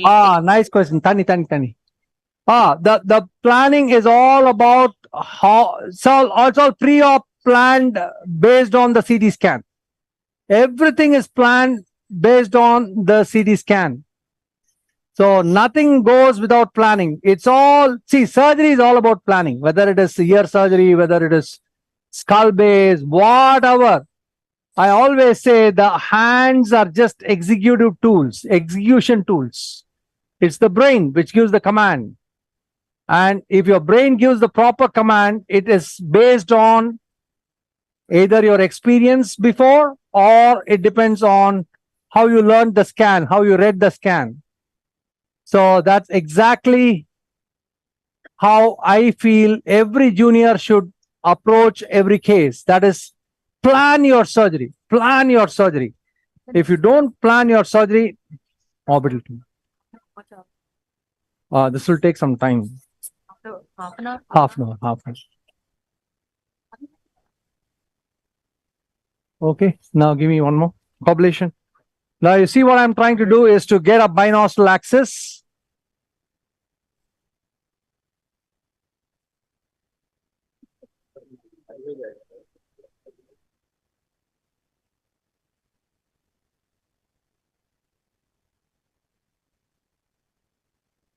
See the tumor. Do the tumor.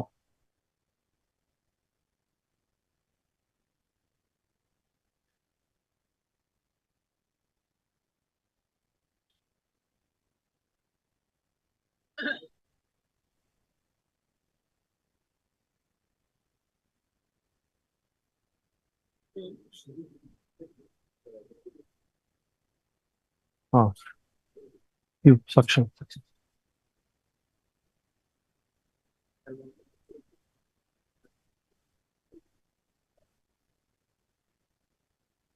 Flexly.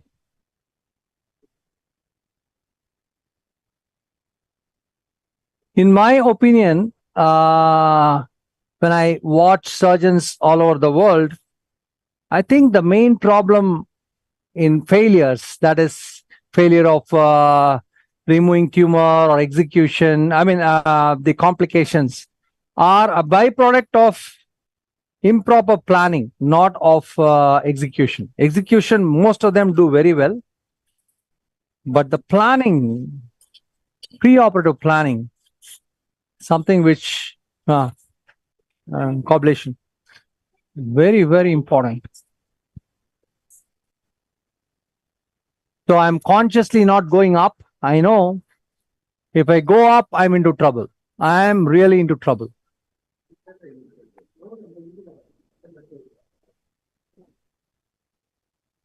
Because the brain is sitting right, it's ready to come down.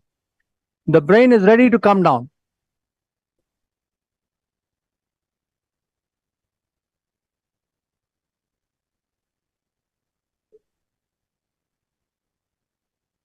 So then what is your word of caution here? Because the word of caution is again and again, I'm telling you, the V2, the level of the V2.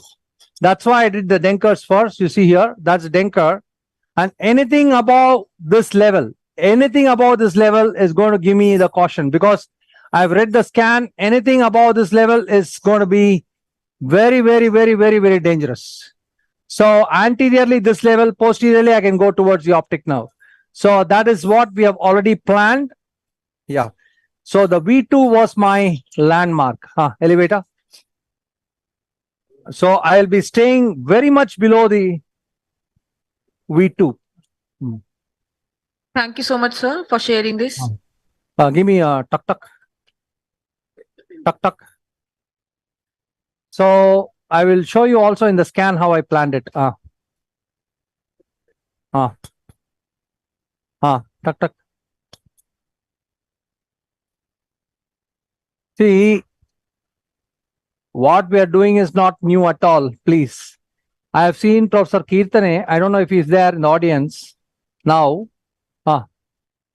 He used to do osteopetrosis. I have seen one video cassette when I was working there in with him, marble bone disease.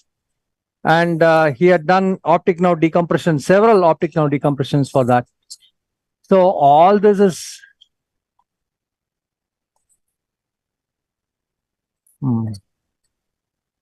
Kirtane sir is listening to you what you're saying. Oh, okay.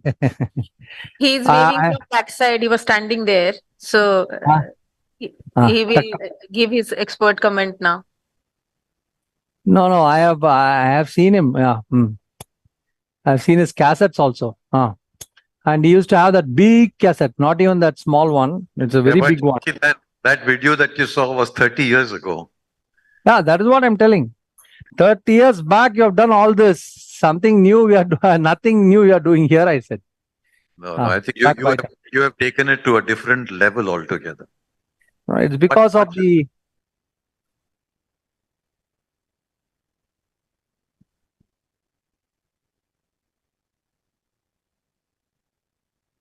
The thing is, if the neurosurgeons sort of, cooperate as a teamwork, believe me, there are so many things we can do in skull base, both lateral and anterior.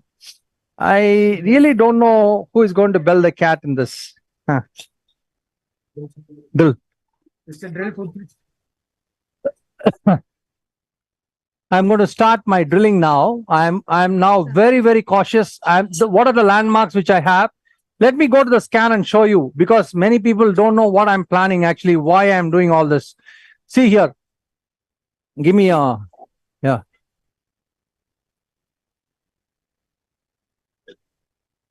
Can you focus the scan? See here. Now, this is the Denkers, right? Hello? Yes, Can you see the scan, please? Yes, sir, we can see. Okay, this is the Denkers which I opened here, right? And this is what you're seeing, the bulge which you're seeing here. And this is the center which you're seeing here. And at this level, at the anterior level, the brain is very high. You can see that it's very high. But when I go just one cut posterior, which is around 2-3 millimeters, see how the brain has come down. Down into the nose. So if I use this infraorbital nerve as my landmark here, like this, if I draw a line, then I will not hit this brain. Am I right or wrong? Yes. See here. Now I'm using this as the landmark. This is going to be my landmark. Not even the roof of the maxillary. If I go towards the roof of the right maxillary sinus, I'll hit the brain here. So I'm using the inferior orbital fissure as the landmark and going right there. I'm going to shave it. But as I go posteriorly, this is the orbital apex. This is the orbital apex. I will not go towards midline. Midline is where the whole danger starts. So I will just rub against the lamina papracia. Yes. See, this is the lamina papracia. So I'll go here, and then this is the optic nerve here. I will decompress the optic nerve, this part. So this is a safe zone where this is the vomer. This is the keel. So I can take off this part posteriorly, but anteriorly is where the whole, the danger lies. So posteriorly, I can go towards the clivus. This is the clivus, and that's the optic nerve here. This is the optic nerve. So I can decompress this optic nerve, but just medial to the optic nerve, you'll have the brain. So this is what is the planning. This is all the planning is all about. This is just like walking on an electric wire. Now the first step I'm going to do is so I know that is the level. I should not go superiorly here. If I go superiorly, I might have a CSF leak. Of course, small CSF leaks I can manage. But if the whole brain comes down, I'm into trouble.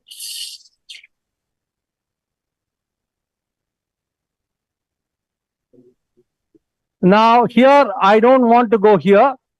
Again. Now you see, I'm cutting off this tumor like this here.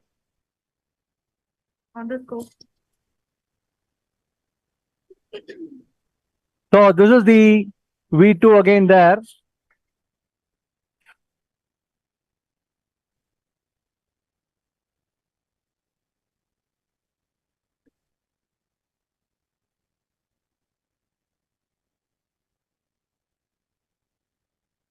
Both Burr and your hand are lovely to watch. The way you are taking it. Behind every man, there is a woman. It's because of Shilpi that it looks good. Blexley, give me a biopsy.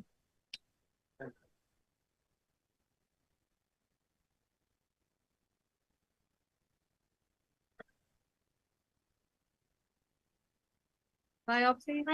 If I had done it as a primary case, believe me, I would not be so tensed at all. This is nothing. I can easily remove this. But the problem is already done, and the brain has gone down. Wait, this is blocked.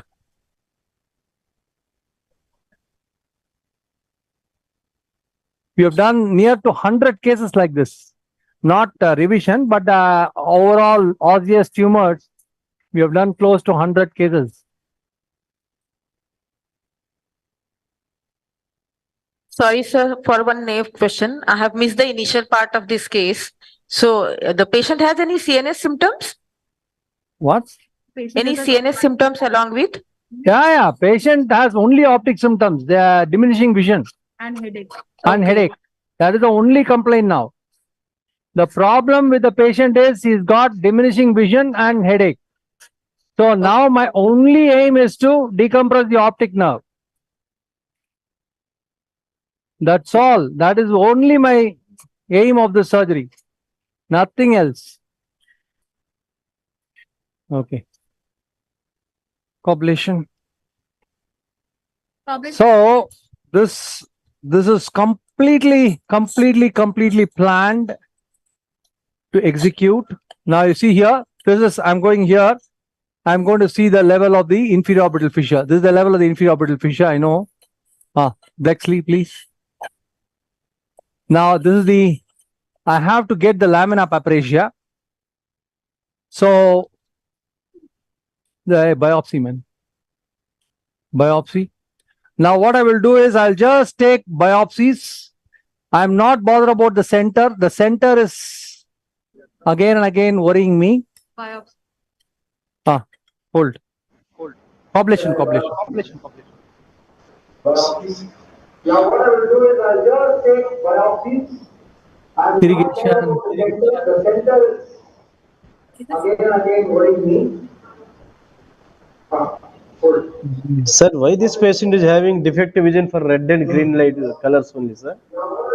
There's compression on the optic nerve, boss. No, no, red and green colors only. Why is defective? Earliest is color vision. Earliest we lose is color vision. And red is the first which goes. See the sphenopalatine artery. Can you all see that clearly? My dear friends. Yes, yes. Hey, wait. Don't press. See the sphenopalatine artery.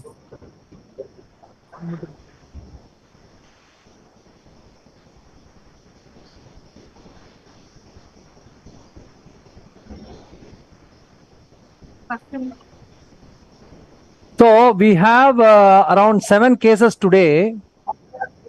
But I'm sure because I have to catch a flight, we will do the cases which have been demanding me to operate. So there are few cases which are actually demanding me, you have to operate like that. So because they have been admitted for 2 days already now.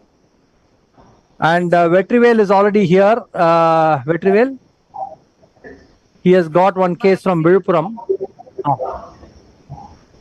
Hold this side. Left side. Drill. Now I'm going straight for the optic nerve. This side.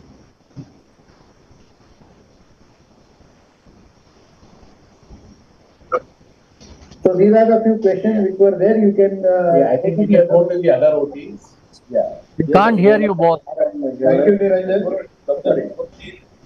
So methylene blue, 1 cc of methylene blue plus 5 cc. You get ampoules to get methylene blue. So that they are for IV use. So 1 cc from that and 5 cc of 0.25 or 0.5 would be okay.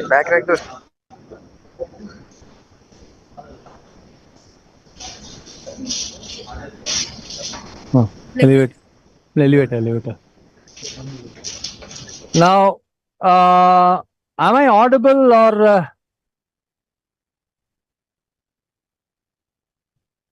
One request for Chennai Center, please have your laptop near you because your voice is not having that high pitch to for the audience to hear. Request for Chennai Center.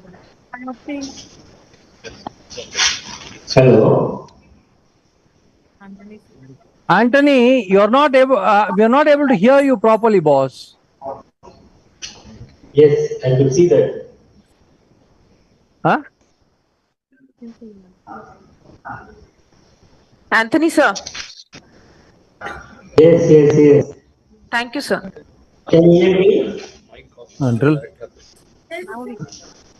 Now we can hear you, but muffled, very muffled. Can you hear me now? Better. Now better.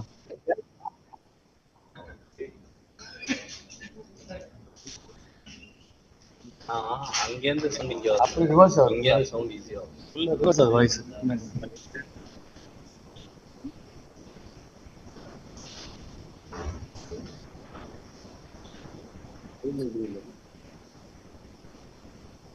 Action block.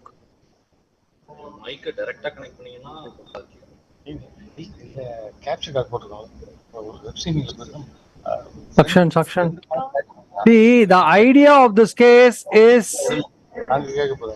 very clear, not to produce the brain prolapse into the nose. This is the most important thing.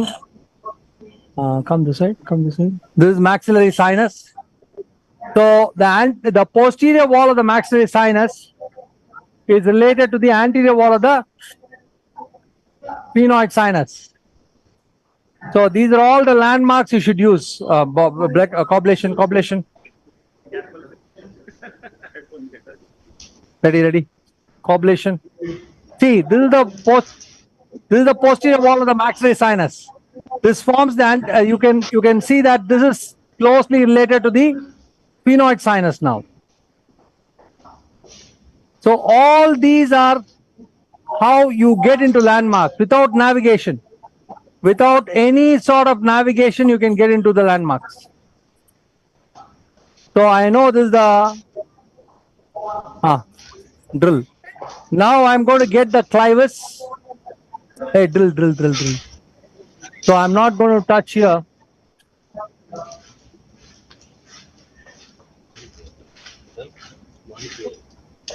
No, please.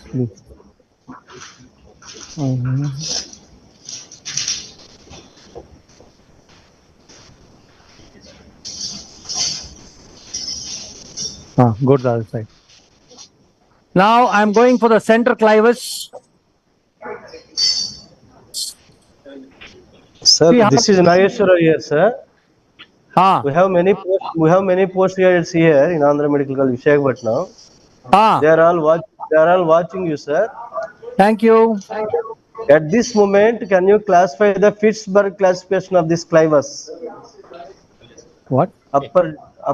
Pittsburgh classification of the clivus. Okay. So the clivus is divided into three parts: the upper, middle, and the lower clivus. The upper clivus extends from the posterior clinoid process till the level of the Dorlos canal. Coblation. So that is upper clivus. The mid clivus extends from the Dorlos canal till the jugular foramen. The lower clivus extends from the jugular foramen till the level of the hypoglossal canal. There are bony landmarks as well.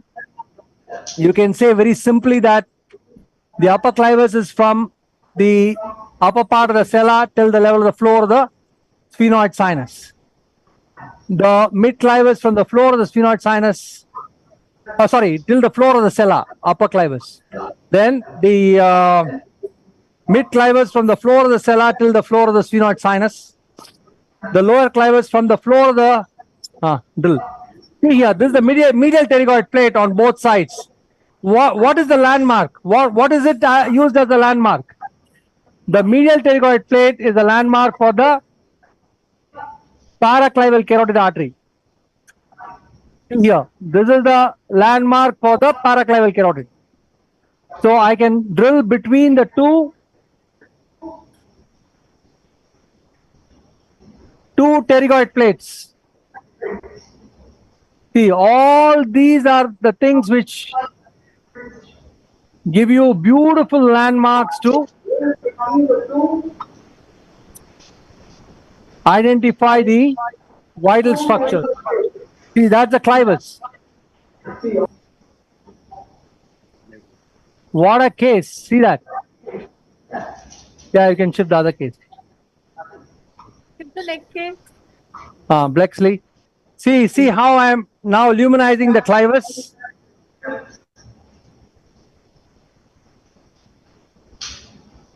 Drill. So I'm using the medial pterygoid plate on both sides. See how landmarks are used. Of course, you can use the navigation and find out.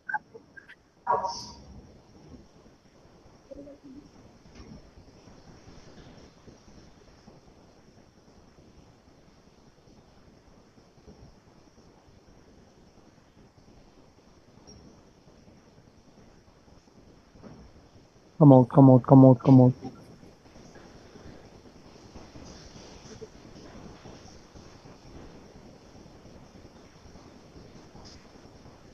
I'm only scared when I come anteriorly because you know that the brain is hanging anteriorly. I don't want to expose the brain.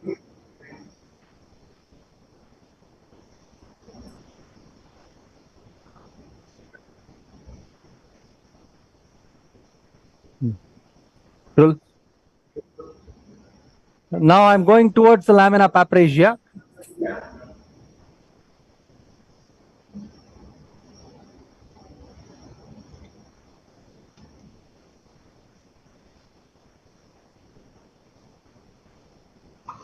All tumor.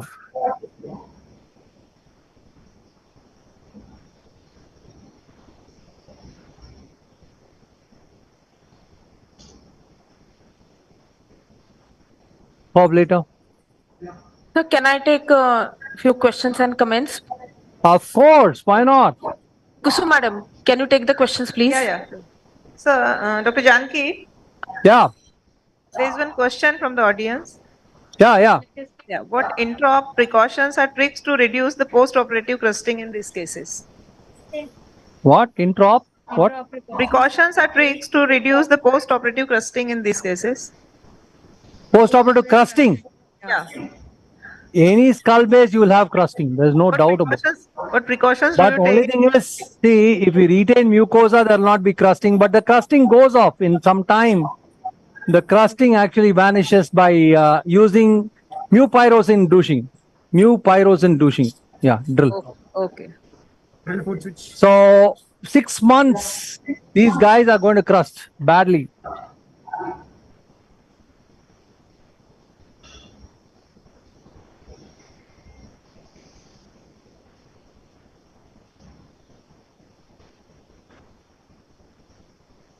And Dr. M.V. Apparao's message for you.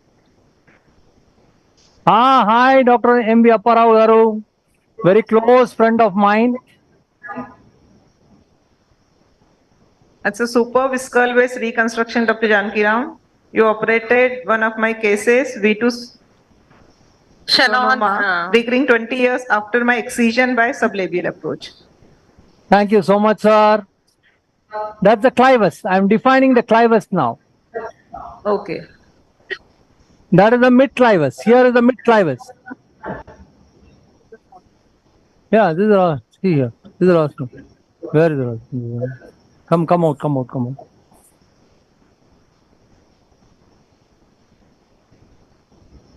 But this is the medial pterygoid plate. Phenoid is smaller on one side. I don't know, sir. You decide. I didn't do the plan.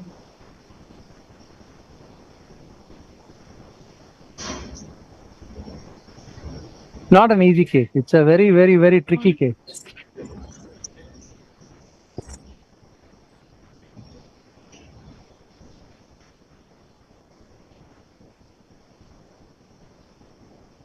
Doppler ready? Doppler ready.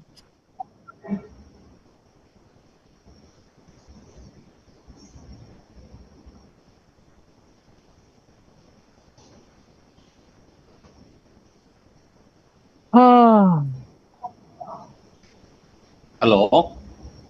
Yeah. Can you hear me? Hello. This is Satya. Hey, hi, Hello, Satya. this is Satya. Hi. You've reached Chennai? Yeah, I'm in Chennai. Good. My doubt is, what is your landmark for the opposite side carotid?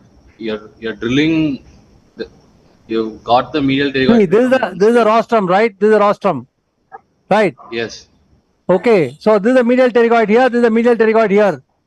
So all this should go between the medial pterygoids. Everything should go. Right. You get my point? Yeah. The landmark for the carotid is the medial pterygoid plate.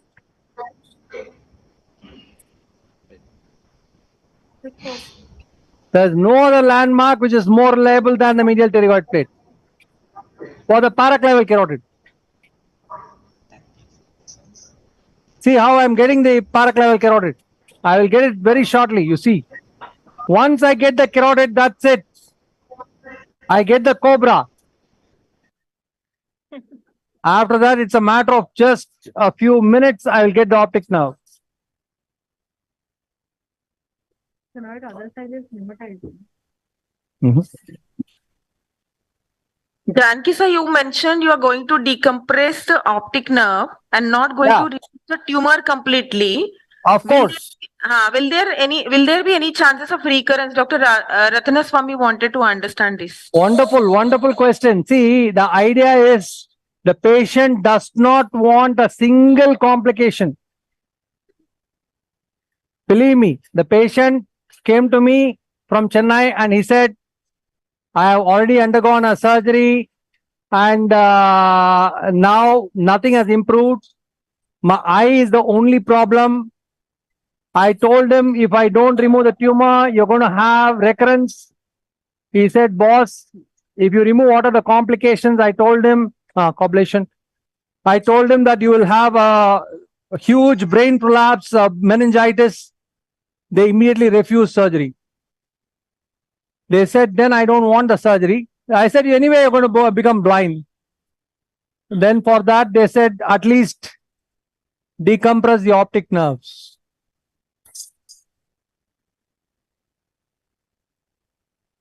Then in such cases, the consent must be very tricky part, sir. Very tricky, very tricky consent. Consent should be like, solid consents, because, I've already got a consent for meningitis. I've already got a consent for CSF leak, but still they are begging me, please, sir, don't give like that. So, not easy to deal with patients who are demanding. Very true in current times. How much emotional we are with patients and patient makes us emotional. But we need to be very firm and strict on the consent part, the way things are changing in the field. Exactly. So unless you have a solid written consent, these We cases. also take video consents also. Yeah. We also take video consents. In Royal Pearl, we have video consents. Despite that, patients are not happy sometimes. Come this side. Hey. I'm going for the lamina papracia now. Completely now going for the optic nerve. Going for the kill here. This is the maxillary sinus. See how I'm going right there for the lamina papracia.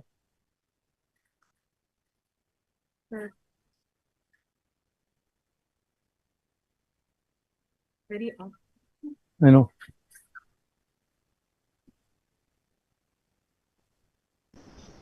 This is the area that is the closest to the brain coming down. No, here. This is the area. Yes. But anyway, we need access for getting the optic nerve, right? Correct. I think go closer.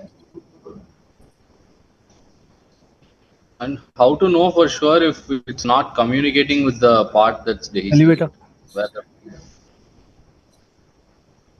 Now I'm very close to.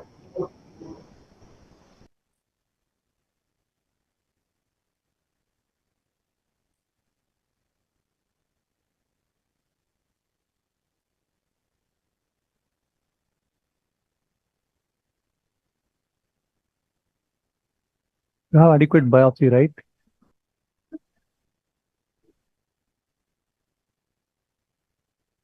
Janki sir? Yeah. There's a question for you from Indore city. Yeah. How would you have proceeded and planned for reconstruction had the patient given a consent for complete surgery with whatever complications will be there?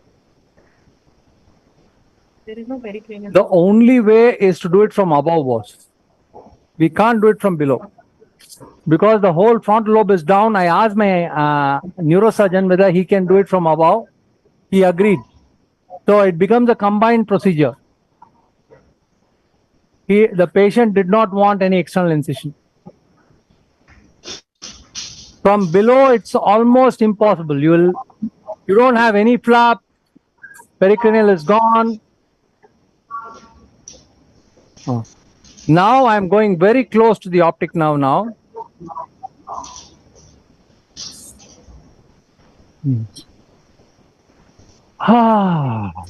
It's like searching a small pearl in a sea. Not easy.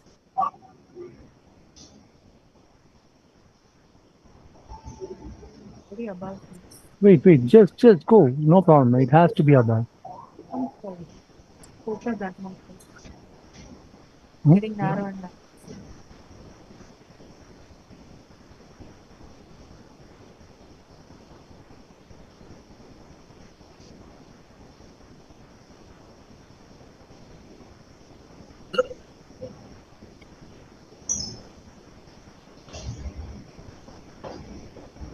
Hello.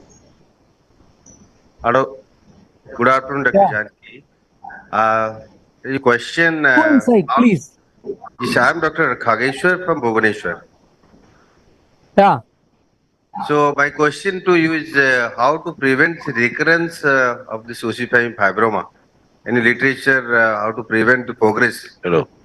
They whatever do, they recur very fast. No, no, no, no, no, no. We have a big series of ossifying fibromas, and we just go for the kill.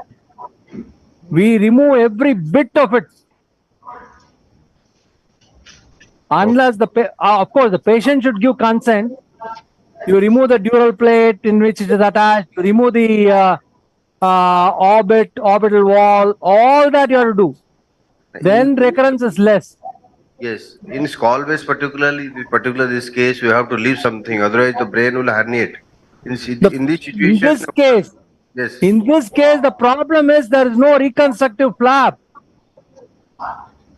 That is the problem. And the brain is almost down. They have removed the superior wall.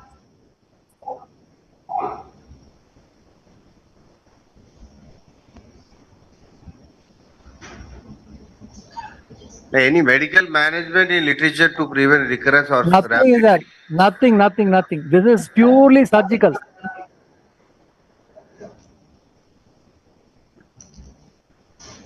Can you see what I'm trying to do? Yeah. I'm trying to get the lamina. Can you see the lamina papyracea, all of you now? Can you see the fat here? Yeah. My dear friends, very beautifully seen. That's the fat and the lamina papyracea. Elevator. See. Now I just have to follow it behind towards the optic nerve. Now I'll show you that. I don't want it to prolapse. See, that's the fat. You can see even the blood vessels there. So I just have to follow this towards the optic nerve.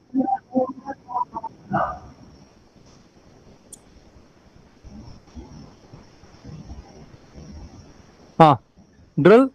Now I'm just going to follow that fat towards the optic nerve. Janki, hello. Yeah. Which is the fat? Please again show it, no? That area. Fat. What? See, you have shown the fat, no? From the. Yeah, wait, I'll show you.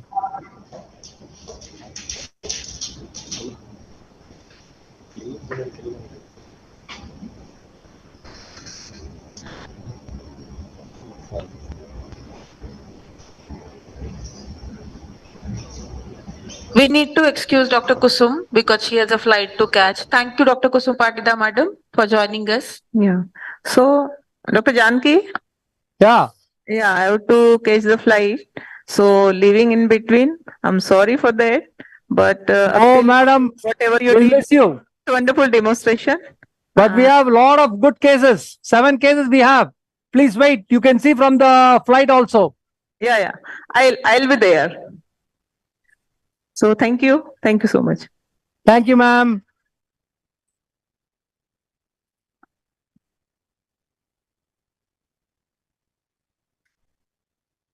Janki sir, this is Dr. Moore, Mumbai. I just want to know, you are using a 0-degree endoscope, right? Yes. This is held by Shilpi. Yes. Will you be using a 0-degree all along, or you are planning to switch to angle scopes in between? We generally don't use angle telescopes in skull base. We generally don't use angle telescopes. Janki, hello. Yes, sir. See, you are doing the dissection. Actually, what we are seeing is a periorbital fascia. Yes. Yeah. Yes. Yeah. Okay. Can you see that periorbita very clearly? Yeah. So lamina removed. Yeah. Actually, what we are saying is a very Sir. Sir, can you show the external pictures how? Sir, can you show the external pictures how madam is holding the endoscope? Audio visual. So can you, the request is, can you just show the external picture? External picture, sir. Sure. How madam is holding the cases? It's a 400 surgery. Shilpi is holding the.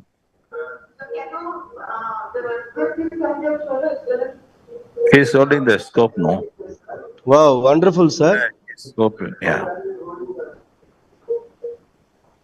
The foreign surgery, repeat the Thank you. Elevator. Elevator. Can you see the lamina papyracea being slowly decompressed? Yeah, we are able to see the fascia now. See the periorbita. Periorbita, yes, sir. So gradually you are going to that apex. Optic, correct. Orbital apex. Correct. Yeah. See the optic nerve is here. Exactly here. I got it. So I just have to decompress the optic nerve. That's it. That's the idea of the surgery. Total surgery idea is this. Bilateral optic nerve decompression. Don't do anything funny. You don't need to do anything funny. Of course, this patient doesn't want any sort of complications. And from nowhere, how do you get the optic nerve? That's the carry home message for this case. From nowhere. Drill. Janki sir, there's a question from Chennai. Yeah. Wants to know, is there any role of navigation in this case? Of course, of course. If you have navigation, yes, I have 2 navigations, but I mean, it's all your anatomy, boss, nothing else.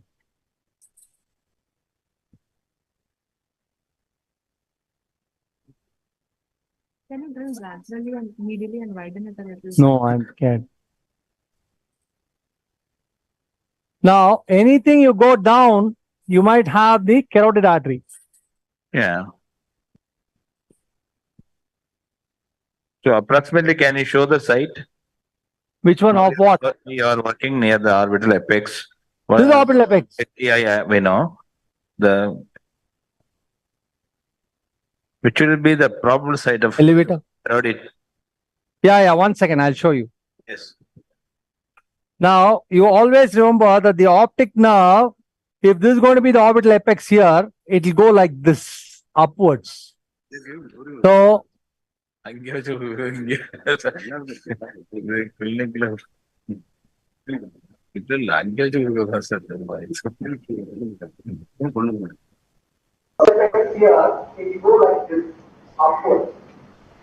the carotid should be here and the optic should be there. Yeah. Okay, superb. Drill. Can you see all that orbit being decompressed there, please? Yeah. We are so breathless, sir.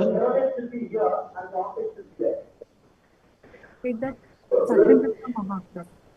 This one? The suction tip of the irrigation system. This one come out with a revolving bar.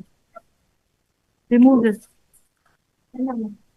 Remove from this. You hit it? I didn't hit it. You hit it. I hit it?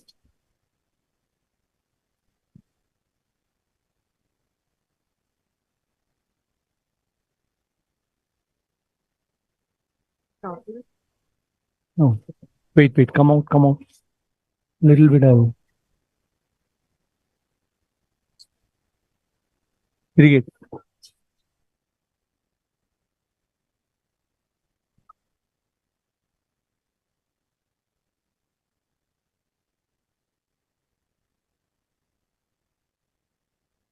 One minute, please. 1 minute. Elevator. See, this is all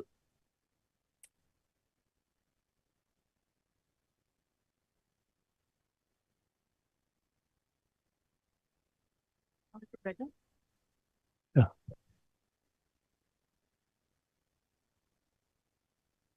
So now you are handling very critical structure like optic nerve. You have also mentioned that a best planning is important, and Kirtane sir also yesterday mentioned that practice is also very important. But then apart from that, during surgery, what other precautions the future ENT surgeons should take, because they are on virtual platform, and expert teacher like you can mention those knacks. So request to please guide. The most important thing is knowledge of anatomy by cadavers. Do a lot of cadavers. You should exactly know where the optic will come when you are facing a situation like this, where absolutely there is no anatomy. Irrigate. So the main thing is do cadavers before you do anything. This is what I always elevator. Now, sir, because the first centimeter of the optic nerve, sir, the first part of the optic nerve is carrying Jura. Is there chance of CSF leaking at this moment, sir? No. Only if you open up the optic sheath, you will have CSF leak. Or else there is no way you will develop optic. Okay. Now this is the fibrous part. You can see here that's the optic nerve. Very beautifully seen. Can you see here? That is where the bone has been compressing it. So I have to remove this part of the bone. Once I remove that part of the bone, I'm almost through with the left side. Then I'll go for the right side. Yeah, drill. Now I'm going to cavitate the center of the sphenoid sinus because there you don't have the brain. Janki sir, there's a question from Dr. Shashi from Vijaypura. He is asking, use of carotid Doppler will help further confidence to drill and decompression of the optic nerve. Yeah, of course. But thing is, I'm not gone near the optic carotid, no.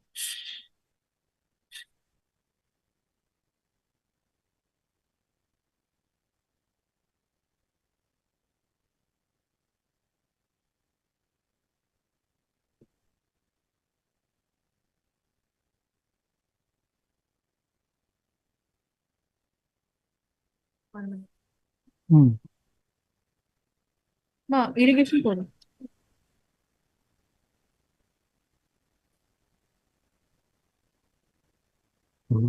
Biopsy.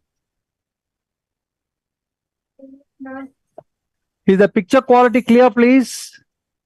Yes, it's clear. Very nice. Drill. Irrigation. Come on. Now here, posteriorly, I can go up because the brain is still not there. But near the planum, you can find the brain. Do whatever side I just want to see. That's it. I want to let me go first, sir. Bring your drill down. Now you do. No, but I'm hitching against you. You are getting, you know. No, I'm not. Because I'm hitching against you. This is the only way. Hey, drill. Drill, please.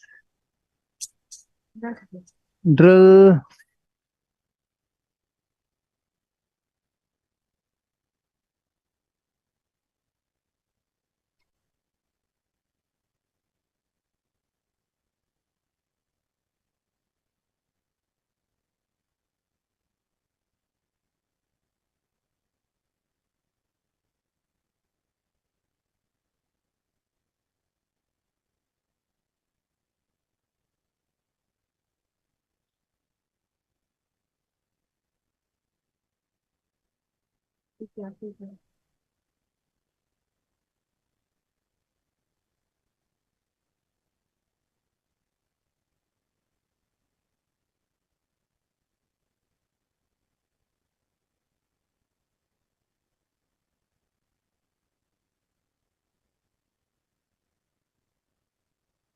Hitching.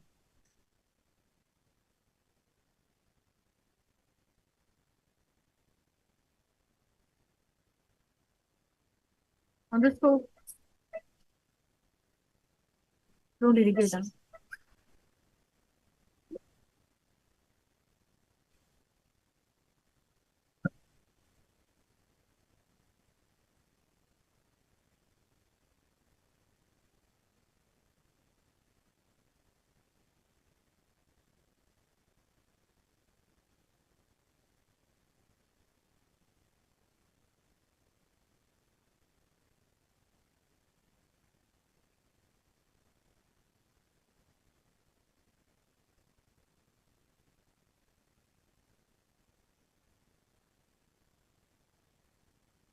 Correct.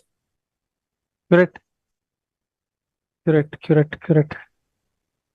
Now you see, that is the area which is going to be very close to the optic nerve. There's no doubt about it. At the same time, it's also the area very close to the brain. Can you come out, Shilpi?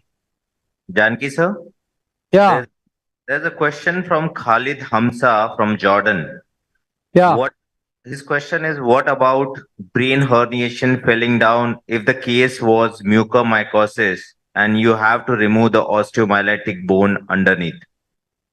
Yeah, that's a good question. Actually, you see, if it is going to be a revision case, see, I'll tell you what. If it's going to be a revision case, then you don't have flaps. Okay, that's point number one. Point number two, mucormycosis is a totally different disease where you have bad prognosis, you can explain. This is a case where it's just an ossifying fibroma and you want to cause a meningitis and things like that, then the patient is not ready to accept certain things because we are not operating for something which is very dreaded. You get my point? Yes, sir. Yes, sir. So we should clearly understand for what indication we are doing. Mucor is different.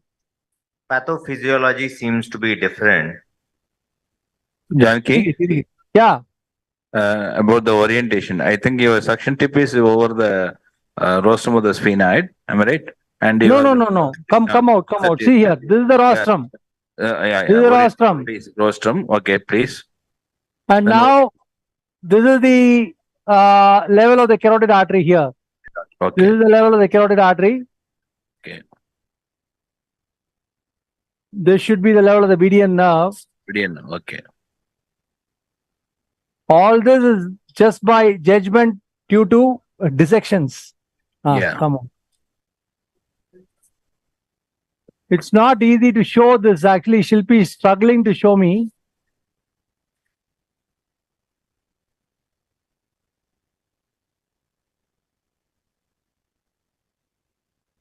I am very close to the carotid artery here.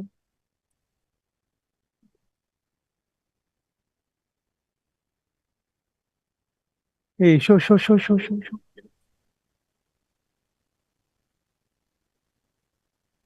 Hey. So, Oh. with the help of a Doppler.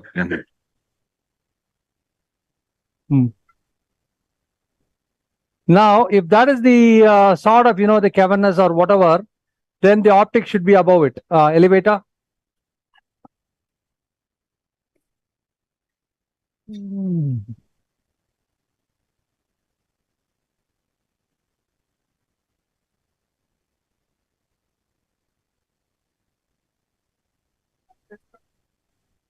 So that is definitely not the carotid artery for sure. See, because that is the optic. This is the optic. There's no doubt. So these are all things you actually get by experience. See, that bleeding is not from the carotid artery. Drill.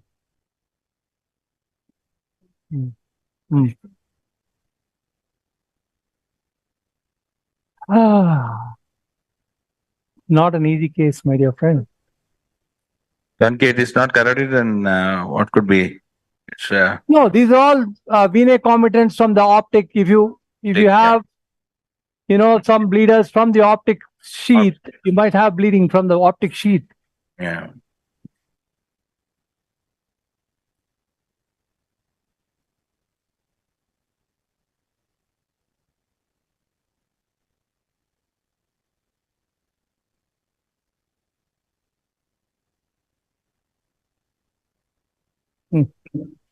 Elevator. See how difficult it is. It's not at all easy. This is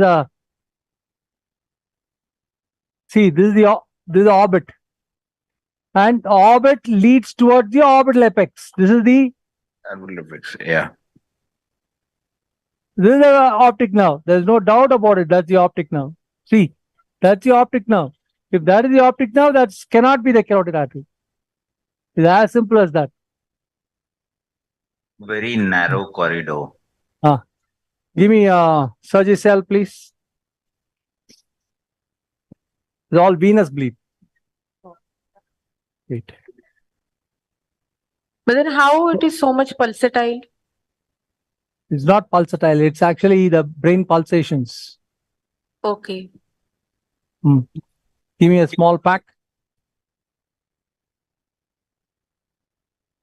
Quick. So if I put some flow seal or surgery flow, it will stop. Yeah, flow seal.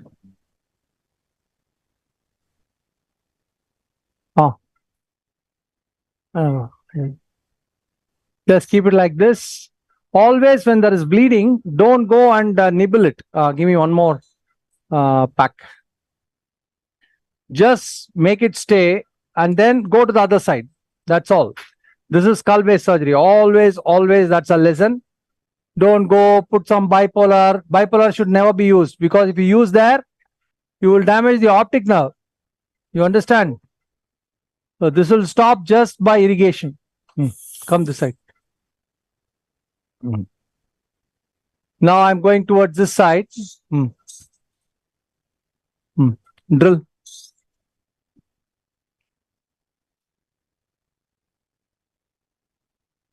Come out.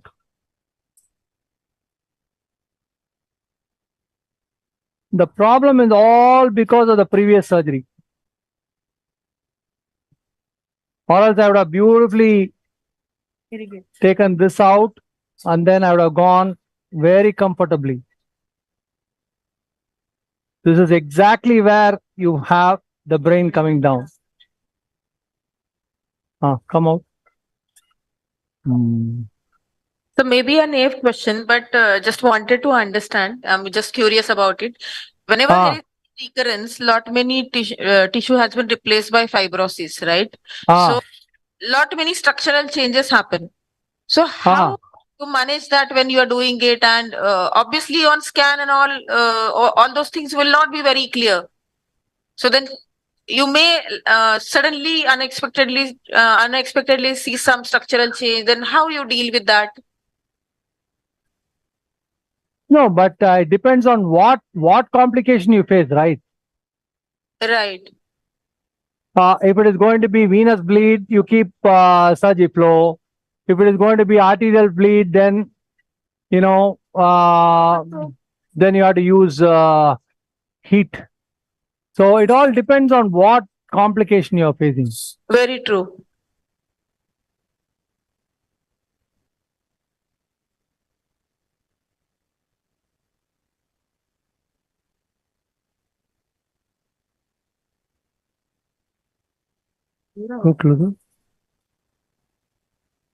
Sir, in such an extensive skull-based surgeries, what is the perioperative antibiotic and post-operative antibiotic choice?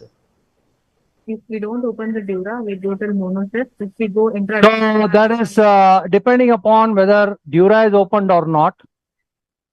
If dura is opened, then we go in for Vanco. If dura is not opened, then monocept.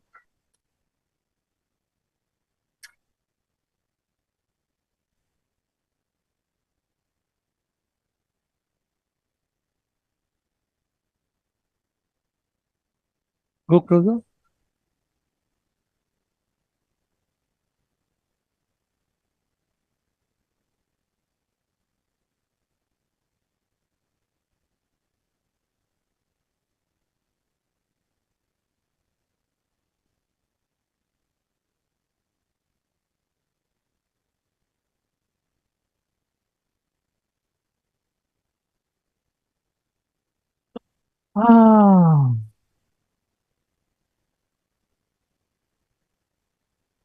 It's not at all an easy case.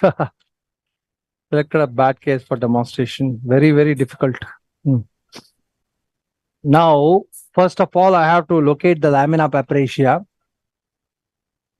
That is the maxillary sinus. This is the middle turbinate. Now, drill. Decompressing optic nerve going to be very, very, very, very difficult.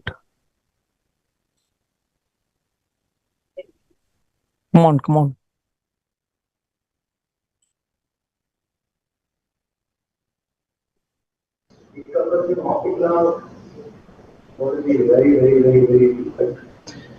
Madam also having major role, sir, in assisting you in this such an extensive case. Yeah. She's having a great role, sir. If she's not there, it's very difficult for me to even see, boss. Yes, sir. How will I see? Janki sir, Khalid Yeah. Amsha from Jordan, he's asking, what about coblation used beside optic now? Population. Yes, next to the optic now, can we use it? Better avoid everything, boss. Elevator. Better to avoid all the heat generating instruments. Best is cold steel. Oh, this looks like the Dura.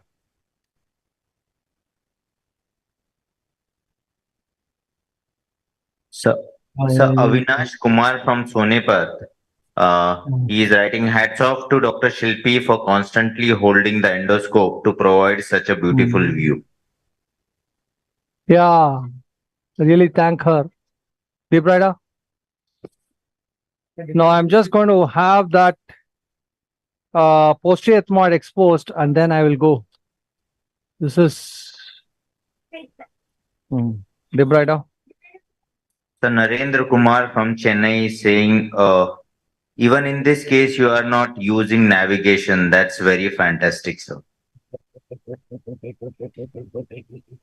It's not a compliment, but then I'm used to operating without it. See, our brain is the best navigation. And the more and more you do cadavers, you get into it. I mean, you don't feel the necessity of it. The problem in using the navigation, I always tell this to the youngsters, the moment you use it, no, that's it. You will lose your anatomical, so you will become dependent on it. I've seen several people abroad, without navigation, they cannot operate. And it gives you so much of comfort to open the drill. So you will not have the clinical acumen to operate at all. It will take off your anatomical knowledge completely. That's why even though we have two, I don't use it, because if I teach that to the juniors, they will start using for the frontal everything. And then after that, you lose your total.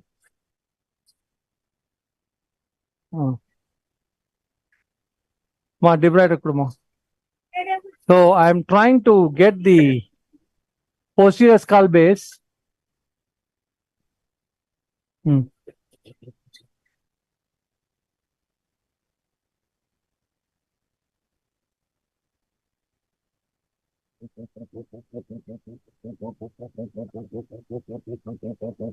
See, the tumor is sitting right there. The maxilla.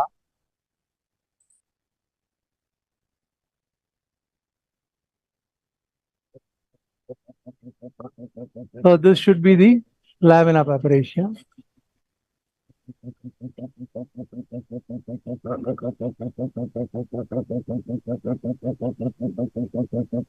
See how completely distorted the anatomy is. Not easy. Cobblator. Yes, sir. Cobblator.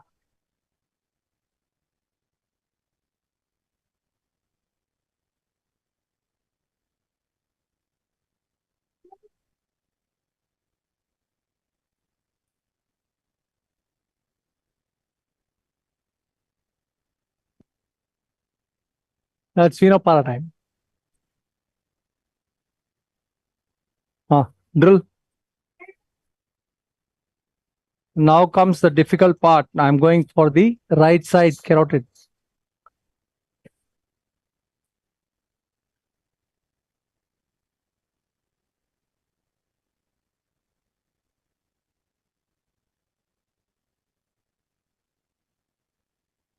Understood.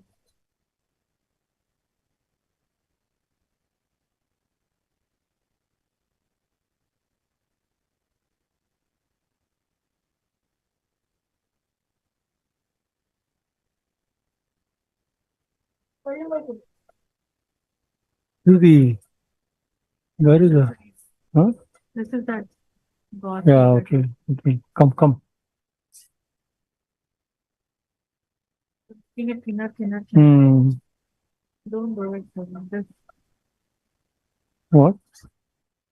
There's no complication here. Just do a little bit and come in. This is actually navigation based.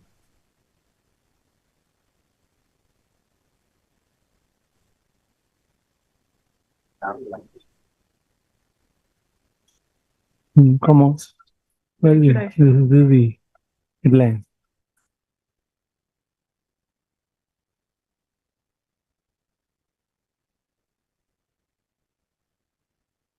Hey, go inside. Wait, Huh? Dura? Dura? looks like glucose or Dura, not sure.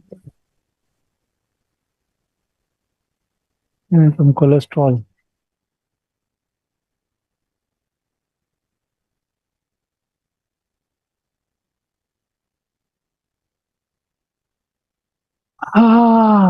Give me elevator. I don't know if that's going to be the brain.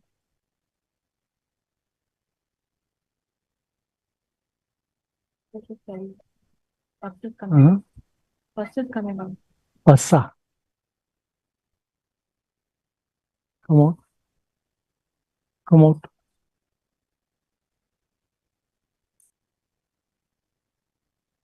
Very close to the brain. The fourth is on. We are not yet credit for anything.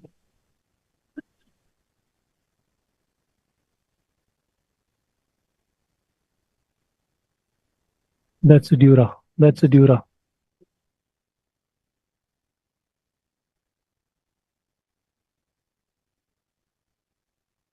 Come out.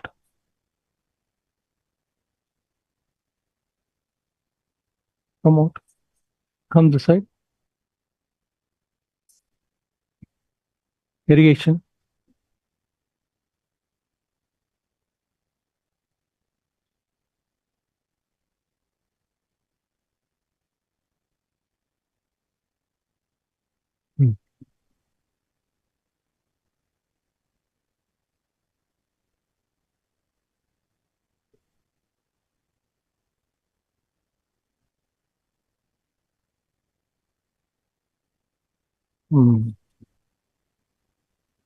Where is the? Come on.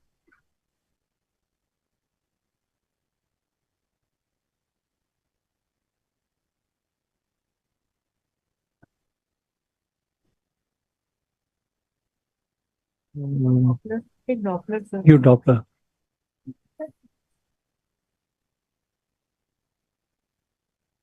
Okay. Oh, anatomy.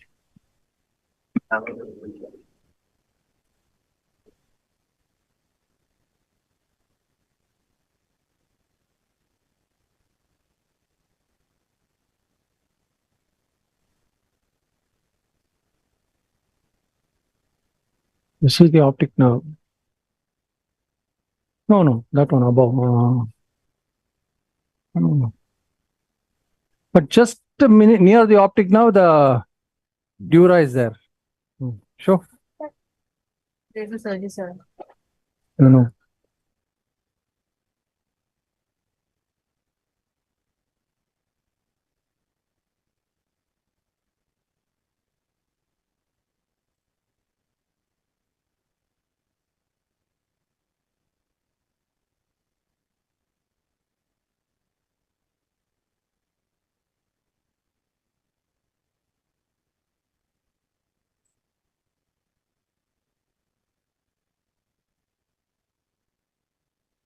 Irrigation.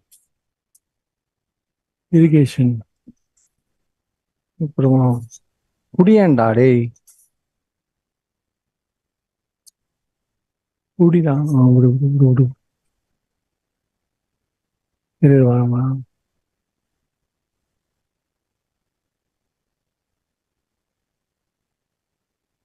So can you see the optic nerve there decompressed? I'm not sure if you can see. It's clearly seen.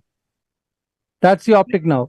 Give me this one. Janki, can you use a probe and that's right? Yeah, I'll just show you the probe.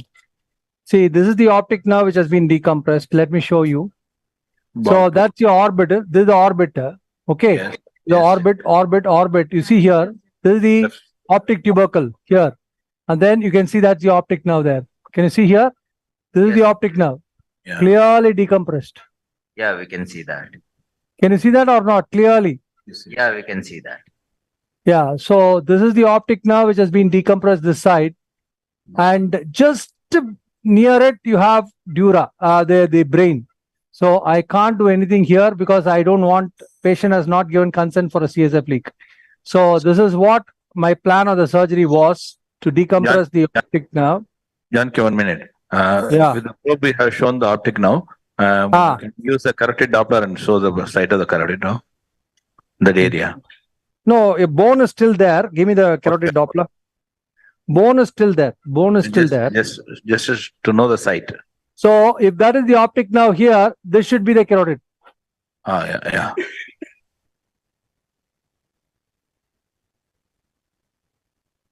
But bone is there. That's why you're not able to get it. Okay. No problem. This is the optic nerve here. Yes. Okay. Yeah. Just to know the relationship. Okay. Now this side, you see, I'll show you this side. This side, this already the dura has come here. Suction. See, according to the scan also, the planar dura is completely gone. Wow. I show you that.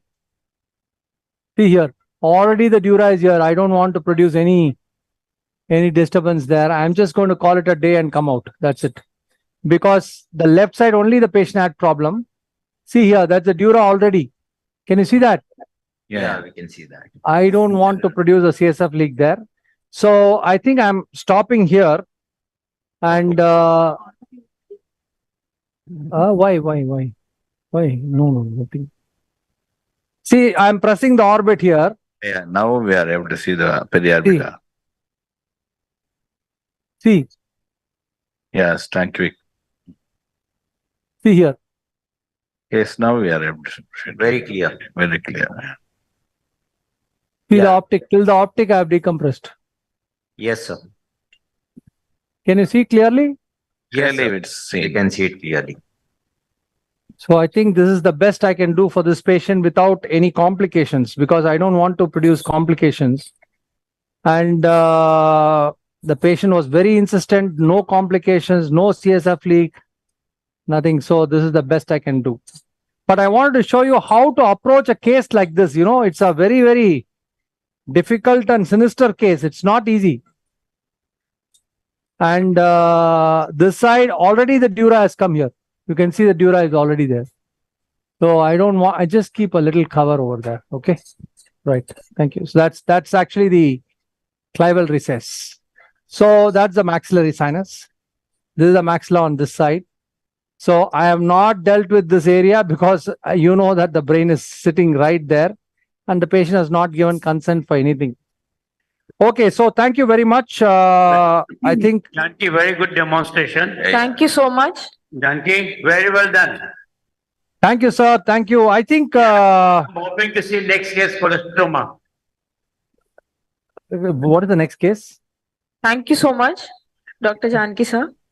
Sir, what has happened is that we have the next patient, we have shifted orbital apex lesion. There's a big lesion in the orbit, and Vetrivel has come from Vilpuram and he wants to leave. So I'm putting that case, then we will plan the next case.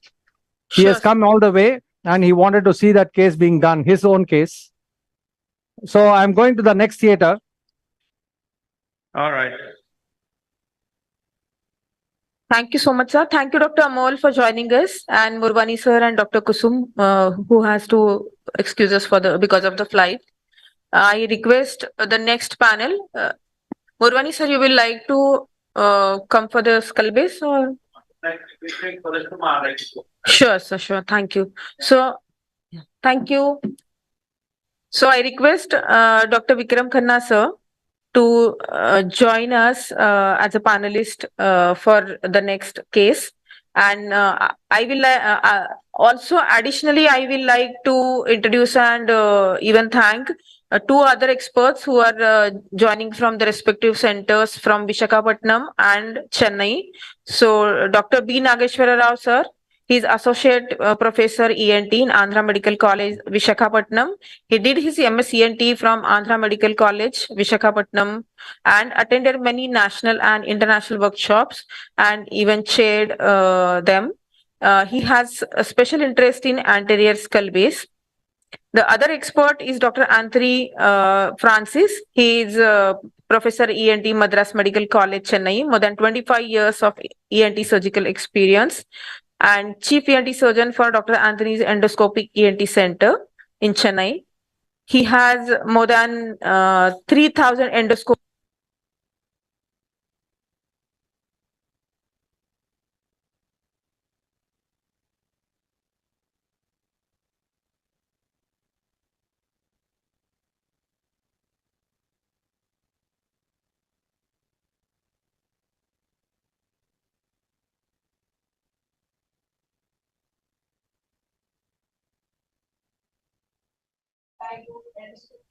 Science surgery. Invited faculty at various national and state ENT conferences like speaker, moderator, expo panelist.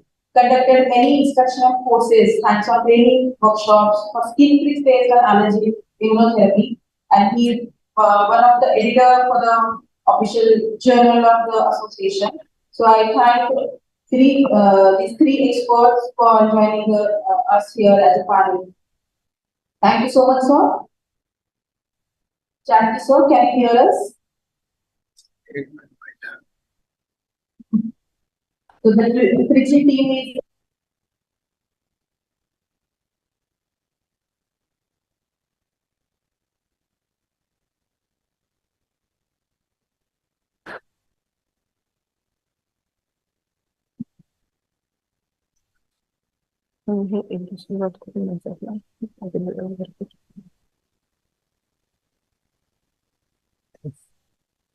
Khanna sir, by the time sir joins us, can you have your opinion about the workshop and other scientific things? Overall, till the time sir joins in the next OT. No words can describe, the gratitude that each and every delegate would want to express to Sun Pharma for organizing this. Sir, it is our honor, sir, to associate. And It is our honor. These cases are not the run-of-the-mill types, the routine types.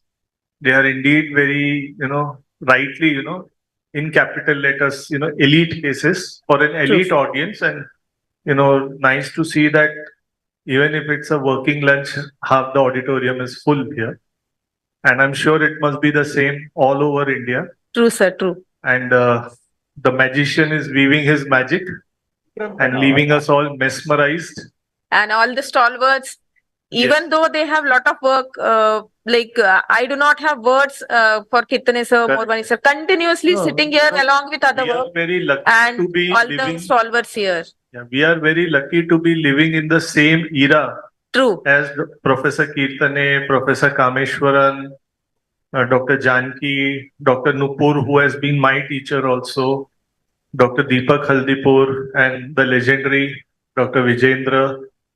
So, it was very aptly named Elite ENT Fan Club, and we are all mutual admirers of each other.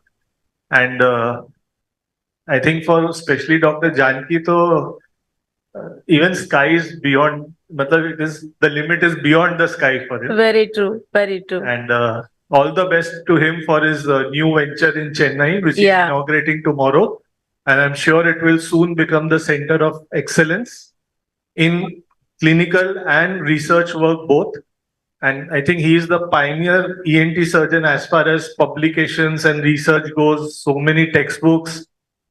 I mean, and he's grooming Satya to, follow in his footsteps and take it to the next higher level. Very true, sir. And I just want to request Janki that you are training us all, you are training Satya, but even train more Shilpis.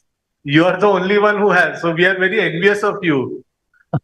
We want more Shilpis also. Because as he correctly said, behind every successful man, there is a woman. So please train more Shilpis. Thank you so much, sir. What will we do single-handedly? Thank you so much, sir. Over to you, Janki, sir. So, good afternoon, everybody. We are starting the third case. Actually, this is a very interesting case, and I really thank Dr. Vetrivel, who has come all the way from Viluppuram. Come here, Vetri. Come, man. He sent this case, interesting case for the conference. I had asked him long time back, and he said, I will just come and see it and go back. So, this case actually is going to be presented by Dr. Shashi Kumar. Who we have a new set of residents this time. We have taken consultants. From now on, we are taking consultants in Royal Pearl, and we are training them for long periods of time, like 4 years, 5 years. So we will create many more Shilpis, many more Janikrams also. Over to you, Sashi. Good afternoon, all. I'm Dr. N. Shashi Kumar from Salem. I'm doing fellow in Royal Pearl Hospital, Trichy. I'm going to present the case 3. This is a left orbital apex lesion with left proptosis. Patient, 25-year-old male, came with the complaints of left eye bulging for past 1 month, double vision and headache for past 1 month. No history of any other complaints, no comorbidities. Patient underwent left side face with the left orbital mass biopsy under GA.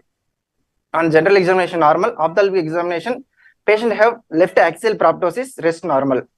On endoscopic nasal examination, post-operative status, left fist cavity. Biopsy shows cori fungal sinusitis. Oral and ear examination normal. Now I call upon Dr. Janagraman sir for CT and MRI explanation.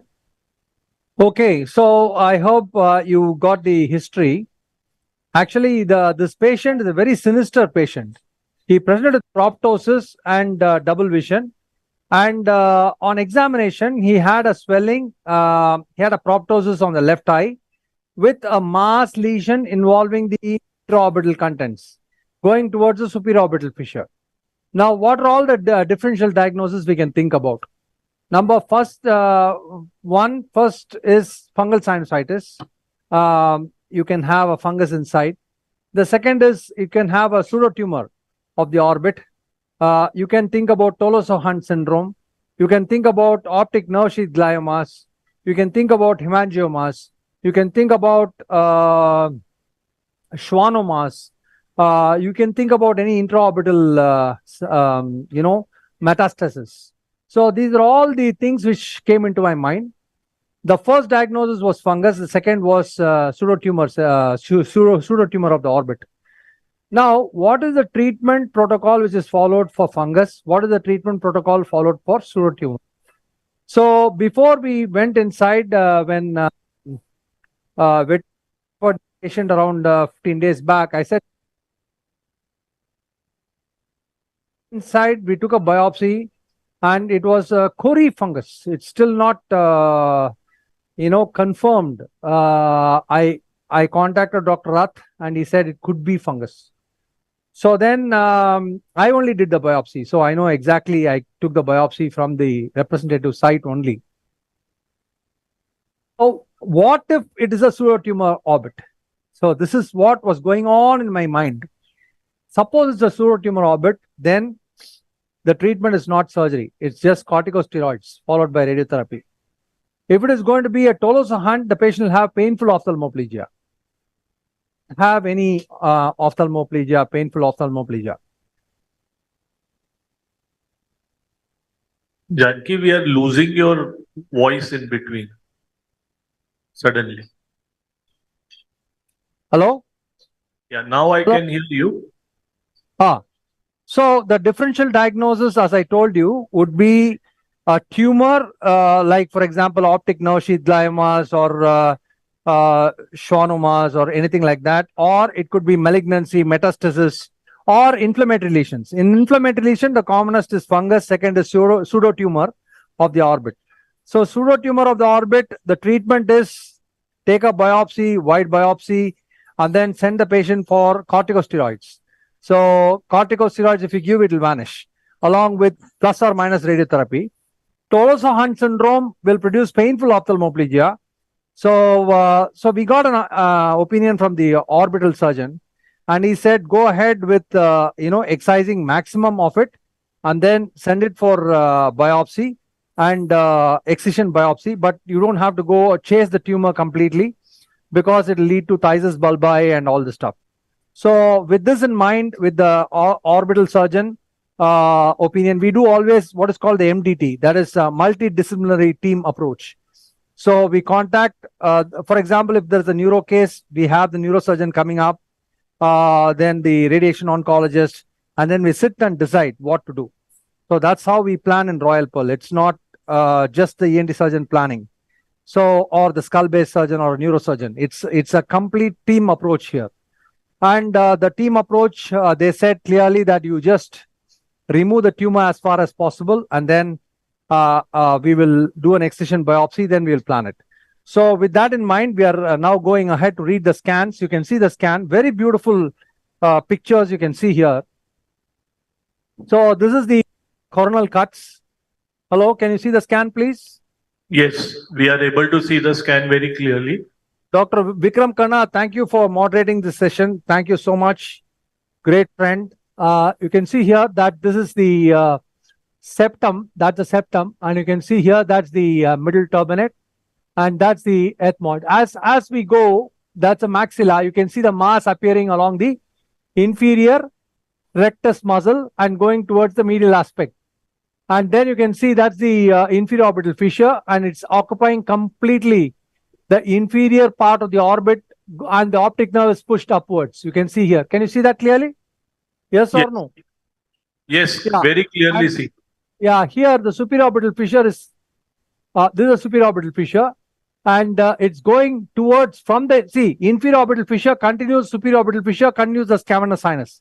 So these three are like an arc.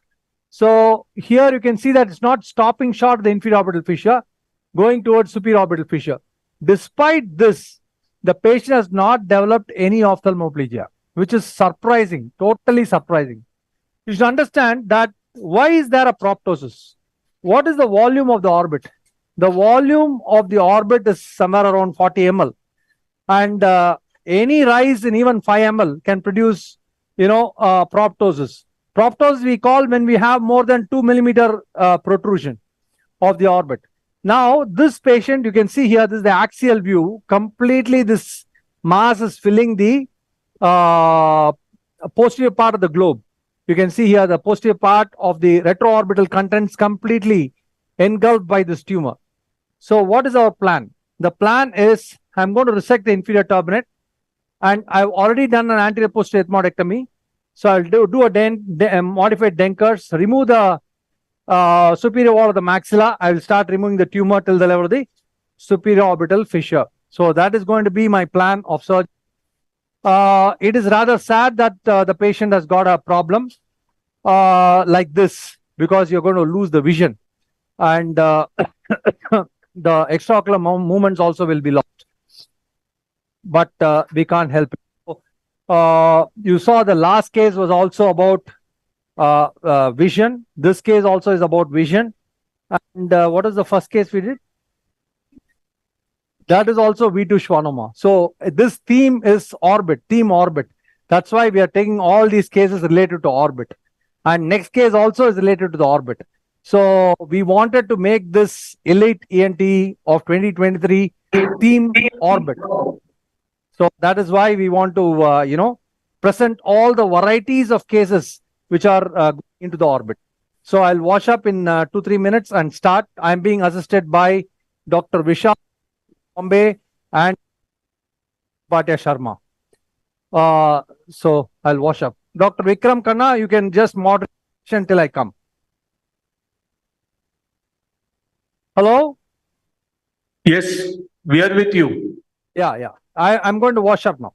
Yeah.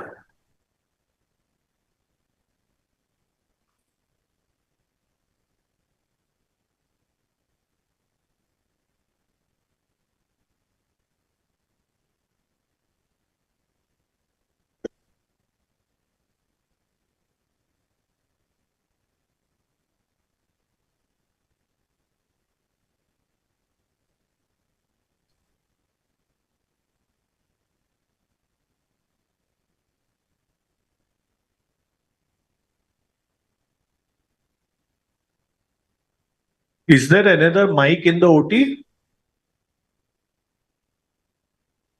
There is another mic. So Shilpi, one of the audience questions which even you can answer is that green light in the OT. You know, there are many delegates who are asking what is this green light. So maybe Shilpi, you can. Okay, now I washed up hold the and come, so secret. I can answer your question. See, if you look at the standard specifications of OR1 Neo, that is by Carl Storrs, they have what is called the OR1. In that, in an ENT theater, there are a few points which have been mentioned. If it is going to be a general surgery theater, we have seen glass windows through which we see the external nature, natural environment we can see. These are all the latest theaters. Whereas for ENT theater, the theater should be dark. It should be very dark. The reason why it is dark is because we generally operate through microscopes. We operate through camera systems, and everything is camera based, ENT. And you all know that when white light hits on the monitor, the glare is more and the precision of the image is less. Correct. So there are 3 lights which are recommended. One is the green light, second is the red light, and third is the white light. So whenever we do general surgical procedures like thyroidectomies or parotidectomies, we use white light. And with respect to any which has a lot of blood, and you're seeing it through the monitor, the best is to use a green light. The green light gives you the best resolution in the monitor. So this is the international standards. So if you go to Germany, I've operated every year in Germany, and they use only the green lights. Okay, now let us go on. Are you able to get the endoscopic view, please? Yeah, we are able to see the endoscopic picture with the pack in situ. Yeah. Now I have done the biopsy of this patient, and you can see that I have opened up the, can you see that we have opened up the orbit? I'm going to press the orbit and show you. Yes, beautifully seen. Yeah, we have already opened up the orbit. This was done around 10 days back. And that is the orbit. So what I have to do in this case is that I have to do endoscopic modified Denkers, open up the sphenoid sinus, and then open it wide, and then go towards superior orbital fissure. Scissors. So the first step which I'm going to do in this case, next is the CSF leak, right? Fungal and Oh, fungal. Okay, right.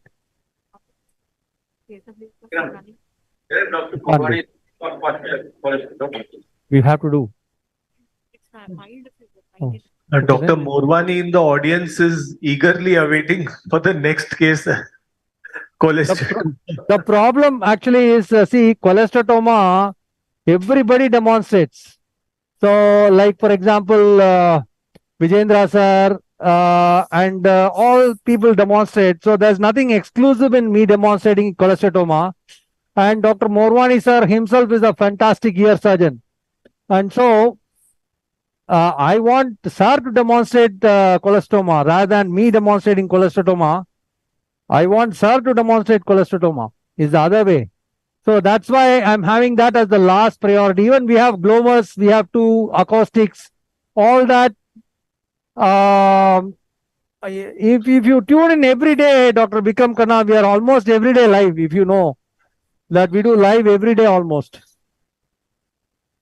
So this is just by the Sun Pharma, but we are doing live almost every day. Okay. Now, scissors, I'm going to cut the. Janki, there's another question from the audience. Yeah. Next to your viewing box, you have put a needle and syringe with a elastocrep bandage. What is that? Next to that was the idea by Shilpi. And suppose nobody gives a marker, then that can be used as a marker. Okay. We thought maybe it's some lucky charm or something. Shilpi comes up with very vague ideas. And then she wants me to follow all those. Debrider. So we have a fantastic team here. Actually, it's a very nice teamwork. We all work in unison, and Enama.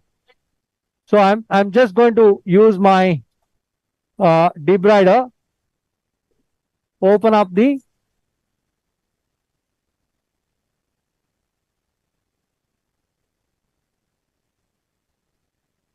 sphenoid sinus. I'm trying to open up the sphenoid sinus now. So why do I have to open up the sphenoid sinus? It's because The access to the superior orbital fissure. superior orbital fissure, correct.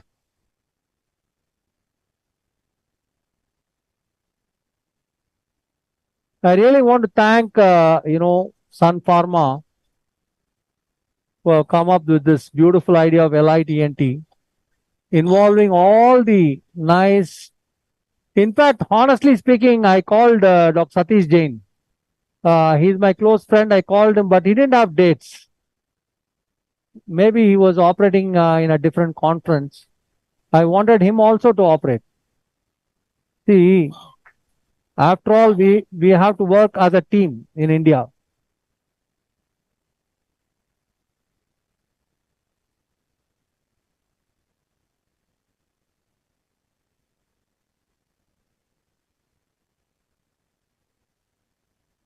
Can you see the sphenoid sinus, please? Yes, it's clearly visible now.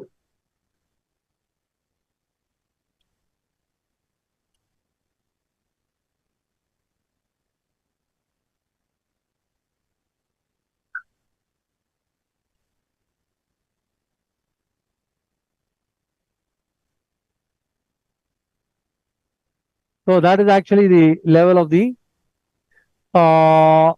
So now you can see here very clearly, I've opened up the sphenoid sinus. I have chopped off the inferior and the middle turbinate for access. You can do any orbital procedure. See, that's the optic nerve. Can you see the optic nerve here, my dear friends? Yes, the bulge is Not seen. like, see this area I didn't touch, but you see there is no maxillary strut at all. See here. Correct. It is completely dehiscent. There's no bone there. Where did you take biopsy from? He said he has taken biopsy 2-3 days back. इधर दिखाओ किधर से biopsy किया था. Morwani sir wants to know from which exact site did you take the biopsy from? Here, from here. Okay. See, I have opened up the orbit here and I have taken a biopsy from here, exactly from here. So I will do now a modified endoscopic Denkers. Give. Drill, coblation. So you also sent the sample for bacterial and fungal culture? Yes. Because one of the new theories is that you have to do the staphylococcal super antigen theory. Yeah, that is not new. It is very old. People have been shouting about it long time now, super antigen. It is not a new theory. Yeah. And now it is also postulated that allergic fungal rhinosinusitis is also has a type 3 hypersensitivity component apart from type 1. So we need to do the, fungal allergy and if required, give immunotherapy also later. You're the boss in that. You're an allergy specialist. We will send the patient to you. Elevator.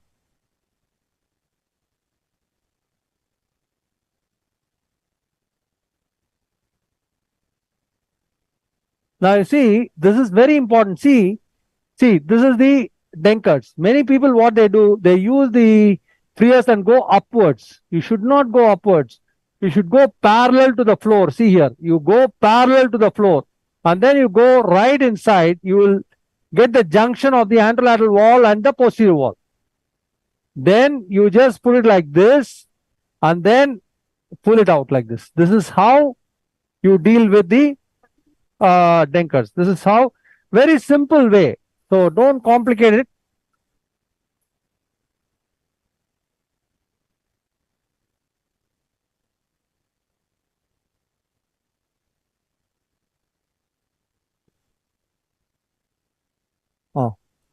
give me a coblation. So, any questions? Lunch is over there. This is people are back. Yes, sir. Just information for the junior boys. If you ever think about metastasis, do a PET scan. If you're thinking of metastasis, do a PET scan. You can, I've been saying the case, Very true. You can get metastasis anywhere. Like you can get a CP angle and clinically or radiologists can say acoustic neuroma, for example. So if you have a suspicion, in fact, one of the best friend of mine was diagnosed as acoustic neuroma, but he had a big patch on the lung. So I said, no, this is CA in the lung and this is metastasis. This is about 15 years back. Okay. So remember, if you have like he has got lesion only in the orbit. They do not have any supplementary lesion anywhere, clinically speaking, you know. If you had some lesion, I'm sure this guy would have done a CT scan. Very true. You see? So remember, PET scan is the answer for whenever we are suspecting metastasis. And metastasis can be anywhere. I have seen CP angle. I'm sorry, you're just telling them about acoustic neuroma. 3 CAs I have seen. What it means diagnosed acoustic? CA lung, CA prostate, CA breast. Yeah. I don't know whether Kirtan is in the auditorium. Kirtan, are you there? Okay, anyway. So one of the case was Kirtan's patient, okay? CA breast. This lady was operated 20 years back for CA breast. And then she came with acoustic neuroma, which is a metastasis from the breast. These are very rare things where you have to keep it in your mind.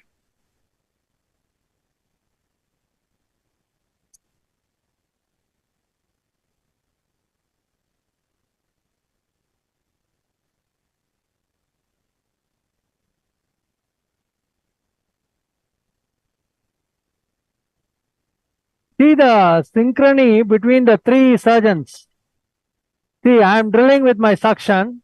Vishal is irrigating and Shilpi is showing. See the synchrony. This is what is called the Russian synchronous swimming. There is no unnecessary movement. Everything is so beautifully planned.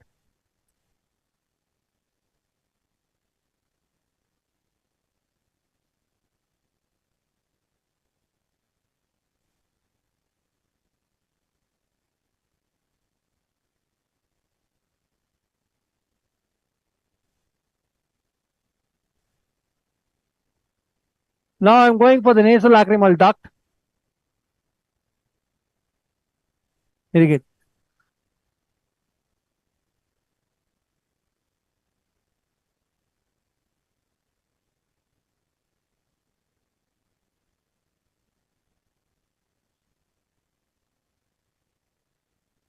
Like in the previous case, here also you will transpose it or you leave it alone? No, we'll transect it. We'll transect it.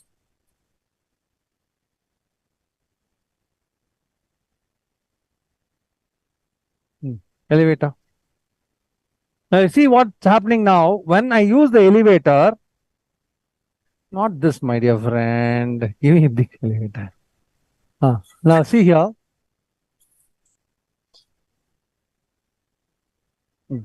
Whenever I use the elevator, you see here, that's the nasolacrimal. Hey, can you? Correct. A tubular structure there.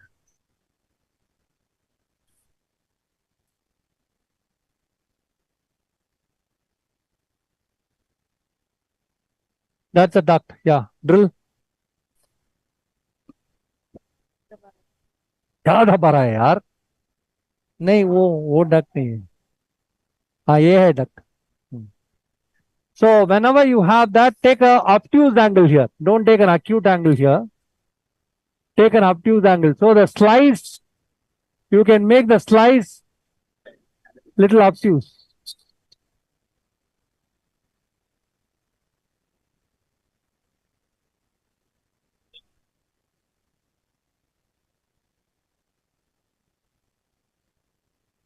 Okay, can you see the nasolacrimal duct, all of you, very clearly? Yes or no? Here. See the duct. Scissors. Scissors. So I'm going to cut the duct now.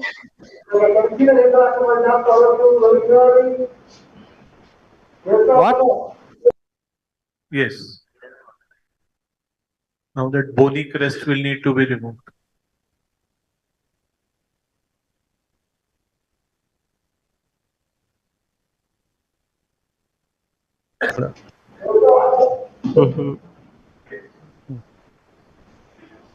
Now you can see that the nasal lacrimal duct has been transected here. Muted and Now I'm just going to take off that bone till I expose the posterior wall of the maxillary sinus. Now you can see that the nasal lacrimal duct has been transected here. Who is that? My voice.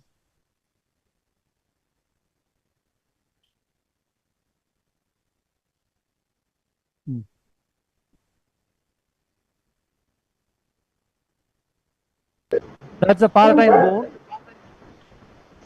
My voice. Debrider.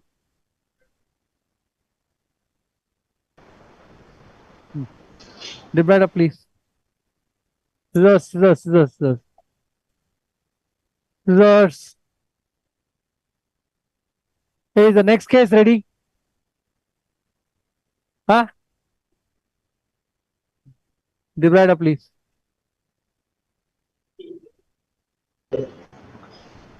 Come on. Debrider, please. The right foot. Hey, block, man. Debrider, block. Pack. Can we just pack it for a minute or two after giving the wash? Pack. Why are you pulling it?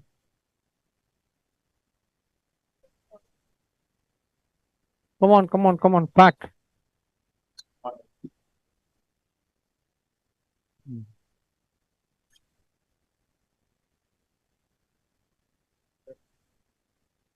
No, I need a bigger pack, man. This is too small, man. Long pack. Long pack, my dear friend. Okay. So I'm going to pack and give a wash, good wash. And I'm going to start decompressing the orbit. I've already decompressed the medial wall. Sir, what is the role of warm saline wash, sir? Warm saline at 40 degrees, what happens is it activates the extrinsic pathway of hemostasis. I'm going to start decompressing the orbit. Why is there an echo? Sir, what is the role of There's a time lag between your voice that we hear and its other center, and it is echoing back in your OT. No, are you also able to hear the same thing which I'm hearing, or? Yes. Then the audio visual should do something. It looks very. Yeah, they are doing something about it from here. Janki, hello. Yes, Pal. The question was why you can't use the warm saline. You have answered, but we were not able to hear. Why we are using warm saline? Warm saline is a wonderful hemostat. Yeah. It acts by extrinsic pathway of hemostasis suction, and it produces hemostasis by acting on the extrinsic pathway. Neurosurgeons have been using for 50, 60 years. When there was no surgery, when there were no bipolar cauteries, that's the time this warm saline has been used. Okay. Yeah, I think Kasam gave a very nice explanation that the barbers, when they have a little bleeding when they shave, they use warm saline and tap the cheek. Yeah.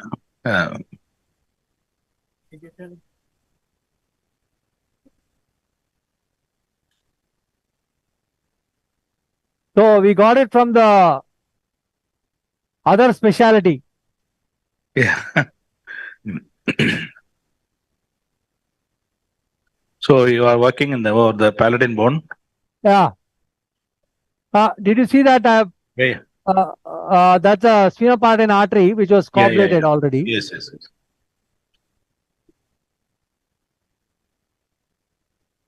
Next case also is a case of proptosis. All proptosis. The theme proptosis.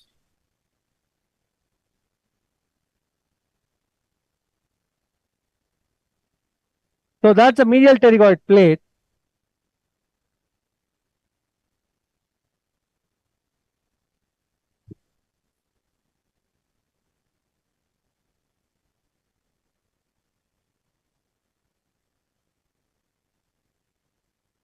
Okay. Now that's it. So I have given my good exposure. Exposure is very, very satisfactory. We are able to see the raphe. What? The raphe, the bony element. Yeah. Yes. Pterygoid. Yeah. So that is actually the level of the median nerve. Yes. Okay. Bhatia. Start. We will start our elevator. Now I'm going to decompress the floor of the orbit. This is the medial wall of the orbit which has been decompressed here. Yes. This is the intraorbital nerve here. Yeah.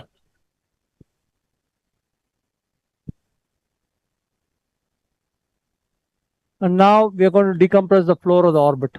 Here. Now I just want to see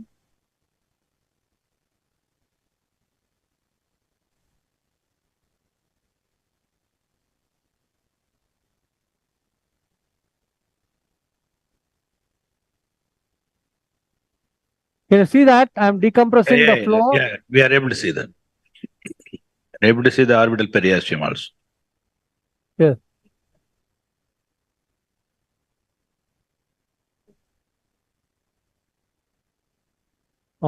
Blexley. So in case you want to do orbital decompression for Graves' disease, you have to do the same thing. You have to decompress the medial wall and the inferior. All part of the inferior wall. The so-called 1.5 orbitotomy, sir. Exactly. It's called 1.5 orbitotomy drill. Now I'm going to drill off the inferior orbital fissure. So again and again I say this is the key. This is the key area. Hey, drill.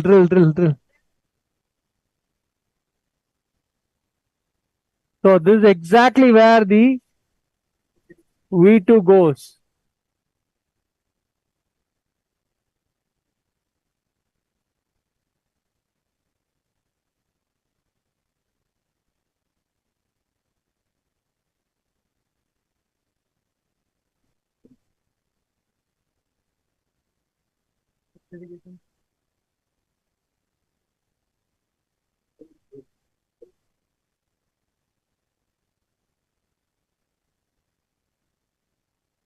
So that's the pterygopart and infratemporal fossa.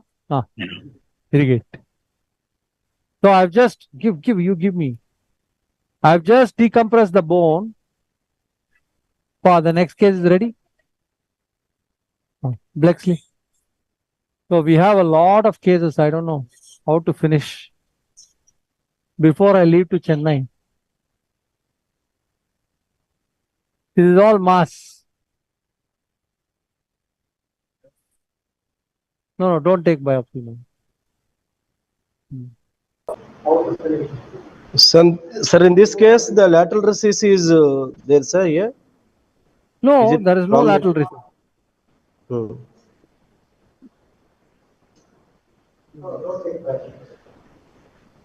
That's the sphenoid sinus. Now I'm going to drill off this area. This is the maxillary strut.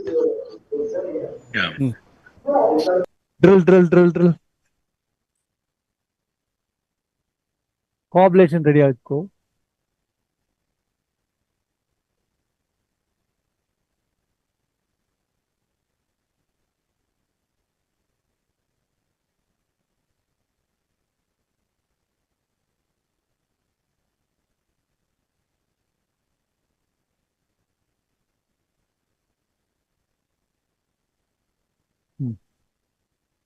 Okay, now coagulation. I'm ready. My exposure is very good. I'm happy about the exposure. I'm now going for the coagulation, please. So that's the posterior septal branch of the sphenopalatine artery. I'm going to cut it off.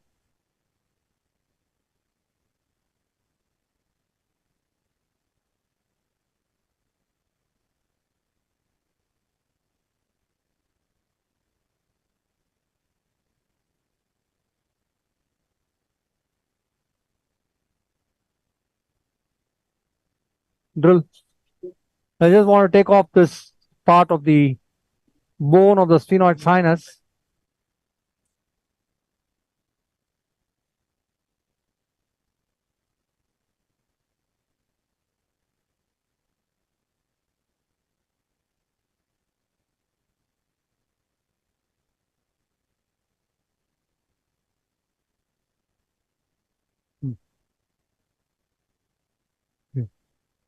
Let's sleep.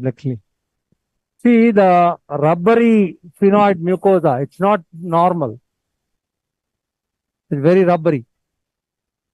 Vetrival, can you see vetrival?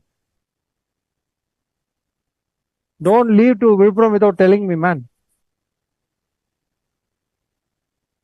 Thanks for coming all the way.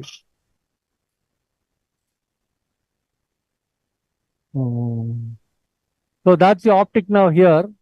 Yeah. And this is the orbit here. Elevator. Now I'm going to work around the orbit just to check what is going to be my exposure. See that? That is the orbit here. Yes.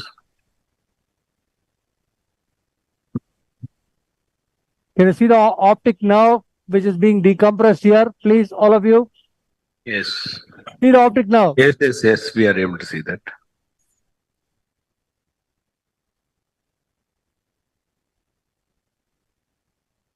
So you'll have the carotid just below it. Inframedially, the ophthalmic vessels are now. This is the. Come out. Sir, why you have to decompress the optic nerve? Why you have to decompress the optic nerve superolaterally, sir? See, basically, the optic nerve is here. You Yes, decompress from the 9 o'clock to 12 o'clock position. Here.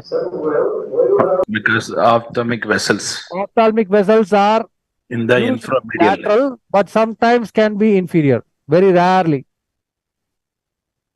Okay. Now, having done that now, I have almost got the complete exposure. Now I'm going for the kill. Now, give me the coagulation. Ma, Blexley. So, ma, next case ready, Sir, there is a question from Kanpur. Dr. Sanjeev wants to know, how do you manage empty nose syndrome when you leave behind such wide roomy cavity?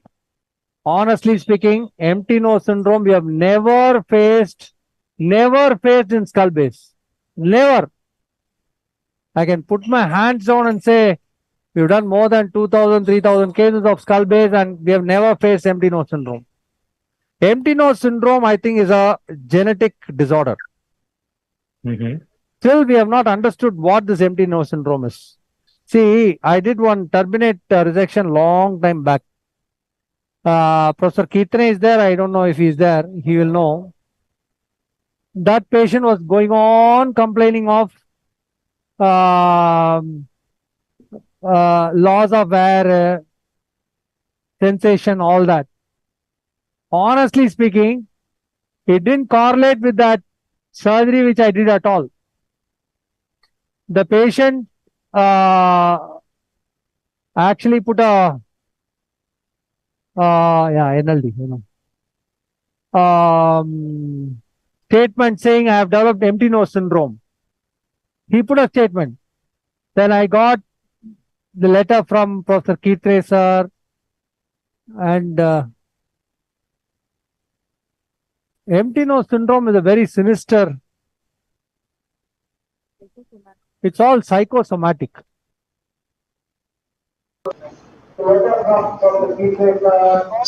Very, see the tissue. Sir, the role of lateral medialization of the lateral wall in case of ENS. Yes. So you are working in the area of pterygoparotid fossa, no? Exactly where Exactly. the Yeah. Sir, the role of lateral medialization of the lateral wall in case of ENS. come out. You can go inside. Where is the optic nerve? Optic nerve, come out.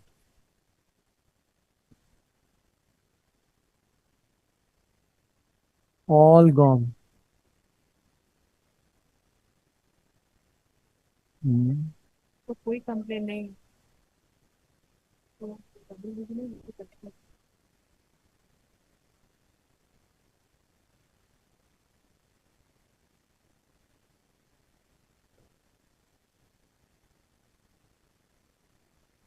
So I'm just taking an extended biopsy of all this lesion.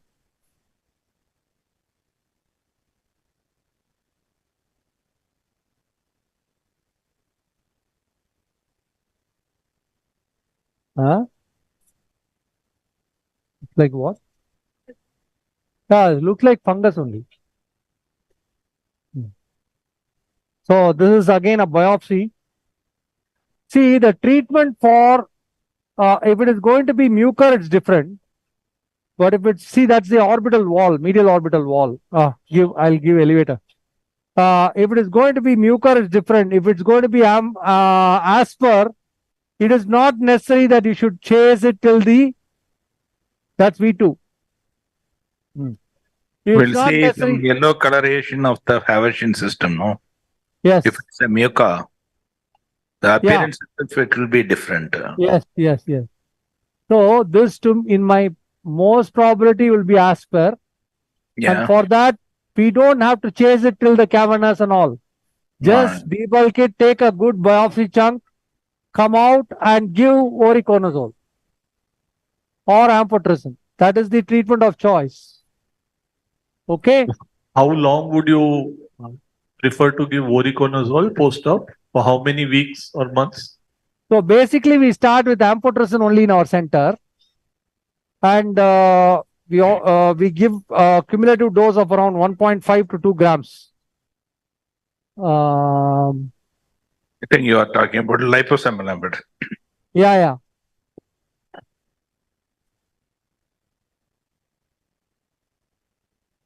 Take this for biopsy, man. Janki, Yeah. Dr. Purvani here. You have a lot of experience. To me, it looks more like a pseudo tumor rather than fungus, yeah? Yeah. Looks more like a tumor rather than fungus. I mean, yeah, you might be right, but the thing Fungus can get sucked out so easily. What mucormycosis, it's loose. This is a formed tumor. Formed tumor.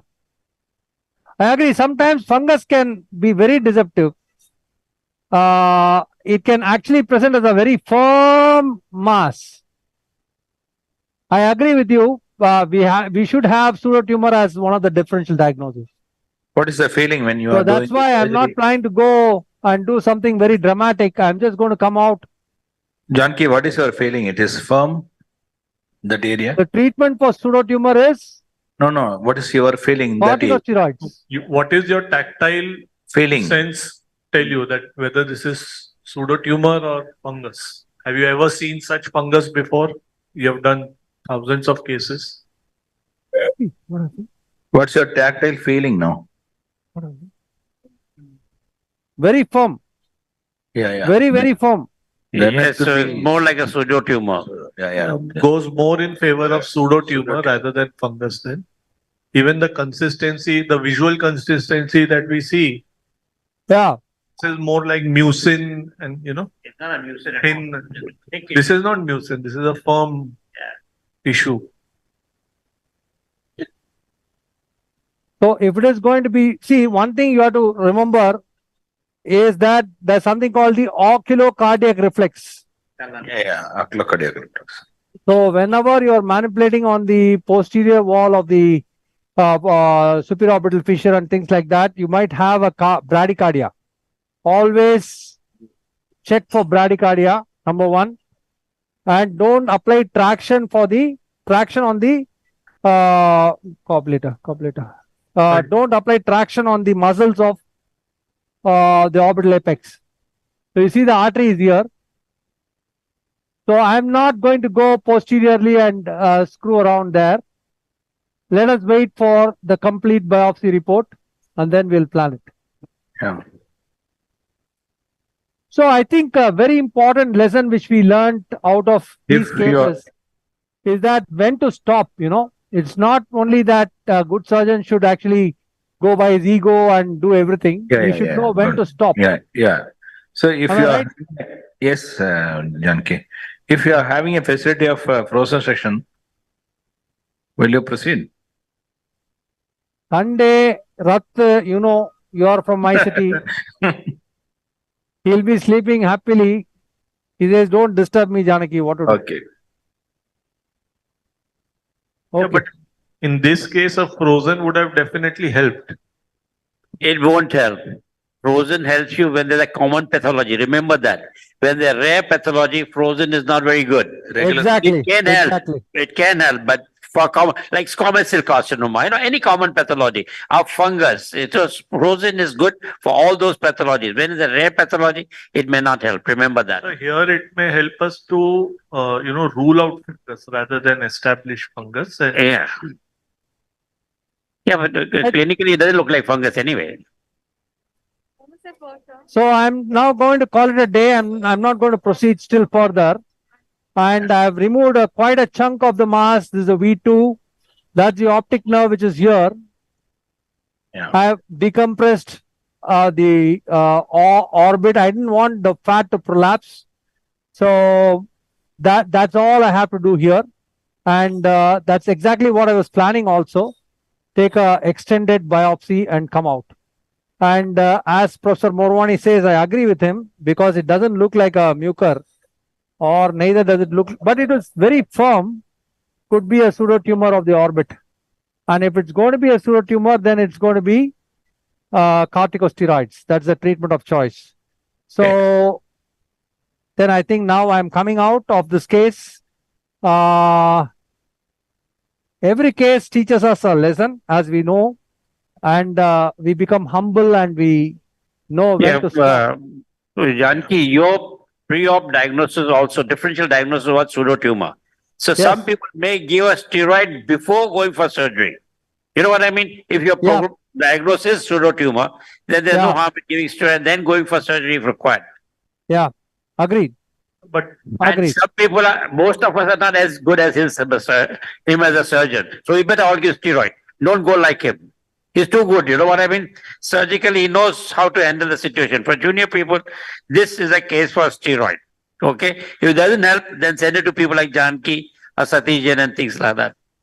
But there was also a differential diagnosis of fungus.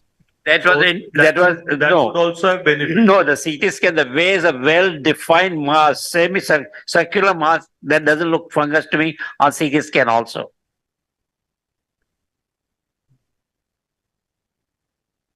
Yeah, the only way to prove it is by proper biopsy.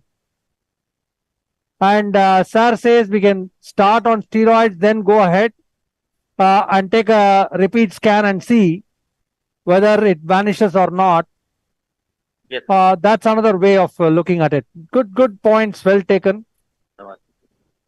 Thank you very much. I'm going to pack it with Surgicel and start the next case. And thank you, Janki, for organizing this with Sun Pharma. Thank you on behalf of every ENT surgeon all over the world. Okay, I'm just taking your leave. Thank you very much to all of you here also. Thank you so much, sir. Thank you so much for being there. You are our teacher. And it's always a pleasure to have you and interact with you, sir. I can't forget those days when you used to come to Trichy and operate. And it's a great honor for us to always interact with you, sir. You go to people where you think इसको अपन race horse बना सकते हो, उसके पास जाते हो. गधे के पास तुम नहीं जाओगे हमेशा. You know, people like Satish Jain, I must have gone about 150 times. I have gone to Madhuri about 100 times. I must have come to you about 15, 20 times. I don't know. I don't remember. But that's a long time back. So when you think the potential in the person, I'll tell you a funny joke, not joke, real. I went to one lady somewhere from Bangalore. I had to travel 4.5 hours by the what you call Maruti van her husband is to bring. वो खड्डा खड्डा में से जाते थे. I went to her 5 times. I could not teach her Marigotomy. So I told in front of husband, I can't teach you surgery. We are not having an affair, so I'm quitting. I'm not coming anymore. You know, I'm not joking. So a point is you go to people and if you can't think that you can improve them, there's no point wasting your time and going to those people, you know. So anyway, Janki, all the best to all of us. Thank you, sir. Thank you. Thank you, sir. Dr. Nishi Gupta from New Delhi has commented that they have seen plenty of such cases in their setup, and she feels that this could be aspergillus because it also presents as thickening firm tumor-like mass, you know, like cartilage consistency, and they have a bit of experience in dealing such cases. So that is Dr. Nishi Gupta's opinion. Yes, Nishi Gupta is a very nice orbital surgeon. I have had the opportunity to see her and I also work with her for some workshops. She is dedicated her life to orbit, DC. That is very true. She has a lot of experience in orbital lesions. Yeah, that's very true. Shop Eye Charitable Institute. That is the name. Yeah, so we'll be meeting her on 20. So she's been invited as faculty to Arvind Eye Hospital. Arvind Eye Hospital is a very big ocean in ophthalmology, and she's been invited as faculty, and we'll be meeting her on 25th. It's a privilege to have a ENT surgeon working on the orbit, you know, throughout their life, dedicating their life to orbit. There is one more question from Jaipur, Dr. Achintya Chavla. How do you manage post-op pain because of the use of the, wide use of the coblator? So, are there any post-op pain issues? And if there are any, what is your formula? We should understand that in this case, we have actually resected the V2. Other the pain, the patient will have numbness. It will not have pain, they'll have numbness. So, coagulation per se, whether we use it, we don't use it is not a question. What nerve we are stretching, what nerve we are damaging is more important than what instrument you are using to do it. So if you it's the nerve or whatever it is, the patient will develop neuralgia. So we should not produce neuralgia in patients. That is very, very important. Patient will have severe pain. So the other cause of severe pain is creeping osteomyelitis. So if you suspect severe pain post-operatively on long term, suspect osteomyelitis. If you suspect on short term, think about stretching of the nerve. Then what you have to do is go and cut the nerve, do a rhizotomy, cut the nerve. Then you will have numbness, which is better than having severe pain. There is a comment from Amman, Dr. Khalid Hamsha, saying that in the previous case, to avoid injury to the branches of the inferior orbital nerve, you were hesitant to use the coblation. But in this case, you were near the optic nerve, but you used coblation. So, see, previous case, that is the first case, we wanted to save the V2. So, we want to save a V2, then you don't use coblation, you don't use any instruments by being close to the V2. But in this case, we have cut the V2. I am committing on cutting the V2. What is the big deal? The tumor itself is sitting on the V2 only. So I directly went, coagulated it, took off the V2. The V2 is gone. I showed you the V2 foramen also. So we should be very clear about what is going to be the post-operative result after we have done the surgery. What is the result? What is going to be? Suppose in a JNA, I want to preserve the V2. And I am stretching the V2 so much that the patient lands up in a neuralgia.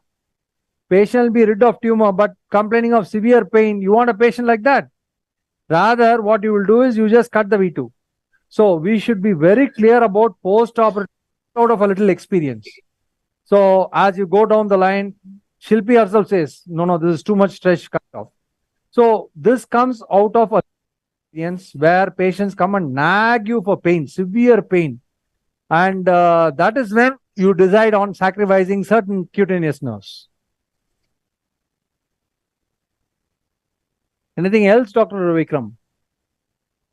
There's a question from Morocco saying that if it is a tumor, then Dr. Morwani suggested to give steroids. But will it not worsen fungal disease? So I think if it's allergic fungal, so it should also benefit from corticosteroid rather. No, that's a brilliant. Actually, giving preoperative steroid diagnosis is going to work like a bungee jump. You never know. You can exacerbate the disease also. That's why for definite biopsy, then go in for whatever definitive treatment. Of course, there are some people who may think with the scan itself, this is a pseudotumor and go ahead. But you never know. If it exacerbates, who knows? I mean, fungus exacerbates. So it is always better to have a tissue biopsy report on paper before giving a trial of corticosteroids, especially if the report comes negative for fungus. Exactly. Anything else? That was the last question for this case. Shall we go ahead with the next case? Yes. While you shift OTs, we can also take a small break and get our tea or coffee after using the washroom. I also want to eat a little. Yes, I'll please. take a 5-minute break. Yeah, please do. I think curd rice is waiting for you. Yeah. Staple diet. Okay. Thank you, Dr. Vikram. Wonderful moderation by you. Always a pleasure. Give us 5 minutes. I'll be back with the next case. Yes. Sure, sir. Sure. So around 3:30, sir? Or it will be too late? Yeah, 3:30. Sure. Thank you. So I request if you want to grab a tea or coffee, please have it and back to hall soon by 3:30. Thank you, sir. Thank you. And I would request Khanna sir to be there on chair for the next session as well. Thank you, sir.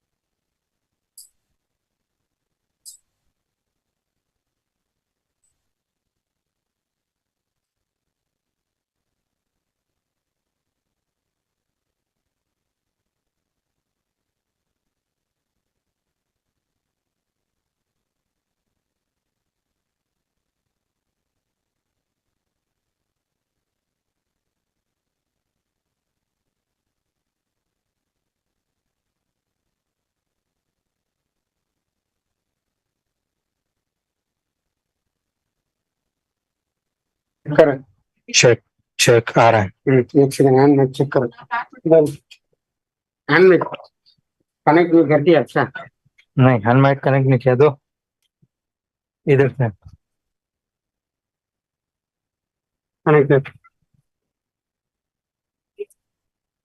वो भी check करो check हे check, check, hello, hello, hello, yes, check, hello, hello, hello, hello, hello, check, check, Sarah.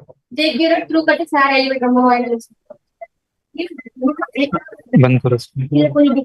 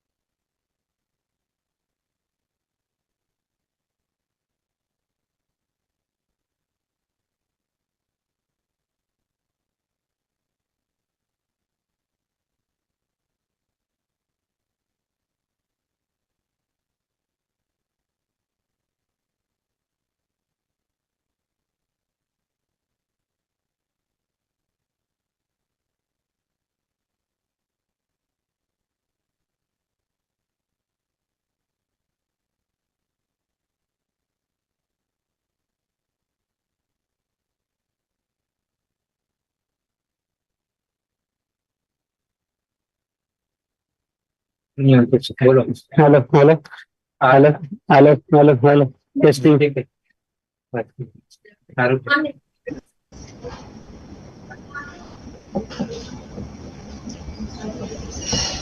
Hi, Siva.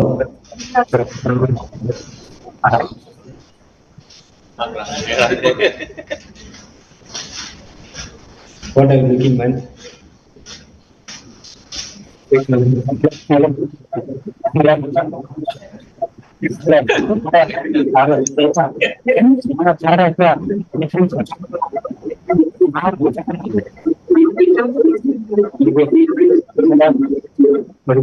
रुको अभी देखो बोलो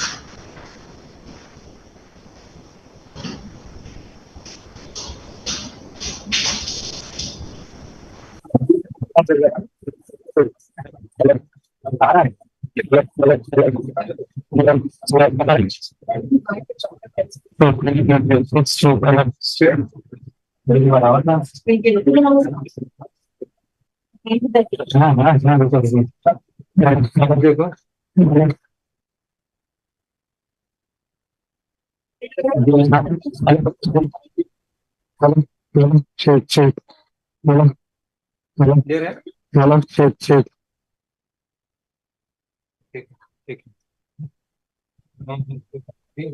hello check check 1 2 3 check 1 2 3 hello hello hello hello check ये क्या कर रही है इसको कम करना है check check hello Hello, check 1, 2, 3. Check. Hello, hello, hello, hello, hello, hello, hello, hello, hello, hello, hello.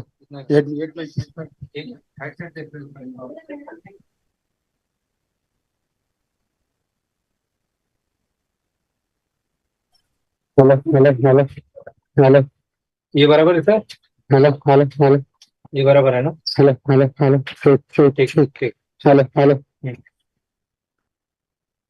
नहीं मैं माइक के बाजू में ही खड़ा हूँ ना हेलो हेलो ठीक ठीक है ना तो छोड़ दो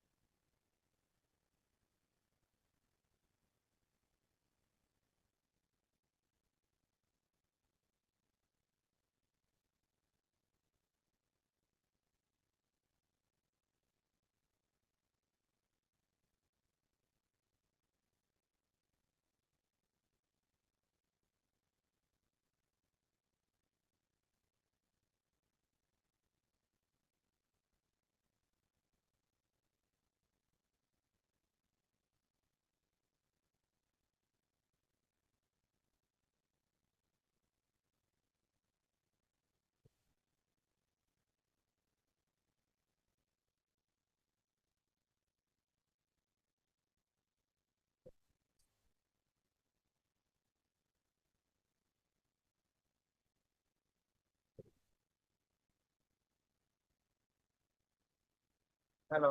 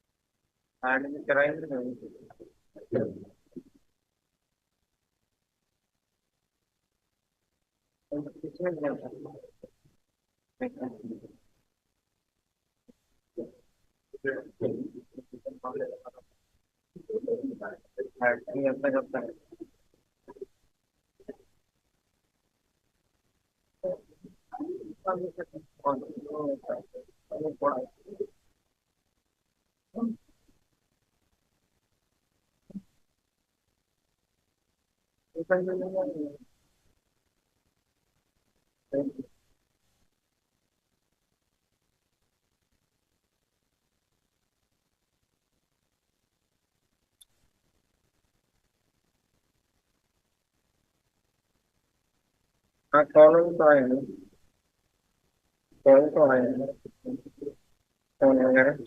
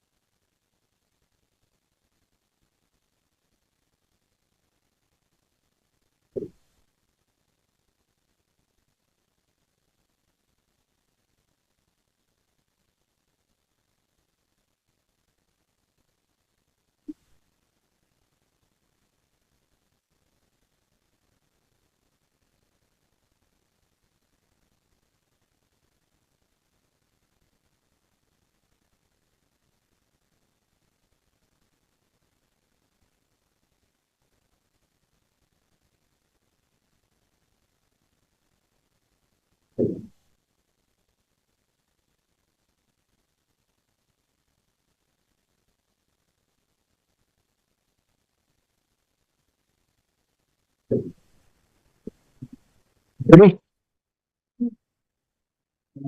Are you ready?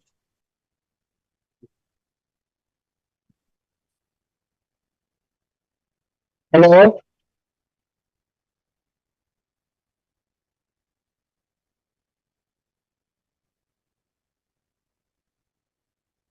Hello?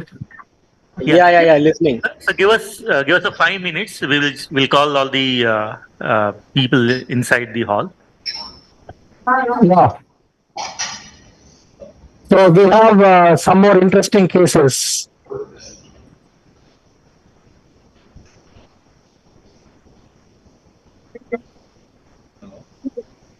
Shall I wait?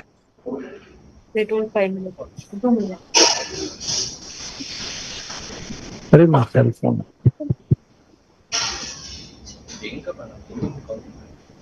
So 5 minutes, sir.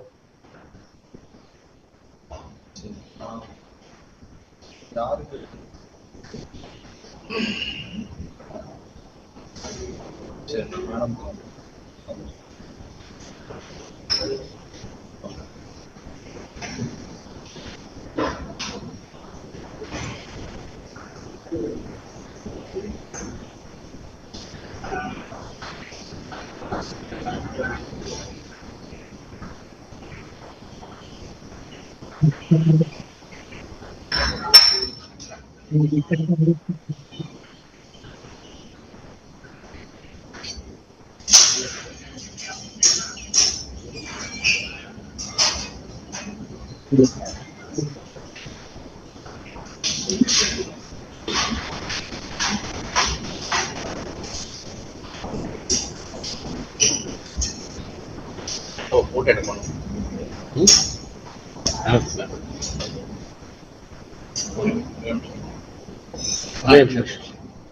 As panel, I request Dr. Palani Appan, sir, to, you can join with the cup. No issue, sir. You can take and join. As expert, Janki, sir, Yes. sir, you could take some food or no? Yeah, I'm ready. I'm ready. So if you want, you can start because few of the experts are already inside the hall, and rest all are coming. You want me to wait? I'll wait. No problem. No, sir, don't wait. I request you to continue because online all the students and all the experts are waiting. I heard online 5,000 people are watching. Is it true? Sir, more than 6,000. 6,000. Hello? Hello? Your viewers are currently enjoying the visual treat given by Dr. Janki, sir. 6,000 people watching, is it? Yes, sir. Oh my God, it's a record. It's a record, big record. Okay, now let us start with the next case on team proptosis. So this is the fourth case we are posting to you with proptosis. Now the case will be first presented by Dr. Vinay and bilateral. And then we will start from there. Dr. Vinay, over to you.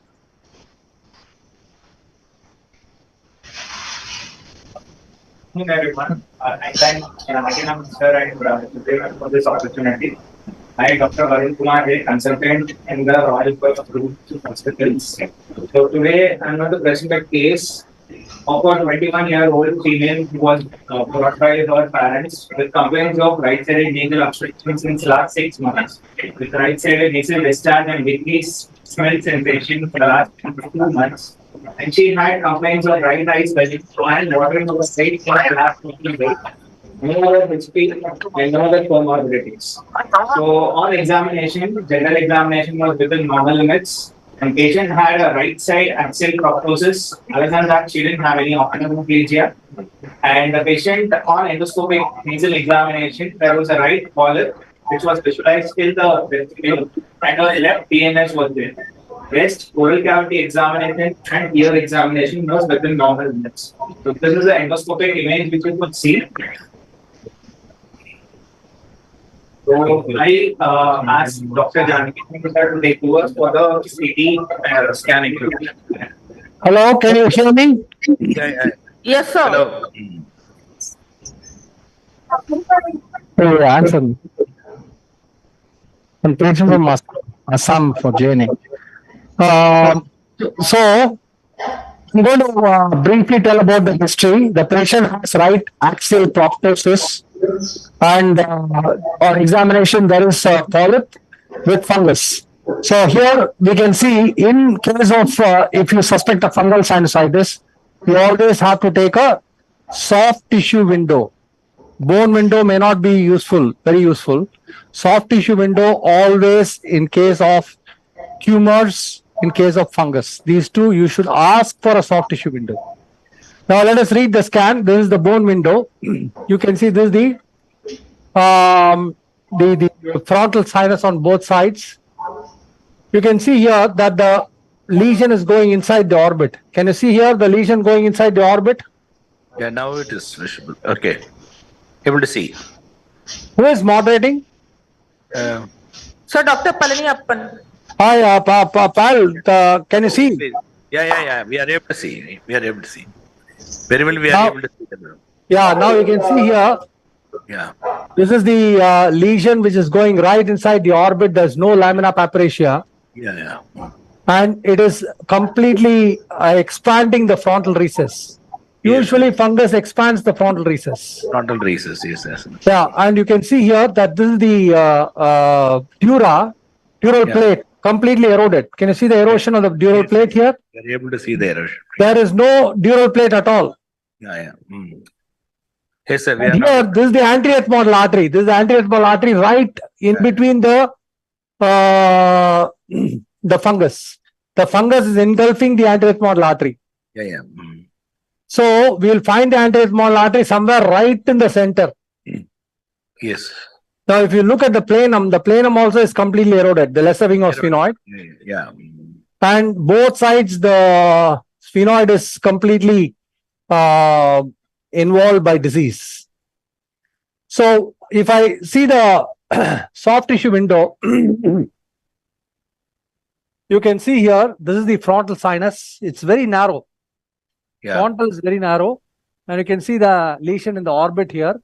Orbit, yeah. That's the frontal recess, which is widened like a balloon. Balloon, yeah. The dural plate is completely eroded here. Yeah.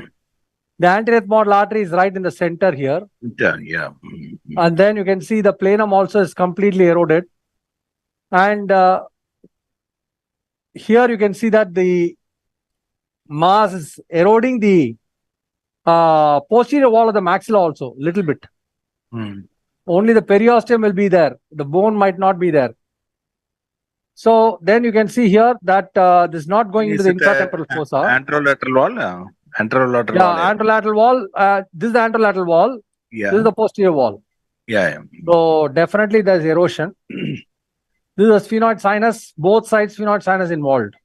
Okay. And that's the choana. So how are we going to deal with it? The most important thing, the common case we'll be seeing in our practice, especially anterethmoidal artery, how to deal with it. This is the main idea of this case. Now I will wash up and start the case. Dr. Palaniappan, you can keep interacting with the audience. Yeah. Okay.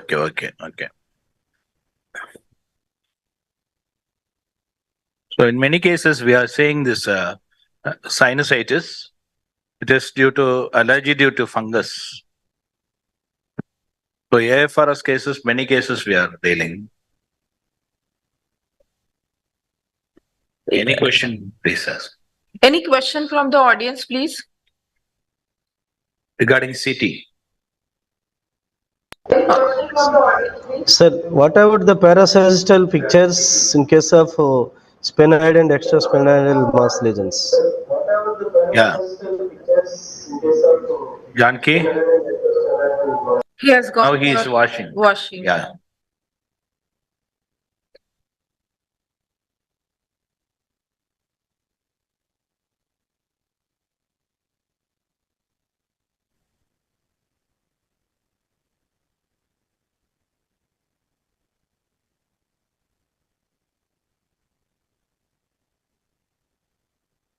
Okay. So I'm here. Janki, meantime, there is a question from the audience. Okay. The parasagittal sections, will you give importance? No, more case. Last one. Parasagittal sections. It's already 4. No, it's okay. Then you have to do CSF click because she's running fever. We'll do it. Okay. Now, what is the question, please? Parasagittal sections. Sagittal section, huh? Yeah. We can take it. See, I think we have. Hey, do you have the Sag view? Axial is there. So basically, sagittal view is taken for the frontal recess. Oh, there is If a question from the audience. Cell. Yeah. In this case, there is no cell. Okay. Axial and coronal are there. Sagittal is not there. It's a question from the audience. They are asking. Yeah. You can see that there's a DNS on this side. Yes. Clear? Yes, we are able to see that. Now I'm going to start my mass lesion on the right side. Yeah. Hey, drill mode irukku.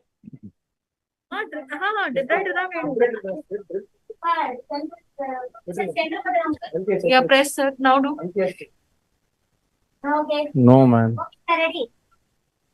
No, man.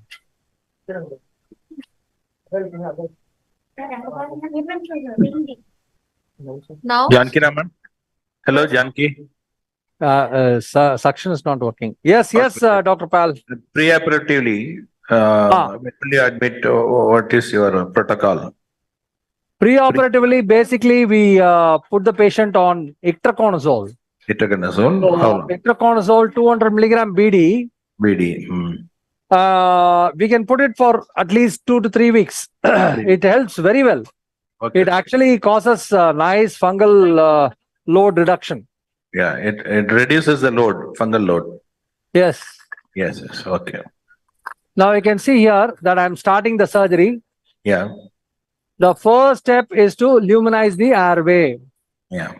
So first is see, I've gone till the choana. You can clearly see that. Can you see that? Yes, we are able to see the choana. Now the next step is we have to get anatomical landmarks. Yeah. So we don't know which is the middle turbinate. Yeah. So we are now trying to delineate the middle turbinate. Turbinate. So you can see that's the turbinate, very clearly seen. Yes. So this is all like mathematics. It's so easy. Yeah. Nothing difficult about it. So this looks maybe like a concha bullosa. Concha.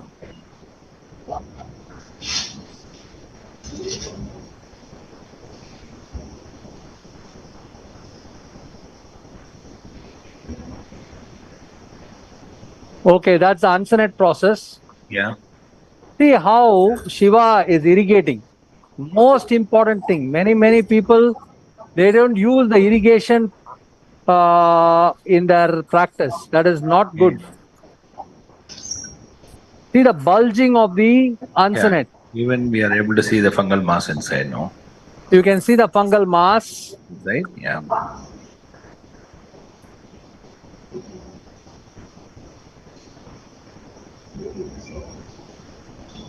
Are you using the endoscrub? No. This is Shiva who is. Yeah. He is endoscrub. Yeah. Shiva, great. So it's going into the orbit. Yeah, great. So I want to see where it is going into the orbit also.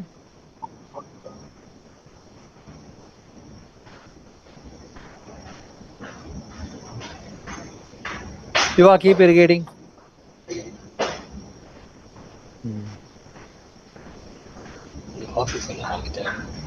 So that's the middle turbinate. You can see the middle turbinate very beautifully here. Can you see here? Yes. Very nicely seen middle turbinate. Turbinate, yeah.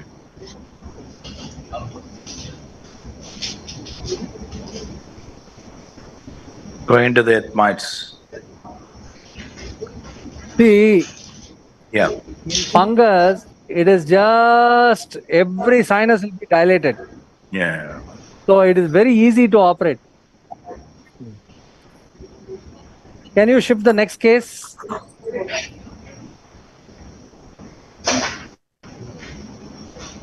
Give me a good wash. So the main thing here is to give good washes.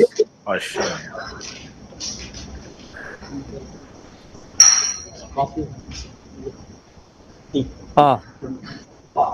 Sir, this is Nageswara. What is the meaning of coinal banking effect for the benefit of the postgraduates? Yeah, coronal banking effect. You see, whenever there is polyp which is obstructing the coina, the blood regurgitates and it actually fogs the scope. It's a very difficult thing. So I always advise the first step in your surgery should be luminization of the airway to clear off the coronal banking effect. So that is what I always advocate. So Dr. Nageshwar Rao Garu, right? Hello, Visakhapatnam. Huh, sir? Visakhapatnam. Yes, sir. Yes, sir. Thank you, sir.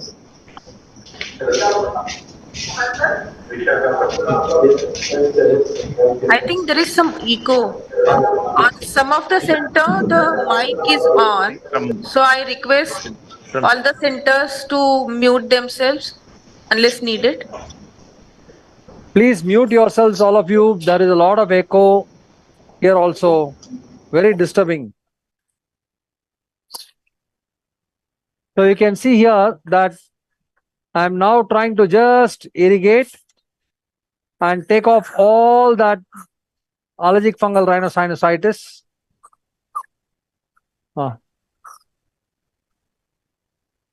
My estimated time is around 30 minutes. That's all. In 30 minutes, we are able to finish this. Seems to be a fungal mucin. This is fungal mucin. Yes, correct. Yes. Allergic mucin with charcot-laden crystals. Yeah.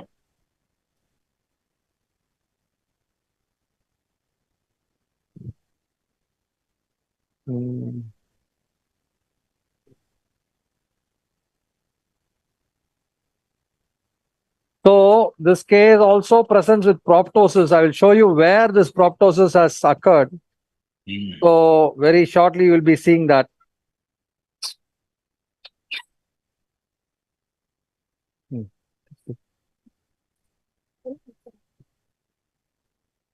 Is the next case ready?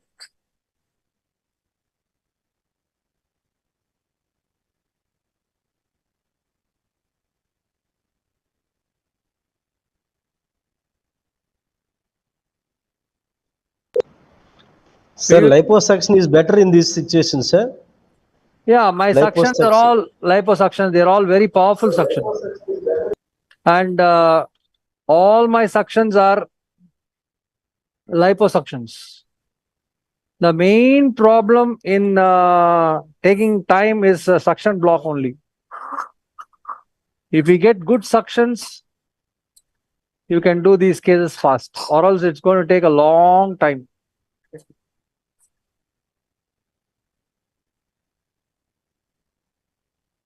Okay.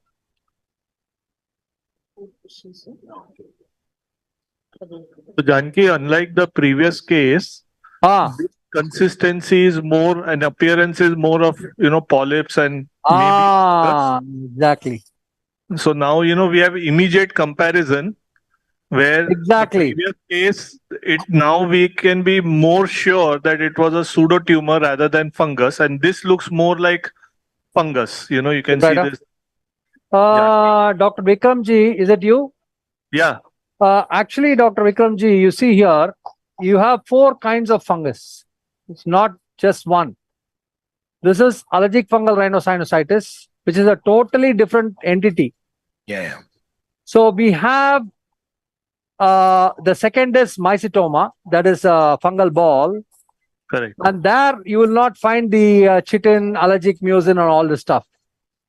True. Then, in case of invasive fungal sinusitis, there are 2 varieties. Number 1 is acute fulminant, and second is chronic granulomatous. Chronic granulomatous can present as just rubbery masses. And I have seen both mucor and aspergillus presenting like that. So you cannot put your hands and say it is pseudotumor. I will give you the biopsy report. That's a different issue. But fungus can present any way. There are Janki. 4 different ways the fungus present.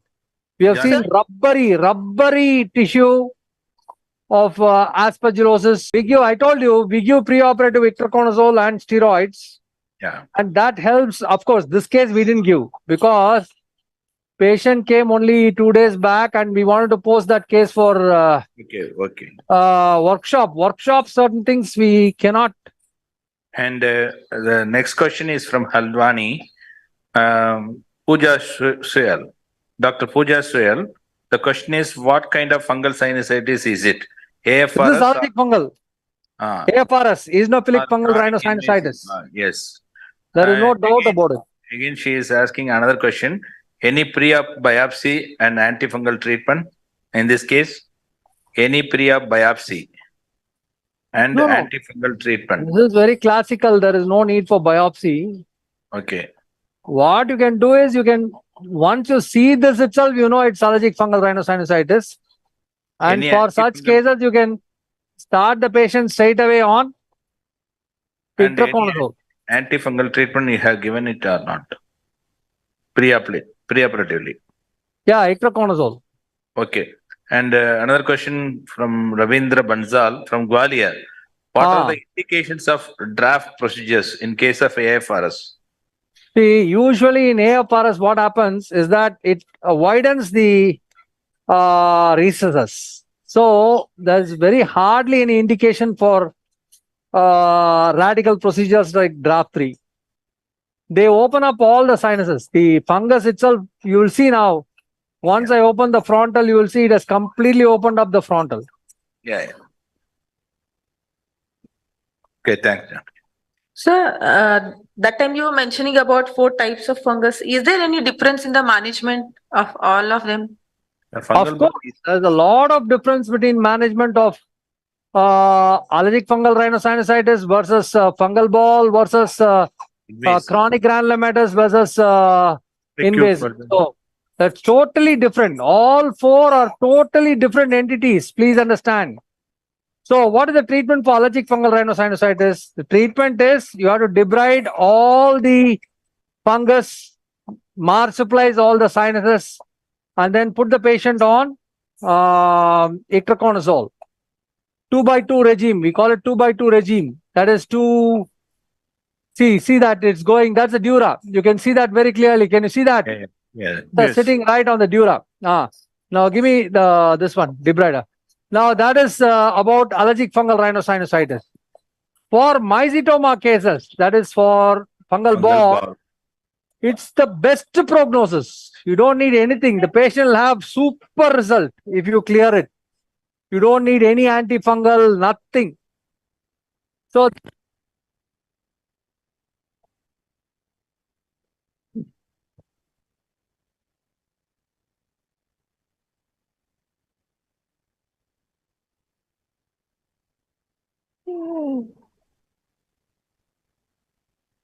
Janki, we have lost audio from your side.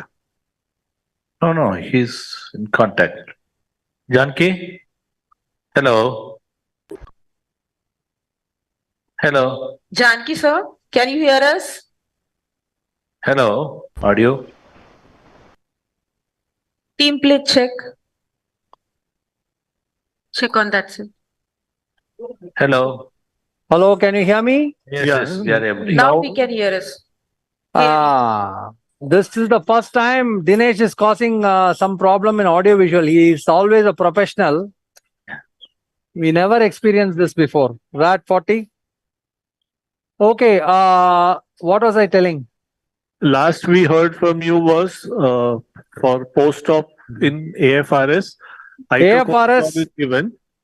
Itraconazole. After marsupialization of all the sinus openings. Yes. Different management. And you showed us the dura in. Give me J-curate.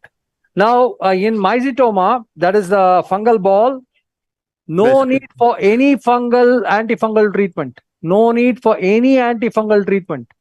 It's the best prognostic out of the 4. This is the best, the fungal ball. So that is the second. The third will be the acute fulminant. Acute fulminant due to mucor. In that, what we do is we completely clear all the fungus, including the osteomyelitic bone. This comes usually in diabetics, mucor cases, like, post-COVID, all that, you would have known all that. So for that case, we give amphotericin, liposomal amphotericin B. In case of chronic granulomatous, so that is another condition where you will have rubbery fungus, immunocompetent individual. Patient will be completely immunocompetent, yet have mucor. We have seen a lot of cases like that. And in those cases, what we do is we do not chase the fungus. It is just, we have to open up the pathways. We don't go and, do orbital exenteration and things like that. We don't do that. And we put the patient on voriconazole. So all four have 4 different treatments. And all the 4 presentations are completely different from each other. So last case, if somebody says it's not fungus, then that means you have not seen enough fungus. That's the orbital fat. Can you see that clearly? If you have that, don't worry. You just have to use the coagulation a little bit. See, I'm using the debrider straight away on the orbit. You can see that I'm using the debrider straight away on the orbit. So all these you should give me J-curate. Blexley. Also, in the post-operative management of allergic fungal rhinosinusitis, we keep the patient on these budesonide respules by irrigation. Yeah. That is mostly, for a long period of time. Absolutely. And we also do skin prick test for fungal allergy and give appropriate allergen immunotherapy by the sublingual route. See, the most important word to be underlined is fungal specific. Fungal specific allergen therapy. That's the optic nerve. That's the dura, which is completely dehiscent. Yeah.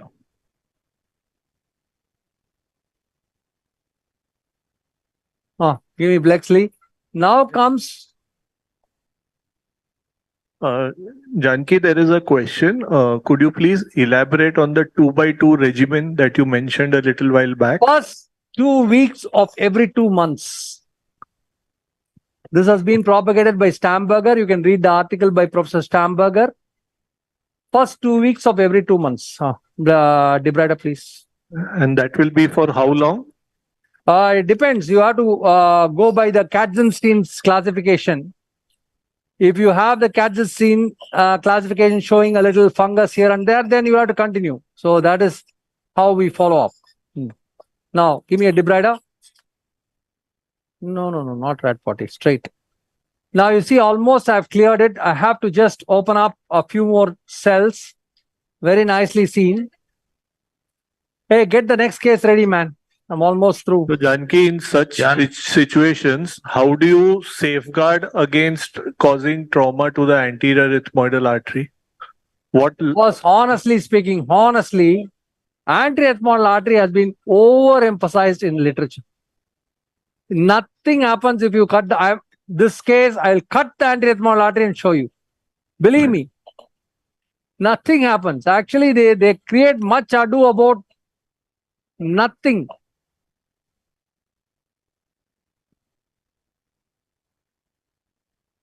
We are not afraid of any artery, including the carotid. You would have seen just like facial nerve in the ear, anterior ethmoid artery in the face, people are afraid of these two, sir. Simply they want to tell don't do FES means they will say, oh, anterior ethmoidal artery, nothing will happen. Just see, I'm going to, for that alone, I will do this case. Give me J-curate. I hope you have taken consent for the same. Huh? What? I said, hope you have taken consent for the same.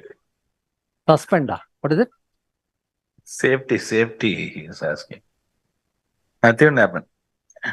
Boss, nothing will happen, boss. In anterior craniofacial resection, the first structure we cut is anterior ethmoidal artery. The intersphenoidal septum.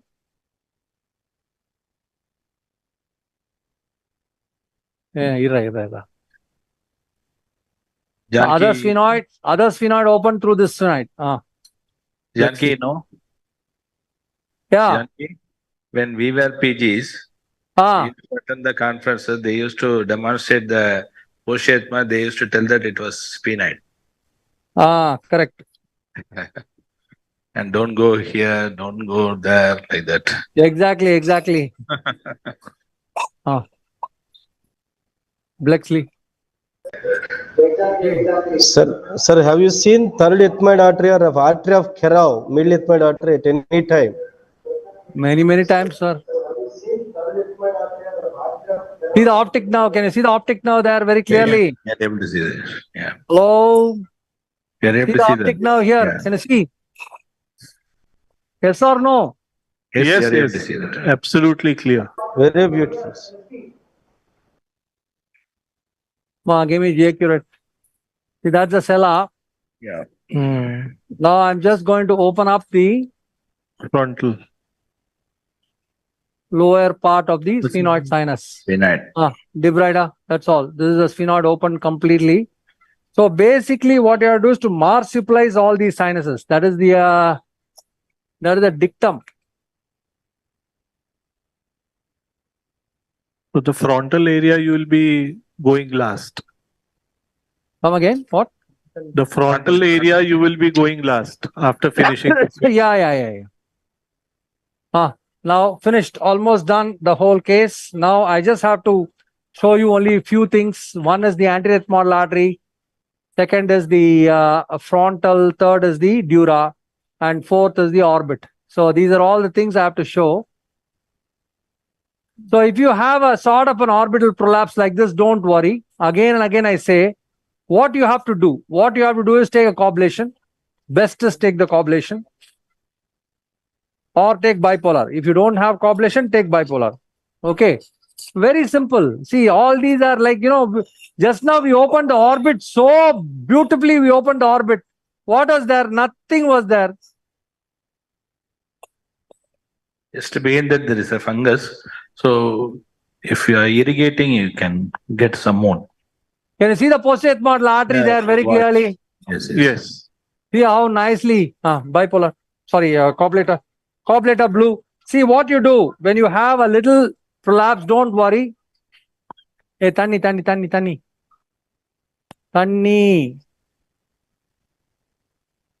That's all, boss. That's all you have to do.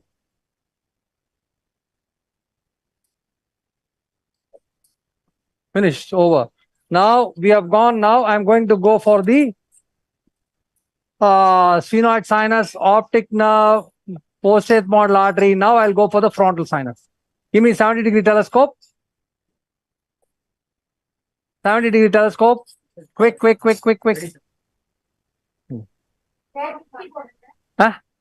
I will do that last. This is nothing, boss.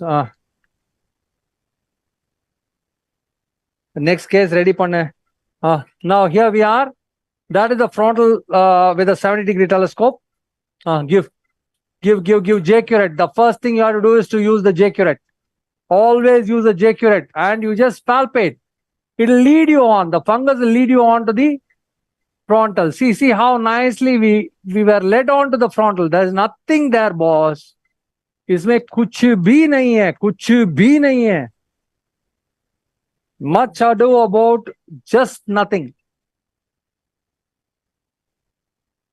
See, I am now giving irrigation. Sir,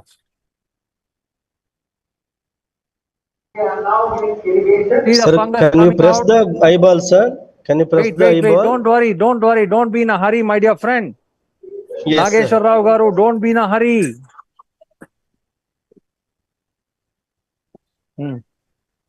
Okay. Give me frontal sinus suction tip. Hello. Frontal sinus suction tip. Hello. Yeah. Tell me. Yeah. No, no, no, Toronto, no. that's My 16. flight is by 9:50. So I'm leaving by around 7:30. Okay. How far is the airport from here? Huh? Deepak Aldipura. Wow. Big boss.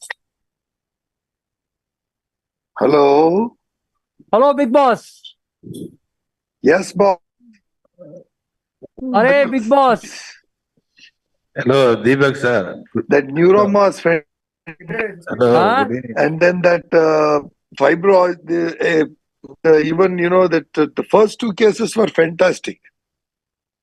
Second case was Neuroma. The first one and the second both were very good. No, the second was really good. This is child's play for you. This is just nothing, but even I want to show anti-rhythmal artery alone. People are simply asking anti-rhythmal artery, anti-rhythmal artery.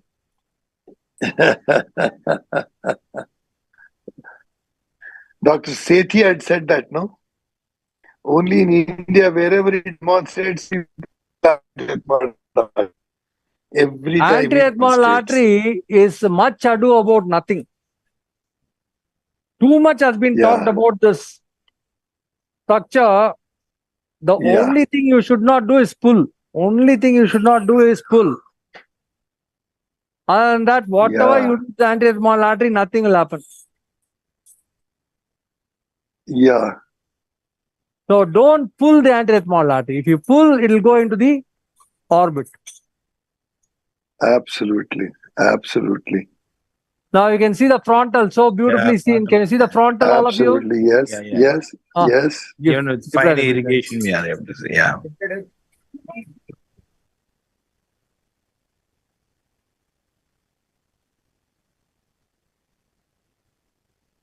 Deepak sir, Janki has to go to Chennai. Where are you going? I'm in Kolkata actually. I'll be going back to Bangalore today night.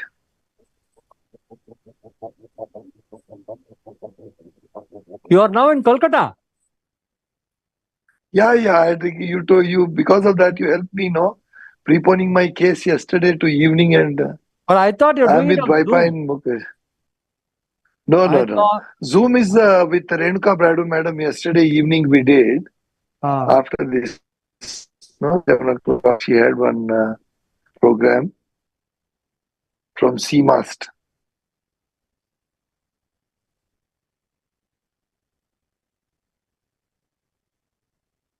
Okay, now let me check which is the anti-rhythmal artery. We have a lot of things hanging here and there. Frontal sinus, posterior. Yeah. No, you have exposed the supraorbital cell very well, and you're plugging the anterior. Give. Yeah. Now let me check now.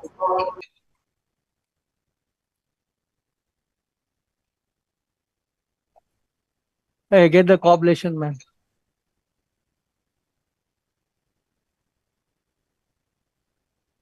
Here, when you are going deep, again, the fungal plaques are coming, no? Give me a Janki. scissors. Give me a scissors. This is Dura. Yeah.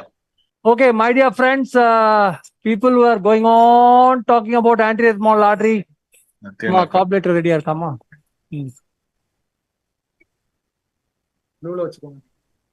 Ready, scissors ready. Can you all see the anti-rhythmal artery or not? Yes, we are able to see. Yes. Either Okay, carburetor. now see here what I'm doing. Just check. See. Okay, now see here what I'm doing. Just check. I have cut the anti-rhythmal artery, my dear friends.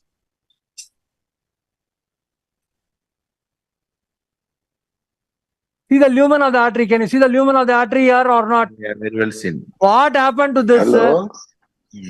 What happened? Nothing sir. happened. Hello? Haldipo, sir. Hello? Dr. Deepak ji. Around 7:30. Even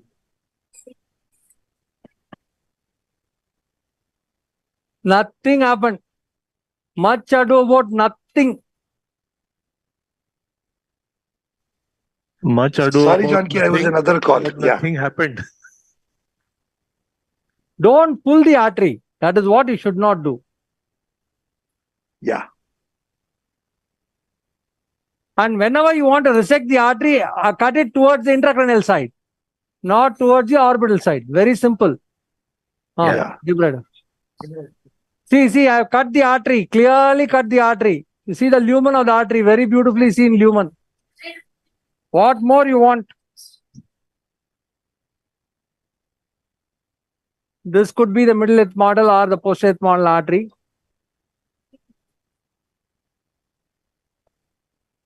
This is the orbit.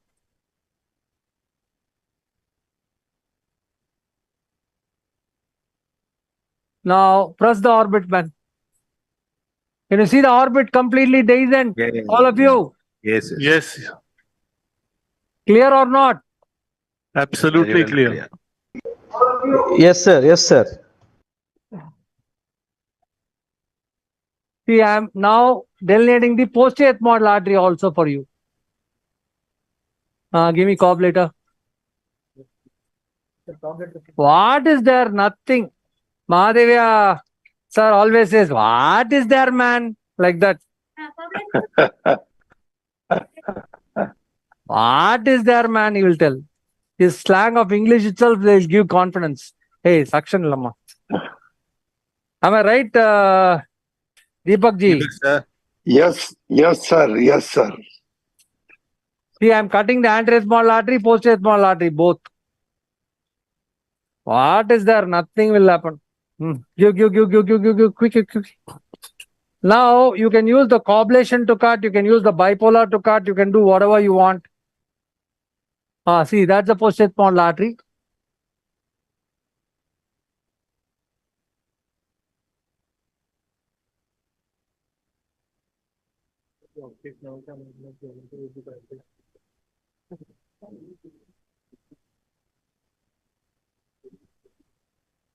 Can you see that I have cut it already? Yeah, already haircut. Yeah. Yeah.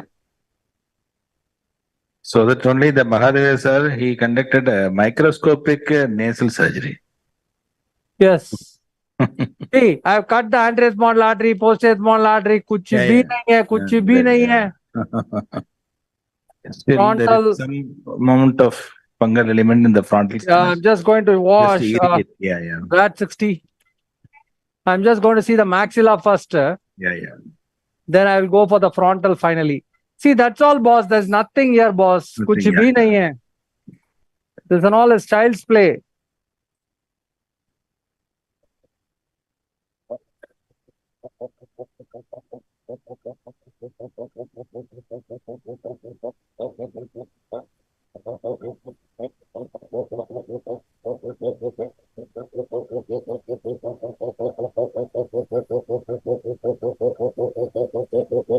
Okay, give me a hue visor.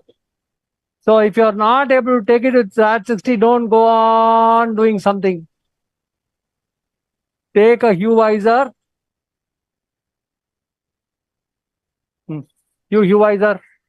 Can you see the maxillary sinus, all of you? Yeah. Hey, Yes. J-curate. Now first you dislodge this fungus. The dislodgement of the fungus. You don't want fungus to sit inside. Okay, this is the first thing. Then second is you take the hue visor forceps. Best is hue visor. Hue visor forceps. And then see how nicely you are able to reach that area.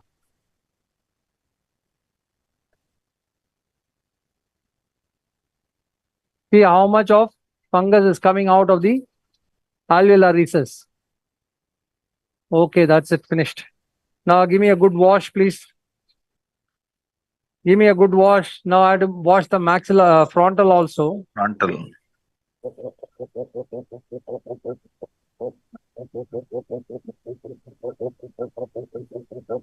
Okay.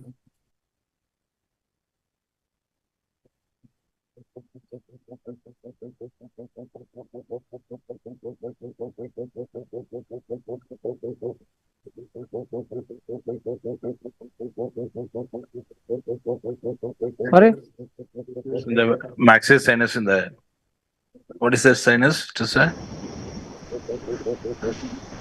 Hello. Hello. Akshan. Hello, Satya. Satya. In case you are not able to reach this with the Hue visor, then what do you do? Then You go for continue the inferior meatal washes or androtomy. Inferior meatal androtomy. You know, yeah. Or you can go in for canine fossa. Canine fossa subravial. Or pre-lacrimal approach. Anything you can do. You just have to have a lot in your kitty. Don't get stuck. That is the main thing. Good irrigation. Irrigation. So completely I have done everything to the fungus. I'm going to the next case now. Okay. Almost this is over. Pad 60. You go there. Shilpi, go. Shilpi, go to the next case. Yeah. You're up. We have 3 or 4 more cases. Yes. Okay.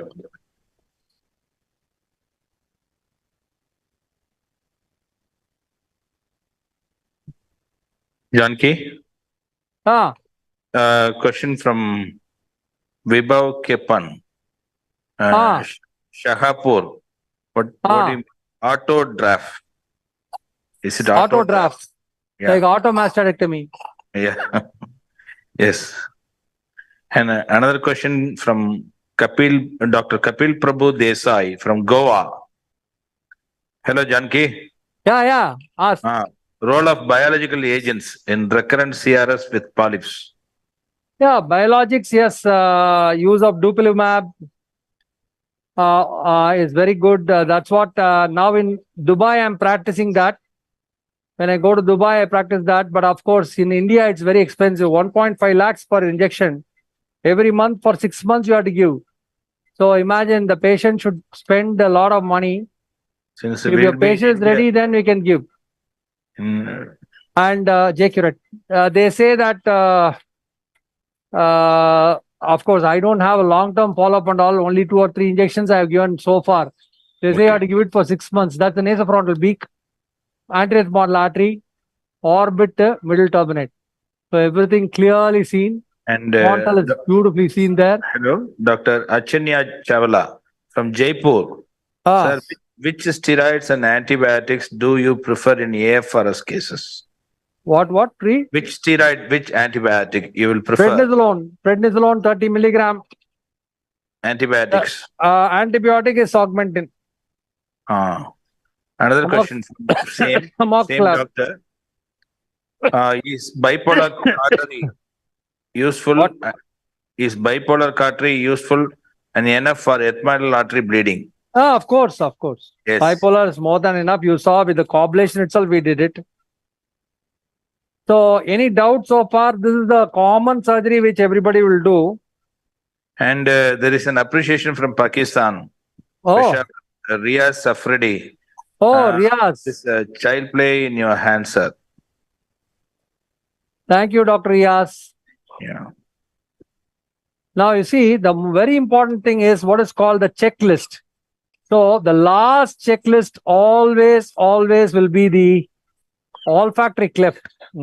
Straight debrider. You should always debride the olfactory cleft. Straight debrider.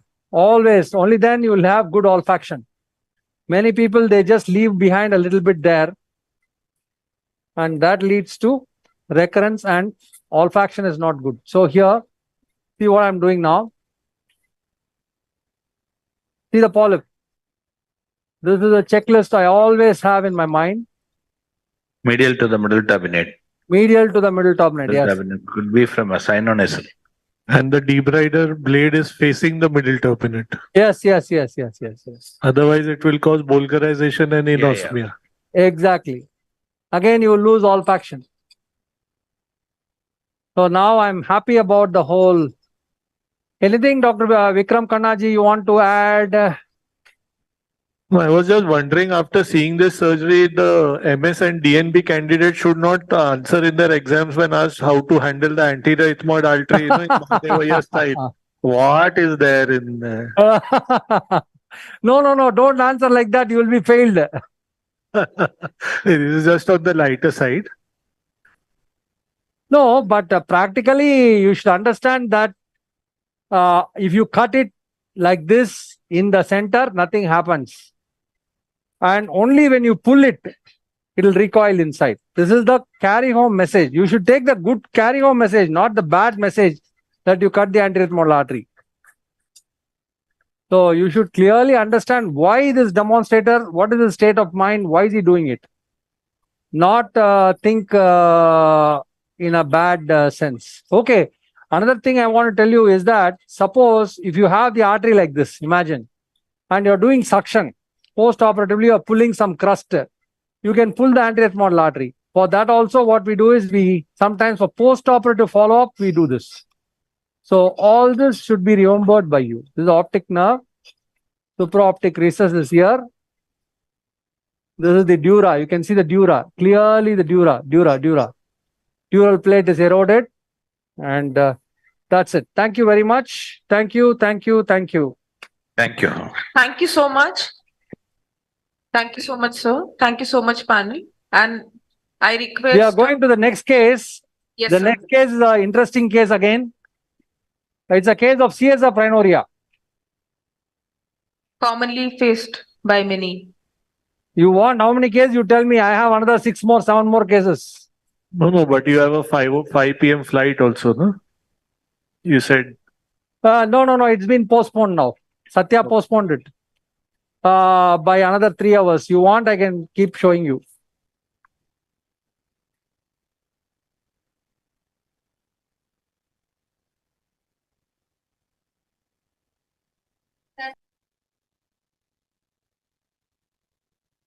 Thank you so much, panelist. And I request Palihappan sir and Khanna sir to continue for the next case also.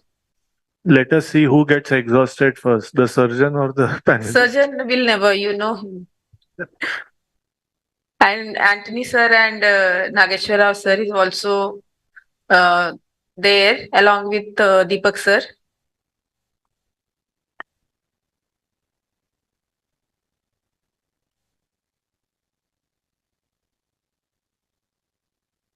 He has to leave by 5. But then, if you will give a chance, he will not be tired till 10 p.m., 11 p.m. He will be on. Right, na?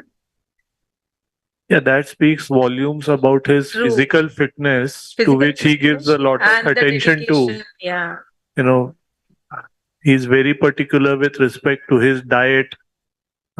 He exercises a lot, plays badminton on a regular basis.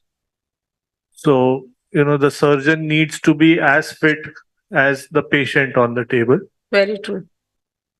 He is not well. Still, he is like... Yeah, imagine if he would have been well, then maybe we could have seen one more case by now, given his speed. Very true. And full credit to the staff also of Royal Pearl Hospital, because you know, they have been very efficient in, you know, changing the patients, getting the OT in order. And the team of anesthetists also, who are equally, you know, part of the team. So, Janki, ready? Okay. You tell me when I can start. Yeah, we are with you, Janki. You can show us the scan and the site of the leak. Who is on the other side? Yeah. So we have requested Khanna sir and Palihappan sir along with Anthony sir. Hey, Janagram, all of us are here. All of us are here, Janki. Nobody is leaving today. Okay. We are with you. Now this case is the case of, hey, can we have some silence, please? Case of CSF rhinorrhea. Recently we had a small, group, WhatsApp group controversy about what to do for cribriform leaks. That is the reason why I thought I'll show it to the juniors. So, how to tackle small leaks. So, that is why I thought I'll select this case. I'm sure Dr. Anthony will remember that discussion. Dr. Anthony, Professor Anthony is there. Dr. Vikram Khanna also was there. All of them are We are all here, Yeah. Janki. Yes, yes, very much, very much. Okay, so I'm asking Dr. Soumya to present the case. She will present the case and then I'll take over. Can you post the next case?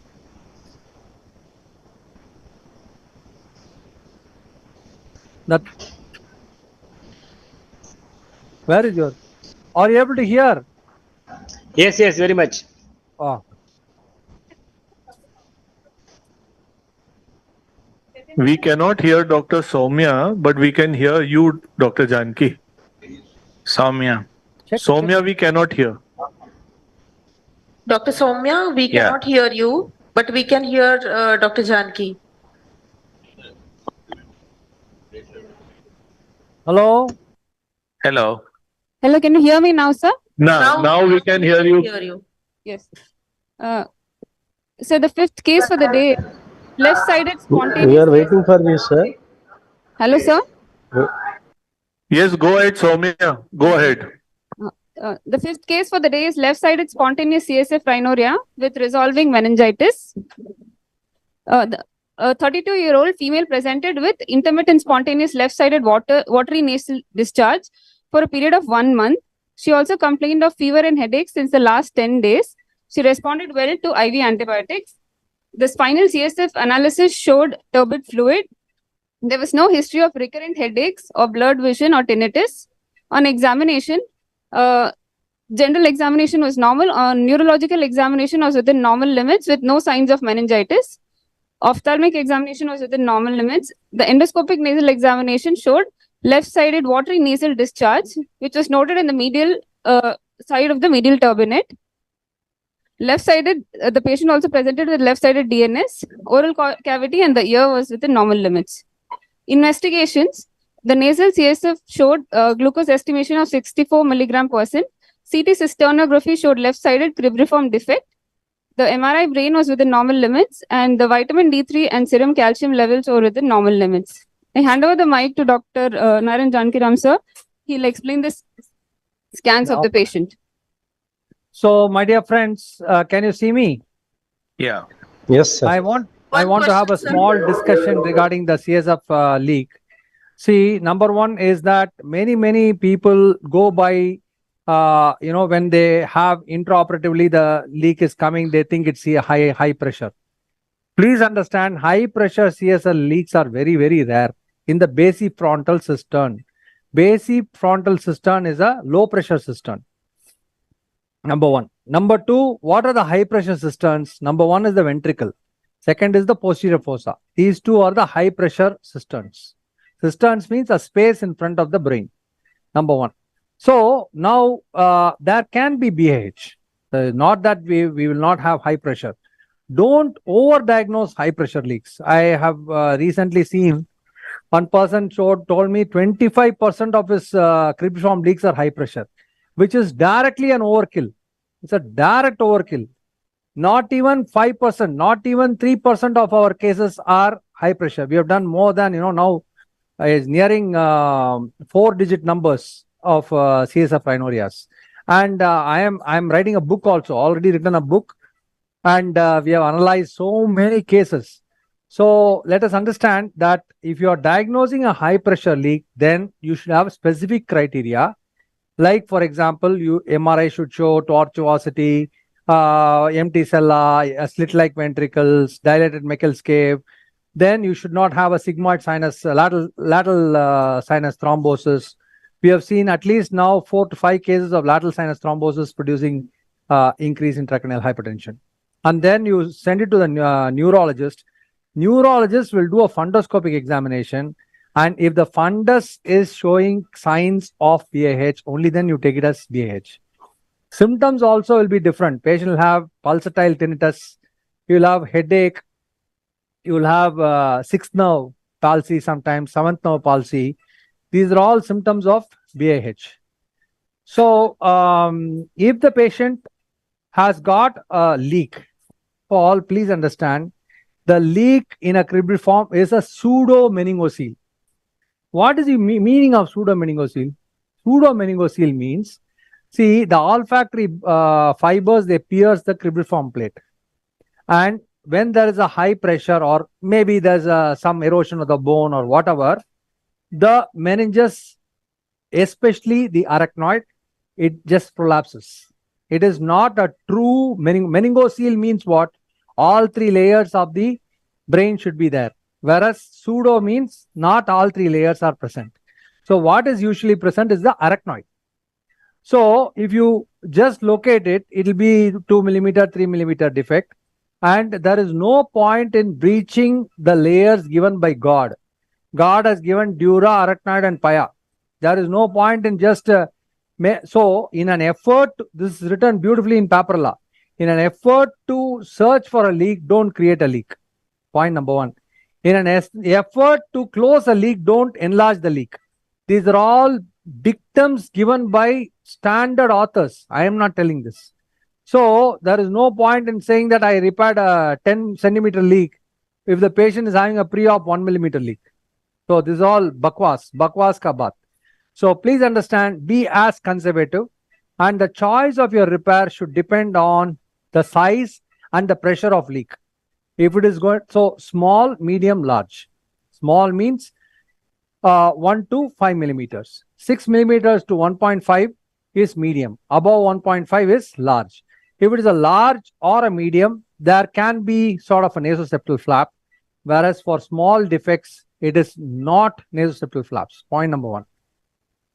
If it is going to be a high pressure leak, please understand, you should always close the leak, but combine it with either a diversion procedure or with a lumbar drain.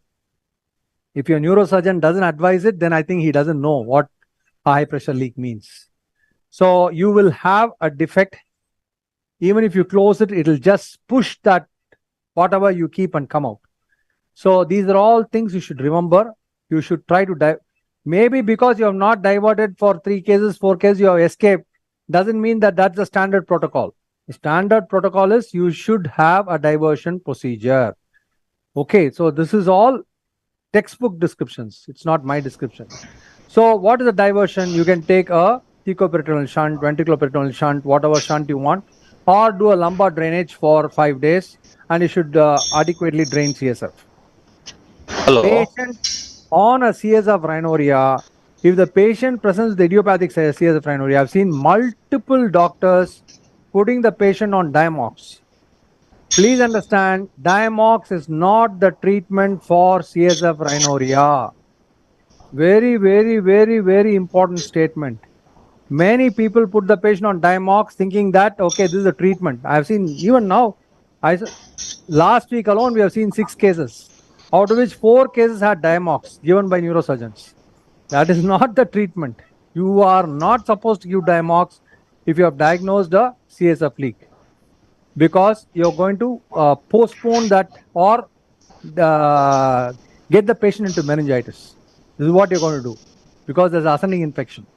So if you have a case of CSF leak, first collect the fluid, send it for beta-2 transferrin and glucose, and then do either a HRCT with MRI, MRI T2 heavily weighted, or MRI with contrast, GAD, which will stay there for 24 hours. You can repeat it. Or in our center, we do a CT cystinogram. CT cystinogram, after that, sometimes the leak might stop. Another important thing. So that's also a pseudo feeling. So you have any questions regarding this? You can ask me. Yes, I have a question. What is your take on CSF manometry? There was also talk on the group about doing CSF manometry right before and diagnosing a VIH based on that. Do you still So feel you that know if that we there is no signs on send our MRI? patients, once the MRI is giving us the indication, we send it to RKE, and RKE does a manometric examination. And if the opening pressure is more than 20, 25, then there is a chance that their patient will have high pressure. Or put in a lumbar needle, the CSF will gush out. Then you know it is definitely. But if the patient is actively leaking, then it can be sometimes, low. The opening pressure can be low. So this is the only thing. But mostly it is high. You can clearly say BIH. If you don't have a tumor inside the brain, if you have CSF gushing out, not out of the nose, but opening pressure in the spine, then it can be PAH. Having said What that, is modified Dundas criteria? What is modified Dundas criteria? yeah. So if you have raised intracranial pressure without any evidence of space occupying lesion, without a thrombus in the lateral sinus, with headache, with pulsatile tinnitus, with sixth nerve palsy, with an MRI giving findings of flat sclera, with a tortuosity of the optic nerve and widening of the perioptic space, slit-like ventricles, empty sella, dilated Meckel's, this is modified Dundas criteria. Now you can see here, this patient, you have a bony defect here.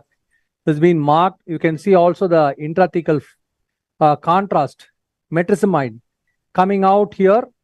So this looks like the foveal defect. It looks like a foveal defect. So foveal defects generally, what is the difference between a foveal defect and a cribriform defect? In a cribriform defect, what you do is we don't dissect the ethmoids at all. Whereas in a foveal defect, we dissect the ethmoids. This is the only difference. We don't cut the middle turbinate in a case of a cribriform defect or a foveal defect. We generally don't do that. So with that in mind, I'm going to start my surgery and then we will see what we can do about it. Patient has got a septal deviation towards the left side.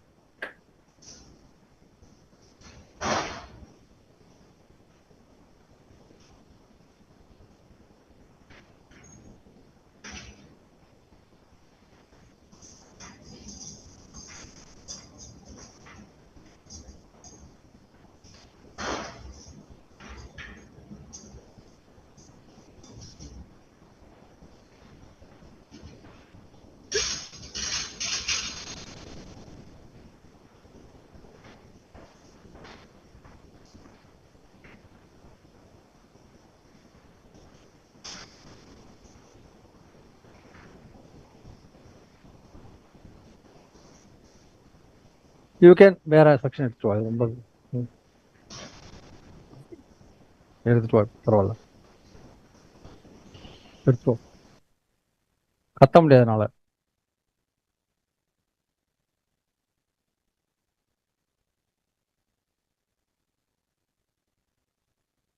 so who is moderating the session? Hello. Hello. Sir is here. Nageshwar from Visakhapatnam, sir. Oh, Nageshwar Rao Garu. Excellent. Excellent. From Visakhapatnam, sir. Excellent. Excellent, Dr. Nageshwar Rao Garu. Yeah, okay, let's get started. Yeah. From the hall, we have sir with us. So from the hall, moderating. Who is moderating? Dr. Palniappan. Oh, Dr. Palniappan, sir, how are you? Yeah. Fine. Yeah. Are you getting the endoscopic picture, please? Yeah, we are getting endoscopy picture now. Just to focus. Now? Yeah. Okay. Clear. Done my best. No problem. You can see the cribriform. So we are packing with 1 in 1,000 adrenaline. Dr. Shilpi has done it. Sir, And if you have a gross deviation like this, then it is better to do a septal correction. Yeah. If you have a gross, give me infiltration. So I'll do it in 2 minutes. Yeah, don't hesitate to do all these because if you have gross deviations, then you do. If you don't have gross deviations, you can manage with just. Septum suction. Okay, see what I'm doing now. This is infiltration with saline. Just saline.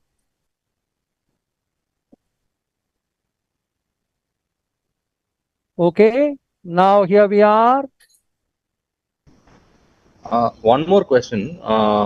You were talking about the size of the defect determining the type of closure that you would do.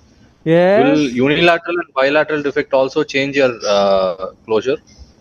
Of course, yes. If it's going to be bilateral, then first of all, multiple idiopathic defects. Think about Yes. BAH, multiple. And if you have it on either side of the septum, then you should always try to either close it individually or a single closure. I'm telling something. See, I have had patients. I've seen it in conference also who are diagnosed CSF rhinorias, and in the conference, in front of everybody, they couldn't find the leak. They couldn't find the leak, and it turned out to be allergic rhinitis. So that's why we always, and what do you do for that? People go for carpeting. There is no role for carpeting. There is no Yes. role That's why for I asked, because skull-based there was talk carpeting. of carpeting the skull base also. Huh? Because when we spoke about that, there were people talking about carpeting the skull base No, also. you should So never I just carpet skull-based. That means you don't know what you're doing. You have no clue of what you're doing. So all these are wrong concepts.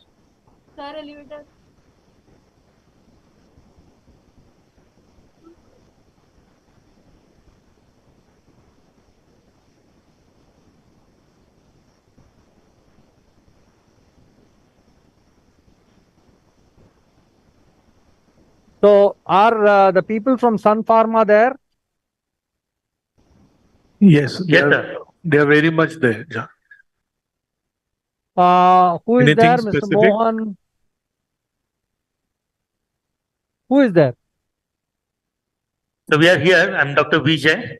With me, I have Archana, then Shuklaji, then we have Dr. Oh, Ganesh. excellent, Yeah, excellent. so the entire whole team is there. here, sir. Entire team is there. Very good, very good. I hope you are enjoying the. Absolutely, sir. Absolutely.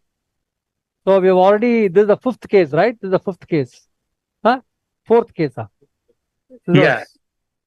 Fifth. Fifth case we are doing, and apart from that, we have already finished. Yesterday we had 4 cases, right? Right, sir. So we have done 11 Yesterday cases also in this 5 conference. cases. 4 cases. 2 by Dr. Kameshwaran, 1 by Dr. Vijendra, 1 by Dr. Deepak Haldipur, and 1 by Kirtane sir at Hinduja, Sangeeta Varti. 5 cases yesterday. 5 cases, right, sir. Yesterday Was 5. Yeah. Today is 6. 6. So this is something which is very, very good for. Hold. There's a tar. It's okay. It's okay. Hold. Elevator, because I'm not using my elevator. It's okay. It's okay. It's okay. No problem. Sometimes when you do too many cases, you don't get that again back. கேட்டா தர மாட்டேங்கனாலாம் நீ பேசக்கூடாது, புரியுதா? நான் கேட்டா தர மாட்டேங்கிறாங்கன்னா புரியுது, நீ கேட்டா தர மாட்டேங்கிறா.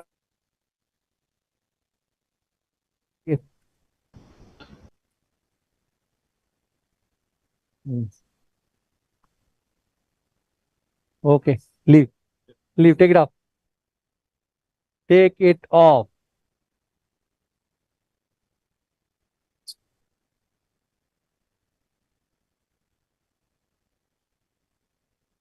Oh, scissors.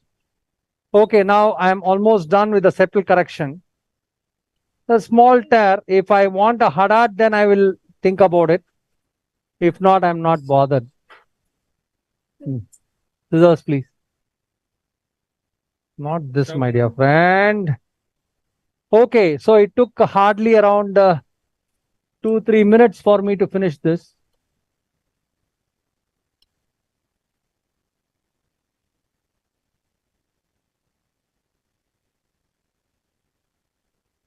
See the little cholesterol. That is because of the marrow.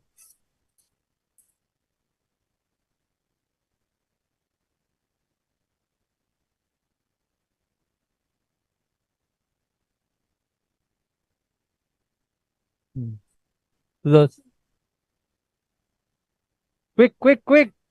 You should be quick, my dear friends. I can't wait for you.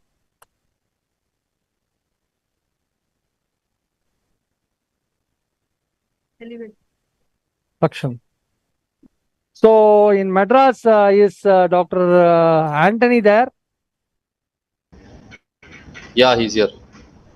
He said he wants to leave. Is it? No, he's here.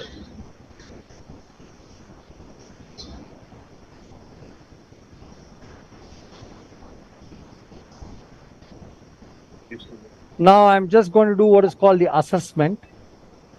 Is it enough for me? Or you have a little above? Yes. See. There is high deviation. Yes. See that one. Janki? Hello? Suction. Janki? Yes, sir. Yes, sir. Please tell me. Kitne sir here? Oh, Kirtane, sir. Yeah.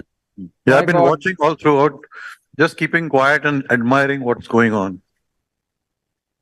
Sir. Yes. No words, sir. I don't know if I'll be like you at your age. What do you mean, my age? How old do you think I am? Sir, he is very young. Janki. No. He is the You youngest. play badminton with me, I'll show you. Ayyo. Sir. Sorry, sir. Okay.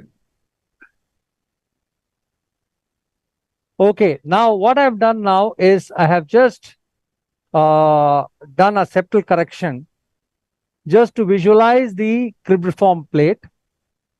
So that's the first step I have done. Kitne sir is very slim, young, energetic here. No, he's the most handsome boss. Yeah. Yeah, can you give me a role in one of your next movies then? He's asking for Sir, one of my movies, I am old, sir. Nobody's giving me a chance. You will get easily. I have to talk to Satya now. Yeah, sir. Okay. Now here we are. I'm now going to see suction. Now you see this is the axilla of the middle meatus.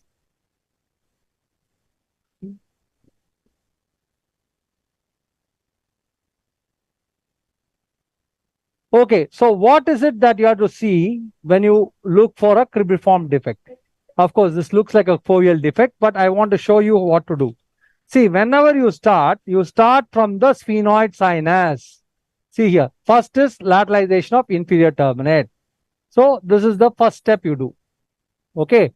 The second step is you start lateralizing from the, see the superior turbinate. Can you see the superior turbinate? Yeah. Now you have to start from the superior turbinate. See, don't start from the middle turbinate. This is the superior turbinate. Then lateralize the superior turbinate. Suction. So this is the first step in locating a cribriform site leak. So what do you see when you lateralize it? You are seeing the supreme turbinate also, is it? Okay, right. Elevator. Now, sir, as you have time, you please explain some mathematics in the antiscal base for CSF cases. Yeah. I'll do that. So you have to locate that's the sphenoid sinus. Can you see the sphenoid os there? Yeah. All of you? Yes. Now you have to start seeing from here, the last part. That is the last part of the cribriform. See here. Usually it is not present there. It is a very unlikely site. Now you come anteriorly. Now as you come anteriorly, give me elevator. Now you have to look for the following sites. Number one is you look for the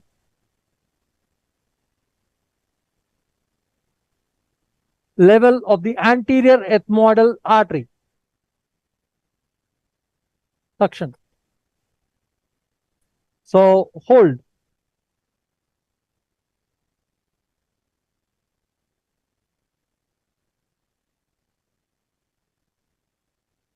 Elevator. So the commonest problems in cribriform plate leaks, which I have at least noticed, is inadequate pushing of the middle turbinate to visualize the olfactory cleft. That is what I have seen back. So you have to push it nicely to see whether you are able to see the pseudomeningocele. Now give me a pack. Now I'm going to place the pack now. I think I have done a good job by pushing the middle turbinate laterally. Of course, according to the scan, it was a foveal defect. But always examine the cribriform plate before you go for the fovea. This is dictum. I know that there was definitely a foveal defect. Even then, I wanted to examine the cribriform plate because 90% plus of the leaks which are idiopathic, fat female of 40 are cribriform. So you might have 2 leaks, cribriform might be missed, and then you will land up in problem.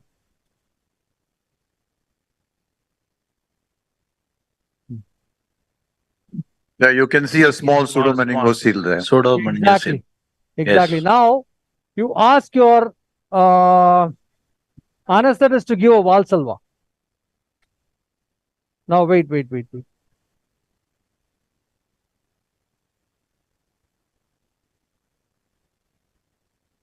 Ready? Start.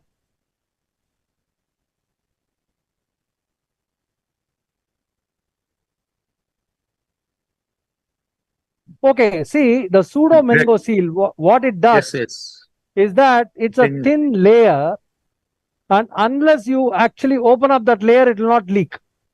Many people think with the pseudomeningocele you might have a leak. Sometimes it doesn't happen. So this is definitely a pseudomeningocele. Professor Kirtane sir would have seen the maximum of all these. Yeah, but Janki, if you miss this and if you go and close the fovea leak, yeah, after a few days, this fellow will start leaking. This fellow will start leaking. Absolutely. Because the pressure now, that pressure valve which was letting the CSF off from the fovea, yeah, once you have sealed that, these patients very often, if you see in the MRI, have an empty cellar, indicating some elevation of pressure. And if you close one, if you don't tackle this one, it will leak from there. Exactly. So now what I'm going to do is to give a small merocil. I just want to place that to identify that area so that I don't miss that area, or give me a coblation. So what I can do is I use that as a marker. You can use this coblation as a marker. Give. See, the first CSF leak closure properly demonstrated was by Professor Kirtane sir. I saw in Kambala Hospital. I can't forget those days. So I'm just making a small, that is just to so that later I don't miss that. Okay, now you can clearly see that the leak. Anyway, now I'm going for the fovea. Now, elevator. So first of all, whether there's a foveal leak or not. See, sometimes the scans are highly deceptive.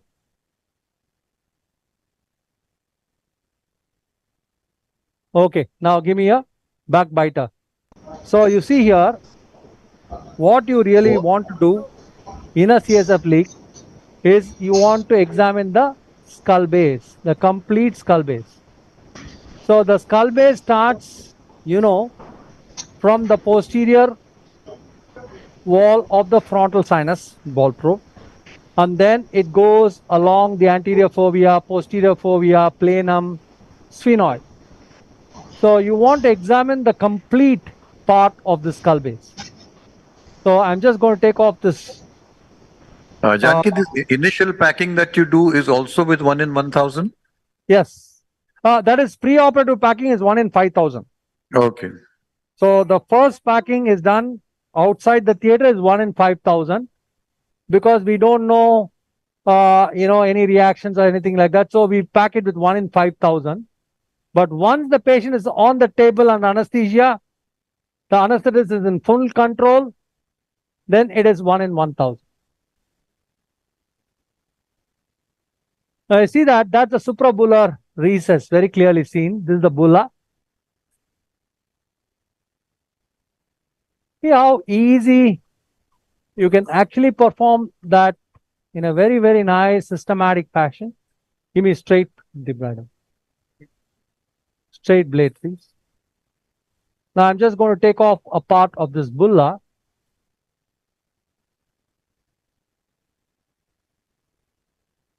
Okay, now that you can see how beautifully the artery is seen there. Come on. Quick. Now Where the was idea. I missed that, Janki. Where was the foveal defect in relation to the artery? Was it Posterior. posterior to the artery? Okay. According to the scan, but I still don't believe the scan.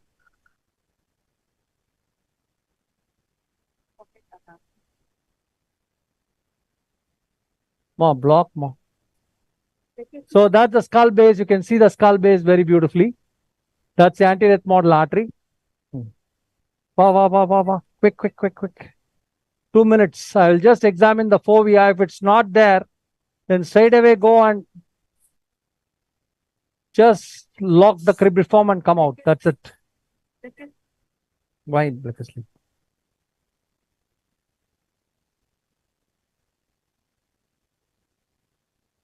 Come on. Why are you waiting? So here, the most important thing here I want to tell you, the difference between a normal FES and a CSF leak case. The difference is here we remove the mucosa. We wantonly make the bone naked. Whereas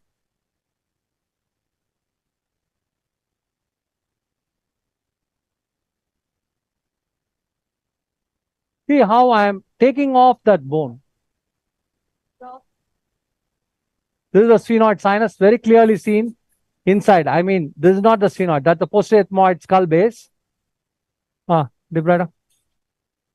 So this is the sphenoid sinus. You can see here. See here, that's the sphenoid sinus.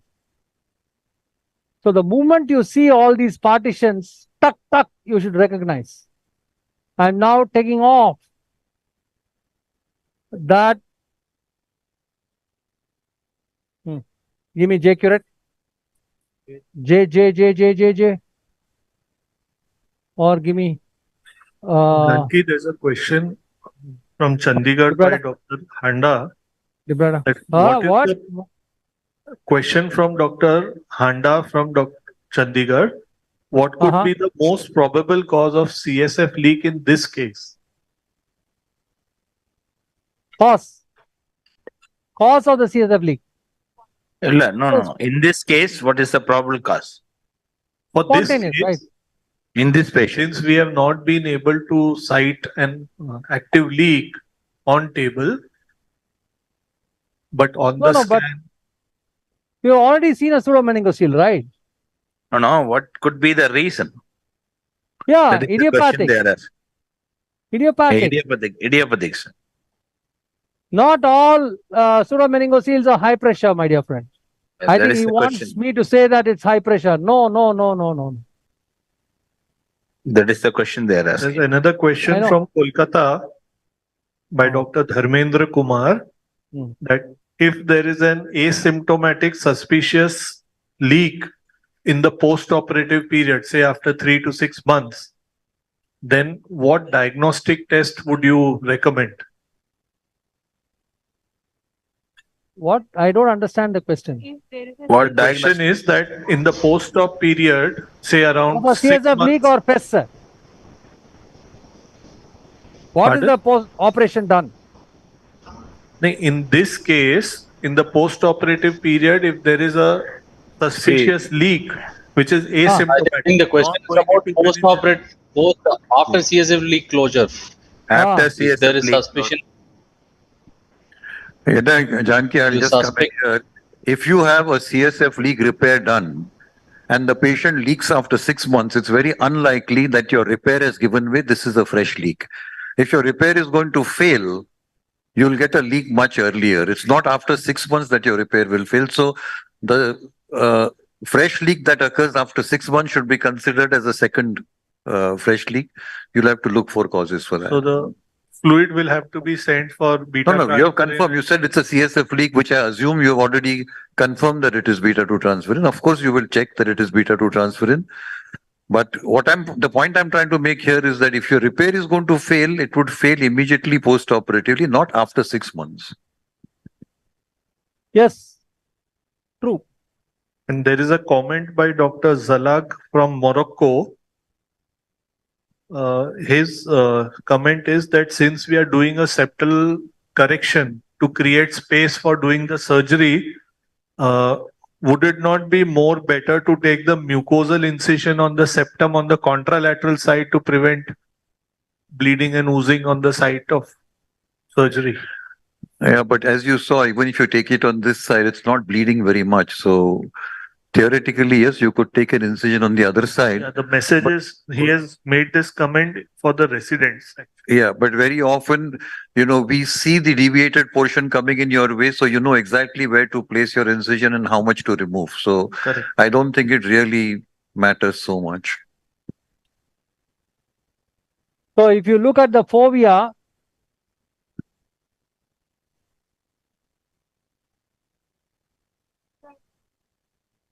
there's nothing.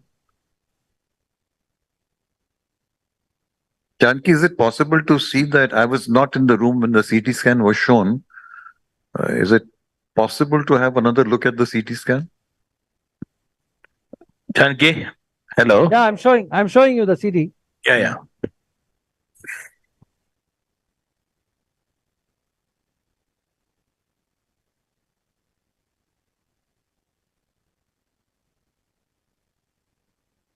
Can you see?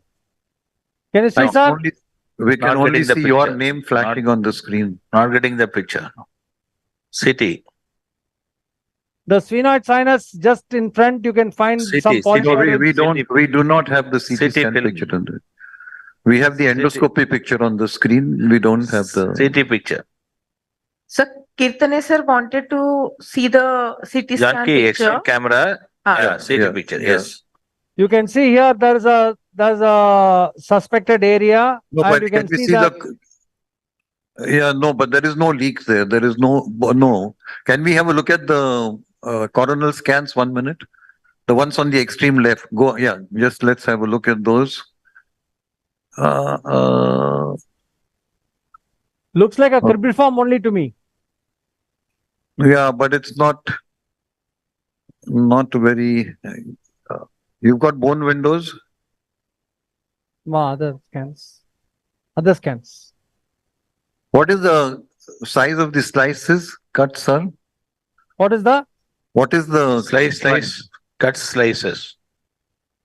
This Slices. is 3 millimeters. 3 millimeters. Yeah, I think when you're looking for a CSF, we tend to go much thinner, maybe 0.6. 0.6. Yes. So You can see here that was also not very contributed. This is a contrast. CT with contrast. yeah, so You have the DICOM? not very convincing. So I think you just have that medial lamellar leak, which you should just go and patch. Looks like it, yeah.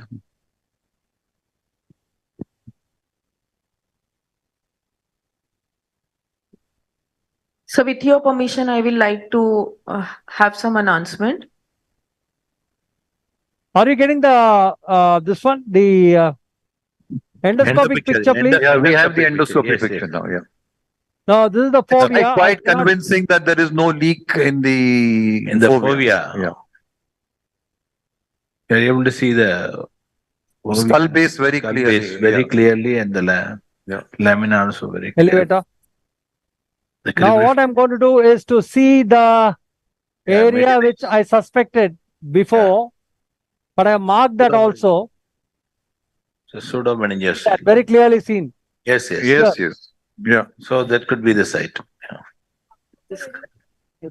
Now what we can do is, see, that's the olfactory filament here. Yeah. Now, just give me the bipolar. I'll just try to elicit a leak now. If you... Yeah. I think there was a question from Aman, from Dr. Khalid. In one of your previous CSF leak repair operations, you said failure can be because of coblation. So you prefer to use a bipolar cautery. Yes. I think he used the coblation only to mark the area, and he's now going to use the bipolar cautery. I hope that answers your question, Dr. Khalid. Absolutely. The coblation was used only to mark the area so that he would not miss it out. But now what he's doing is he's using the bipolar cautery. So your observation is absolutely correct that he is using a bipolar cautery. Sir, what is your take on making this leak very big and... No, absolutely not. I learned from you, maybe the latest concept has changed or something like that. No, I would say just scrape, make the area raw, pack it, and the adhesions for the first time, ENT surgeons, enemies become friends. The adhesions that form in that area are the strength of your repair. Yeah. You used to say there are two areas in ENT nose where additions are friends. Number one is CSF leak. Number two is bulgarization. Absolutely. Yeah. I still have those words ringing in my ears. You have tinnitus. So here the idea is to do an onlay repair, not to do anything very funny, not to, this is The all defect small. is usually so small, it's barely a millimeter or so. So there's no point in increasing it. I have seen some people actually cut the middle turbinate, put a Hadar flap. I think it's totally unnecessary for this defect. Absolutely. So this is how I learned from Professor Kirtane sir, and I've been practicing this for a long time without any failure. So I don't see any reason why I should change. Give me fat. With your permission, I will like to have one or two announcements, sir. Can I do? Why you want to ask? You should ask Kirtane sir permission, not my permission. So, very happy to again announce that we are currently having 6,000 plus viewers who are watching this surgery. And one question is asked again in the question answer like platform, how to get the MMC certificate. Actually, yesterday also we have mentioned that in invitation there is one QR code, and you need to scan the code, fill in your information, and then there are 4 credit points. Obviously, as per your attendance, I feel AOI will provide the credit point certificate to you on your mails. So I hope this has answered many queries on the platform. Thank you so much. Janki? Yeah. Dr. Achala, who was doing a fellowship with me at Hinduja, she went back and took out records of previous 17 years. And we phoned up these patients or wrote to them on email, etc. I think in one hospital alone in Hinduja, she could trace 151 or 152 patients where we had done this repair with just fat, and believe me, no failures. And this is a 17-year follow-up. Wow. Great. So we'll be publishing this, but it was really gratifying to know that this works. Otherwise, I would not keep on doing it year after year. If it failed, nobody would want to keep on doing it again and again. No, you would have told me, no, don't do like this, at least. You would have told me, I have learned this technique only from you, and I have been doing it, and I have not faced failures. But now, if they say you open, make it big and things like that, I feel a little confused. No. I think I remember being with Professor Plester when he was doing some stapedectomy and he was using a metal piston. And I said, we use Teflon. So he looked at me and says, are you happy with what you're doing? Are you getting good results? So I said, yes. Then he says, don't change just because I do something different. If you are getting good results with what you're doing, just stick to it.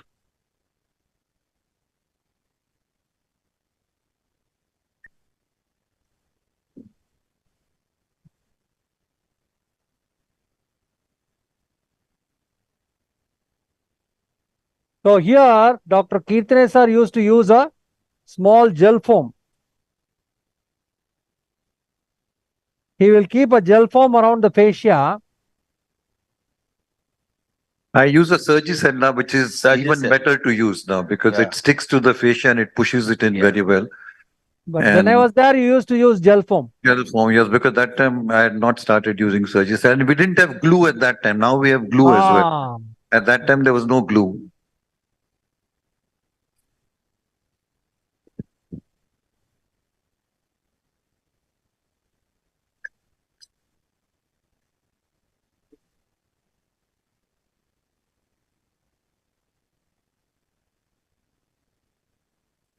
Can get this fascia from? What? Hello. This is fascia. I kept Surgicel between the fascia taken from thigh, sir. Yeah, fasciolata. Fasciolata.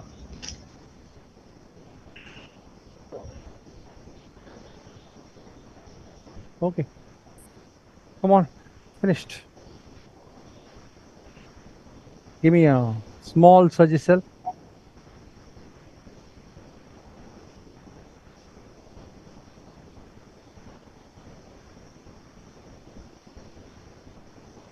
In my opinion, Haddad is just a overkill for this.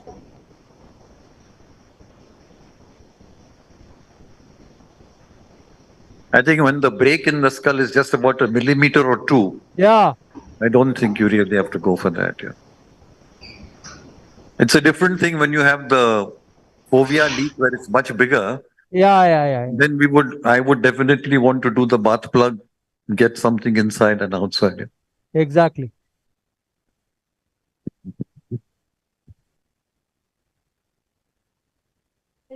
Elevator.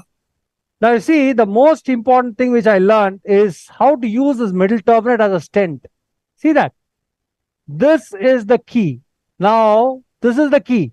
I've created two raw surfaces there, and that is going to unite, and that is going to give us a beautiful stenting. I keep a little merocell here, and that's it. So I think this is that way. The minimalistic approach towards cribriform CSF leak as taught by Professor Kirtane sir. And I think we should all, follow time-tested methods of surgical closure. So don't unnecessarily cut the middle turbinate. The middle turbinate is a lovely stent, lovely stent. So here we are. I think I've finished it. Thank you very much. I think, So I think I will not continue because we have done already 5 cases. Fantastic job. Janki, your stamina is something. This is when you're not well. What would you do when you are feeling all right? Sir, I am your student. Why is your theatre light so green? Everything is appearing green to us. Now it's okay. Yeah. So that's it. I'm really thankful to Professor Kirtane sir for, to conceptualize this Elite ENT club. And also I thank all the faculty members like Professor Mohan Kameshwaran sir, Professor Vijendra sir, Dr. Deepak Haldipur sir, Dr. Nupur Kapoor madam, and of course my teacher, Professor in Padma Shri Milind V. Kirtane sir. Dr. Sangeeta Varki. Dr. Sangeeta Varki madam also, and Dr. Vinay Vijendra and Dr. Vijay Nandan also. So really a big thanks for Sun Pharma for this opportunity. I hope we could satisfy all, elite audience who were there in more than 100 centers. I heard 6,000 people watched this program, and unbelievable. If we have 500 people in a conference live today, they call it a super hit conference. And if it's 1,000, out of the blue stuff. But imagine on one click, 6,000 people have watched around the world. And today, I think this is the technology we should follow. And I, with Professor John of Miami, he's a neurosurgeon, we used to do these programs well before COVID. And John used to say, I still remember, he used to say, This is the way ahead, Jana. This is the way ahead, Jana. So we used to do a lot of such programs far, far, far earlier than COVID, maybe around 10 years before we used to start Facebook Lives and things like that. Hey, he is in charge of neurosurgical TV. We did it for neurosurgeons. And thanks, I remember you, Professor John, wherever you are in Miami, lovely person to move with. And now we are here with, Sun Pharma and Dinesh. I hand over the mic to my teacher, Professor Milandivi Kirtane sir, to give the closing remarks. Before that, Janki, thank you. Janki, Thank you, Palniappan sir. Yeah, thanks. Big applause for Dr. Janki, guys. Come on. And to the team, Sun Pharma, fabulous organization. I think you people have done a wonderful job. Thank you so much. Very selfless. You've given us a free hand to do exactly what we want, and you've managed the backstage things beautifully. Carry on. I think we hope to see even a better audience in the next Elite ENT Club meeting. And Janki, God bless you. I think keep working hard like this.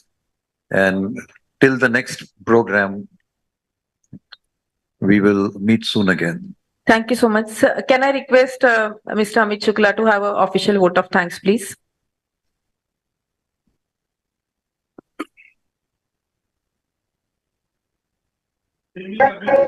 Sir, Nageswara sir, good evening, sir. Jantam sir. You have shown excellent cases today, and we are very happy here. Here in Government ENT Hospital, in the presence of Dr. Jeevan Pradipkar, HOD, arranged all these things in the seminar hall in Government ENT Hospital, Andhra Medical College, Vishakhapatnam, sir. Excellent, excellent. Thank you so much, Dr. Nageshwara Garu.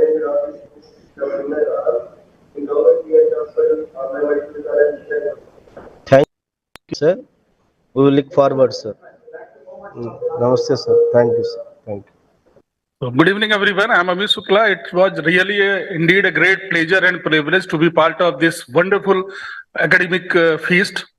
From the bottom of my heart and on the behalf of Sun Pharma, we extend our gratitude to all the faculty, especially Professor Padam Shri, Dr. Milind Kirtane sir, Dr. Janki Ram sir, Dr. Mohan Kameswaran sir, Dr. Vijendran sir, Madam Nupur Nururkar, and Dr. Deepak Haldipur sir for the excellent surgeries and excellent involvement and the extraordinary support what they have given to us.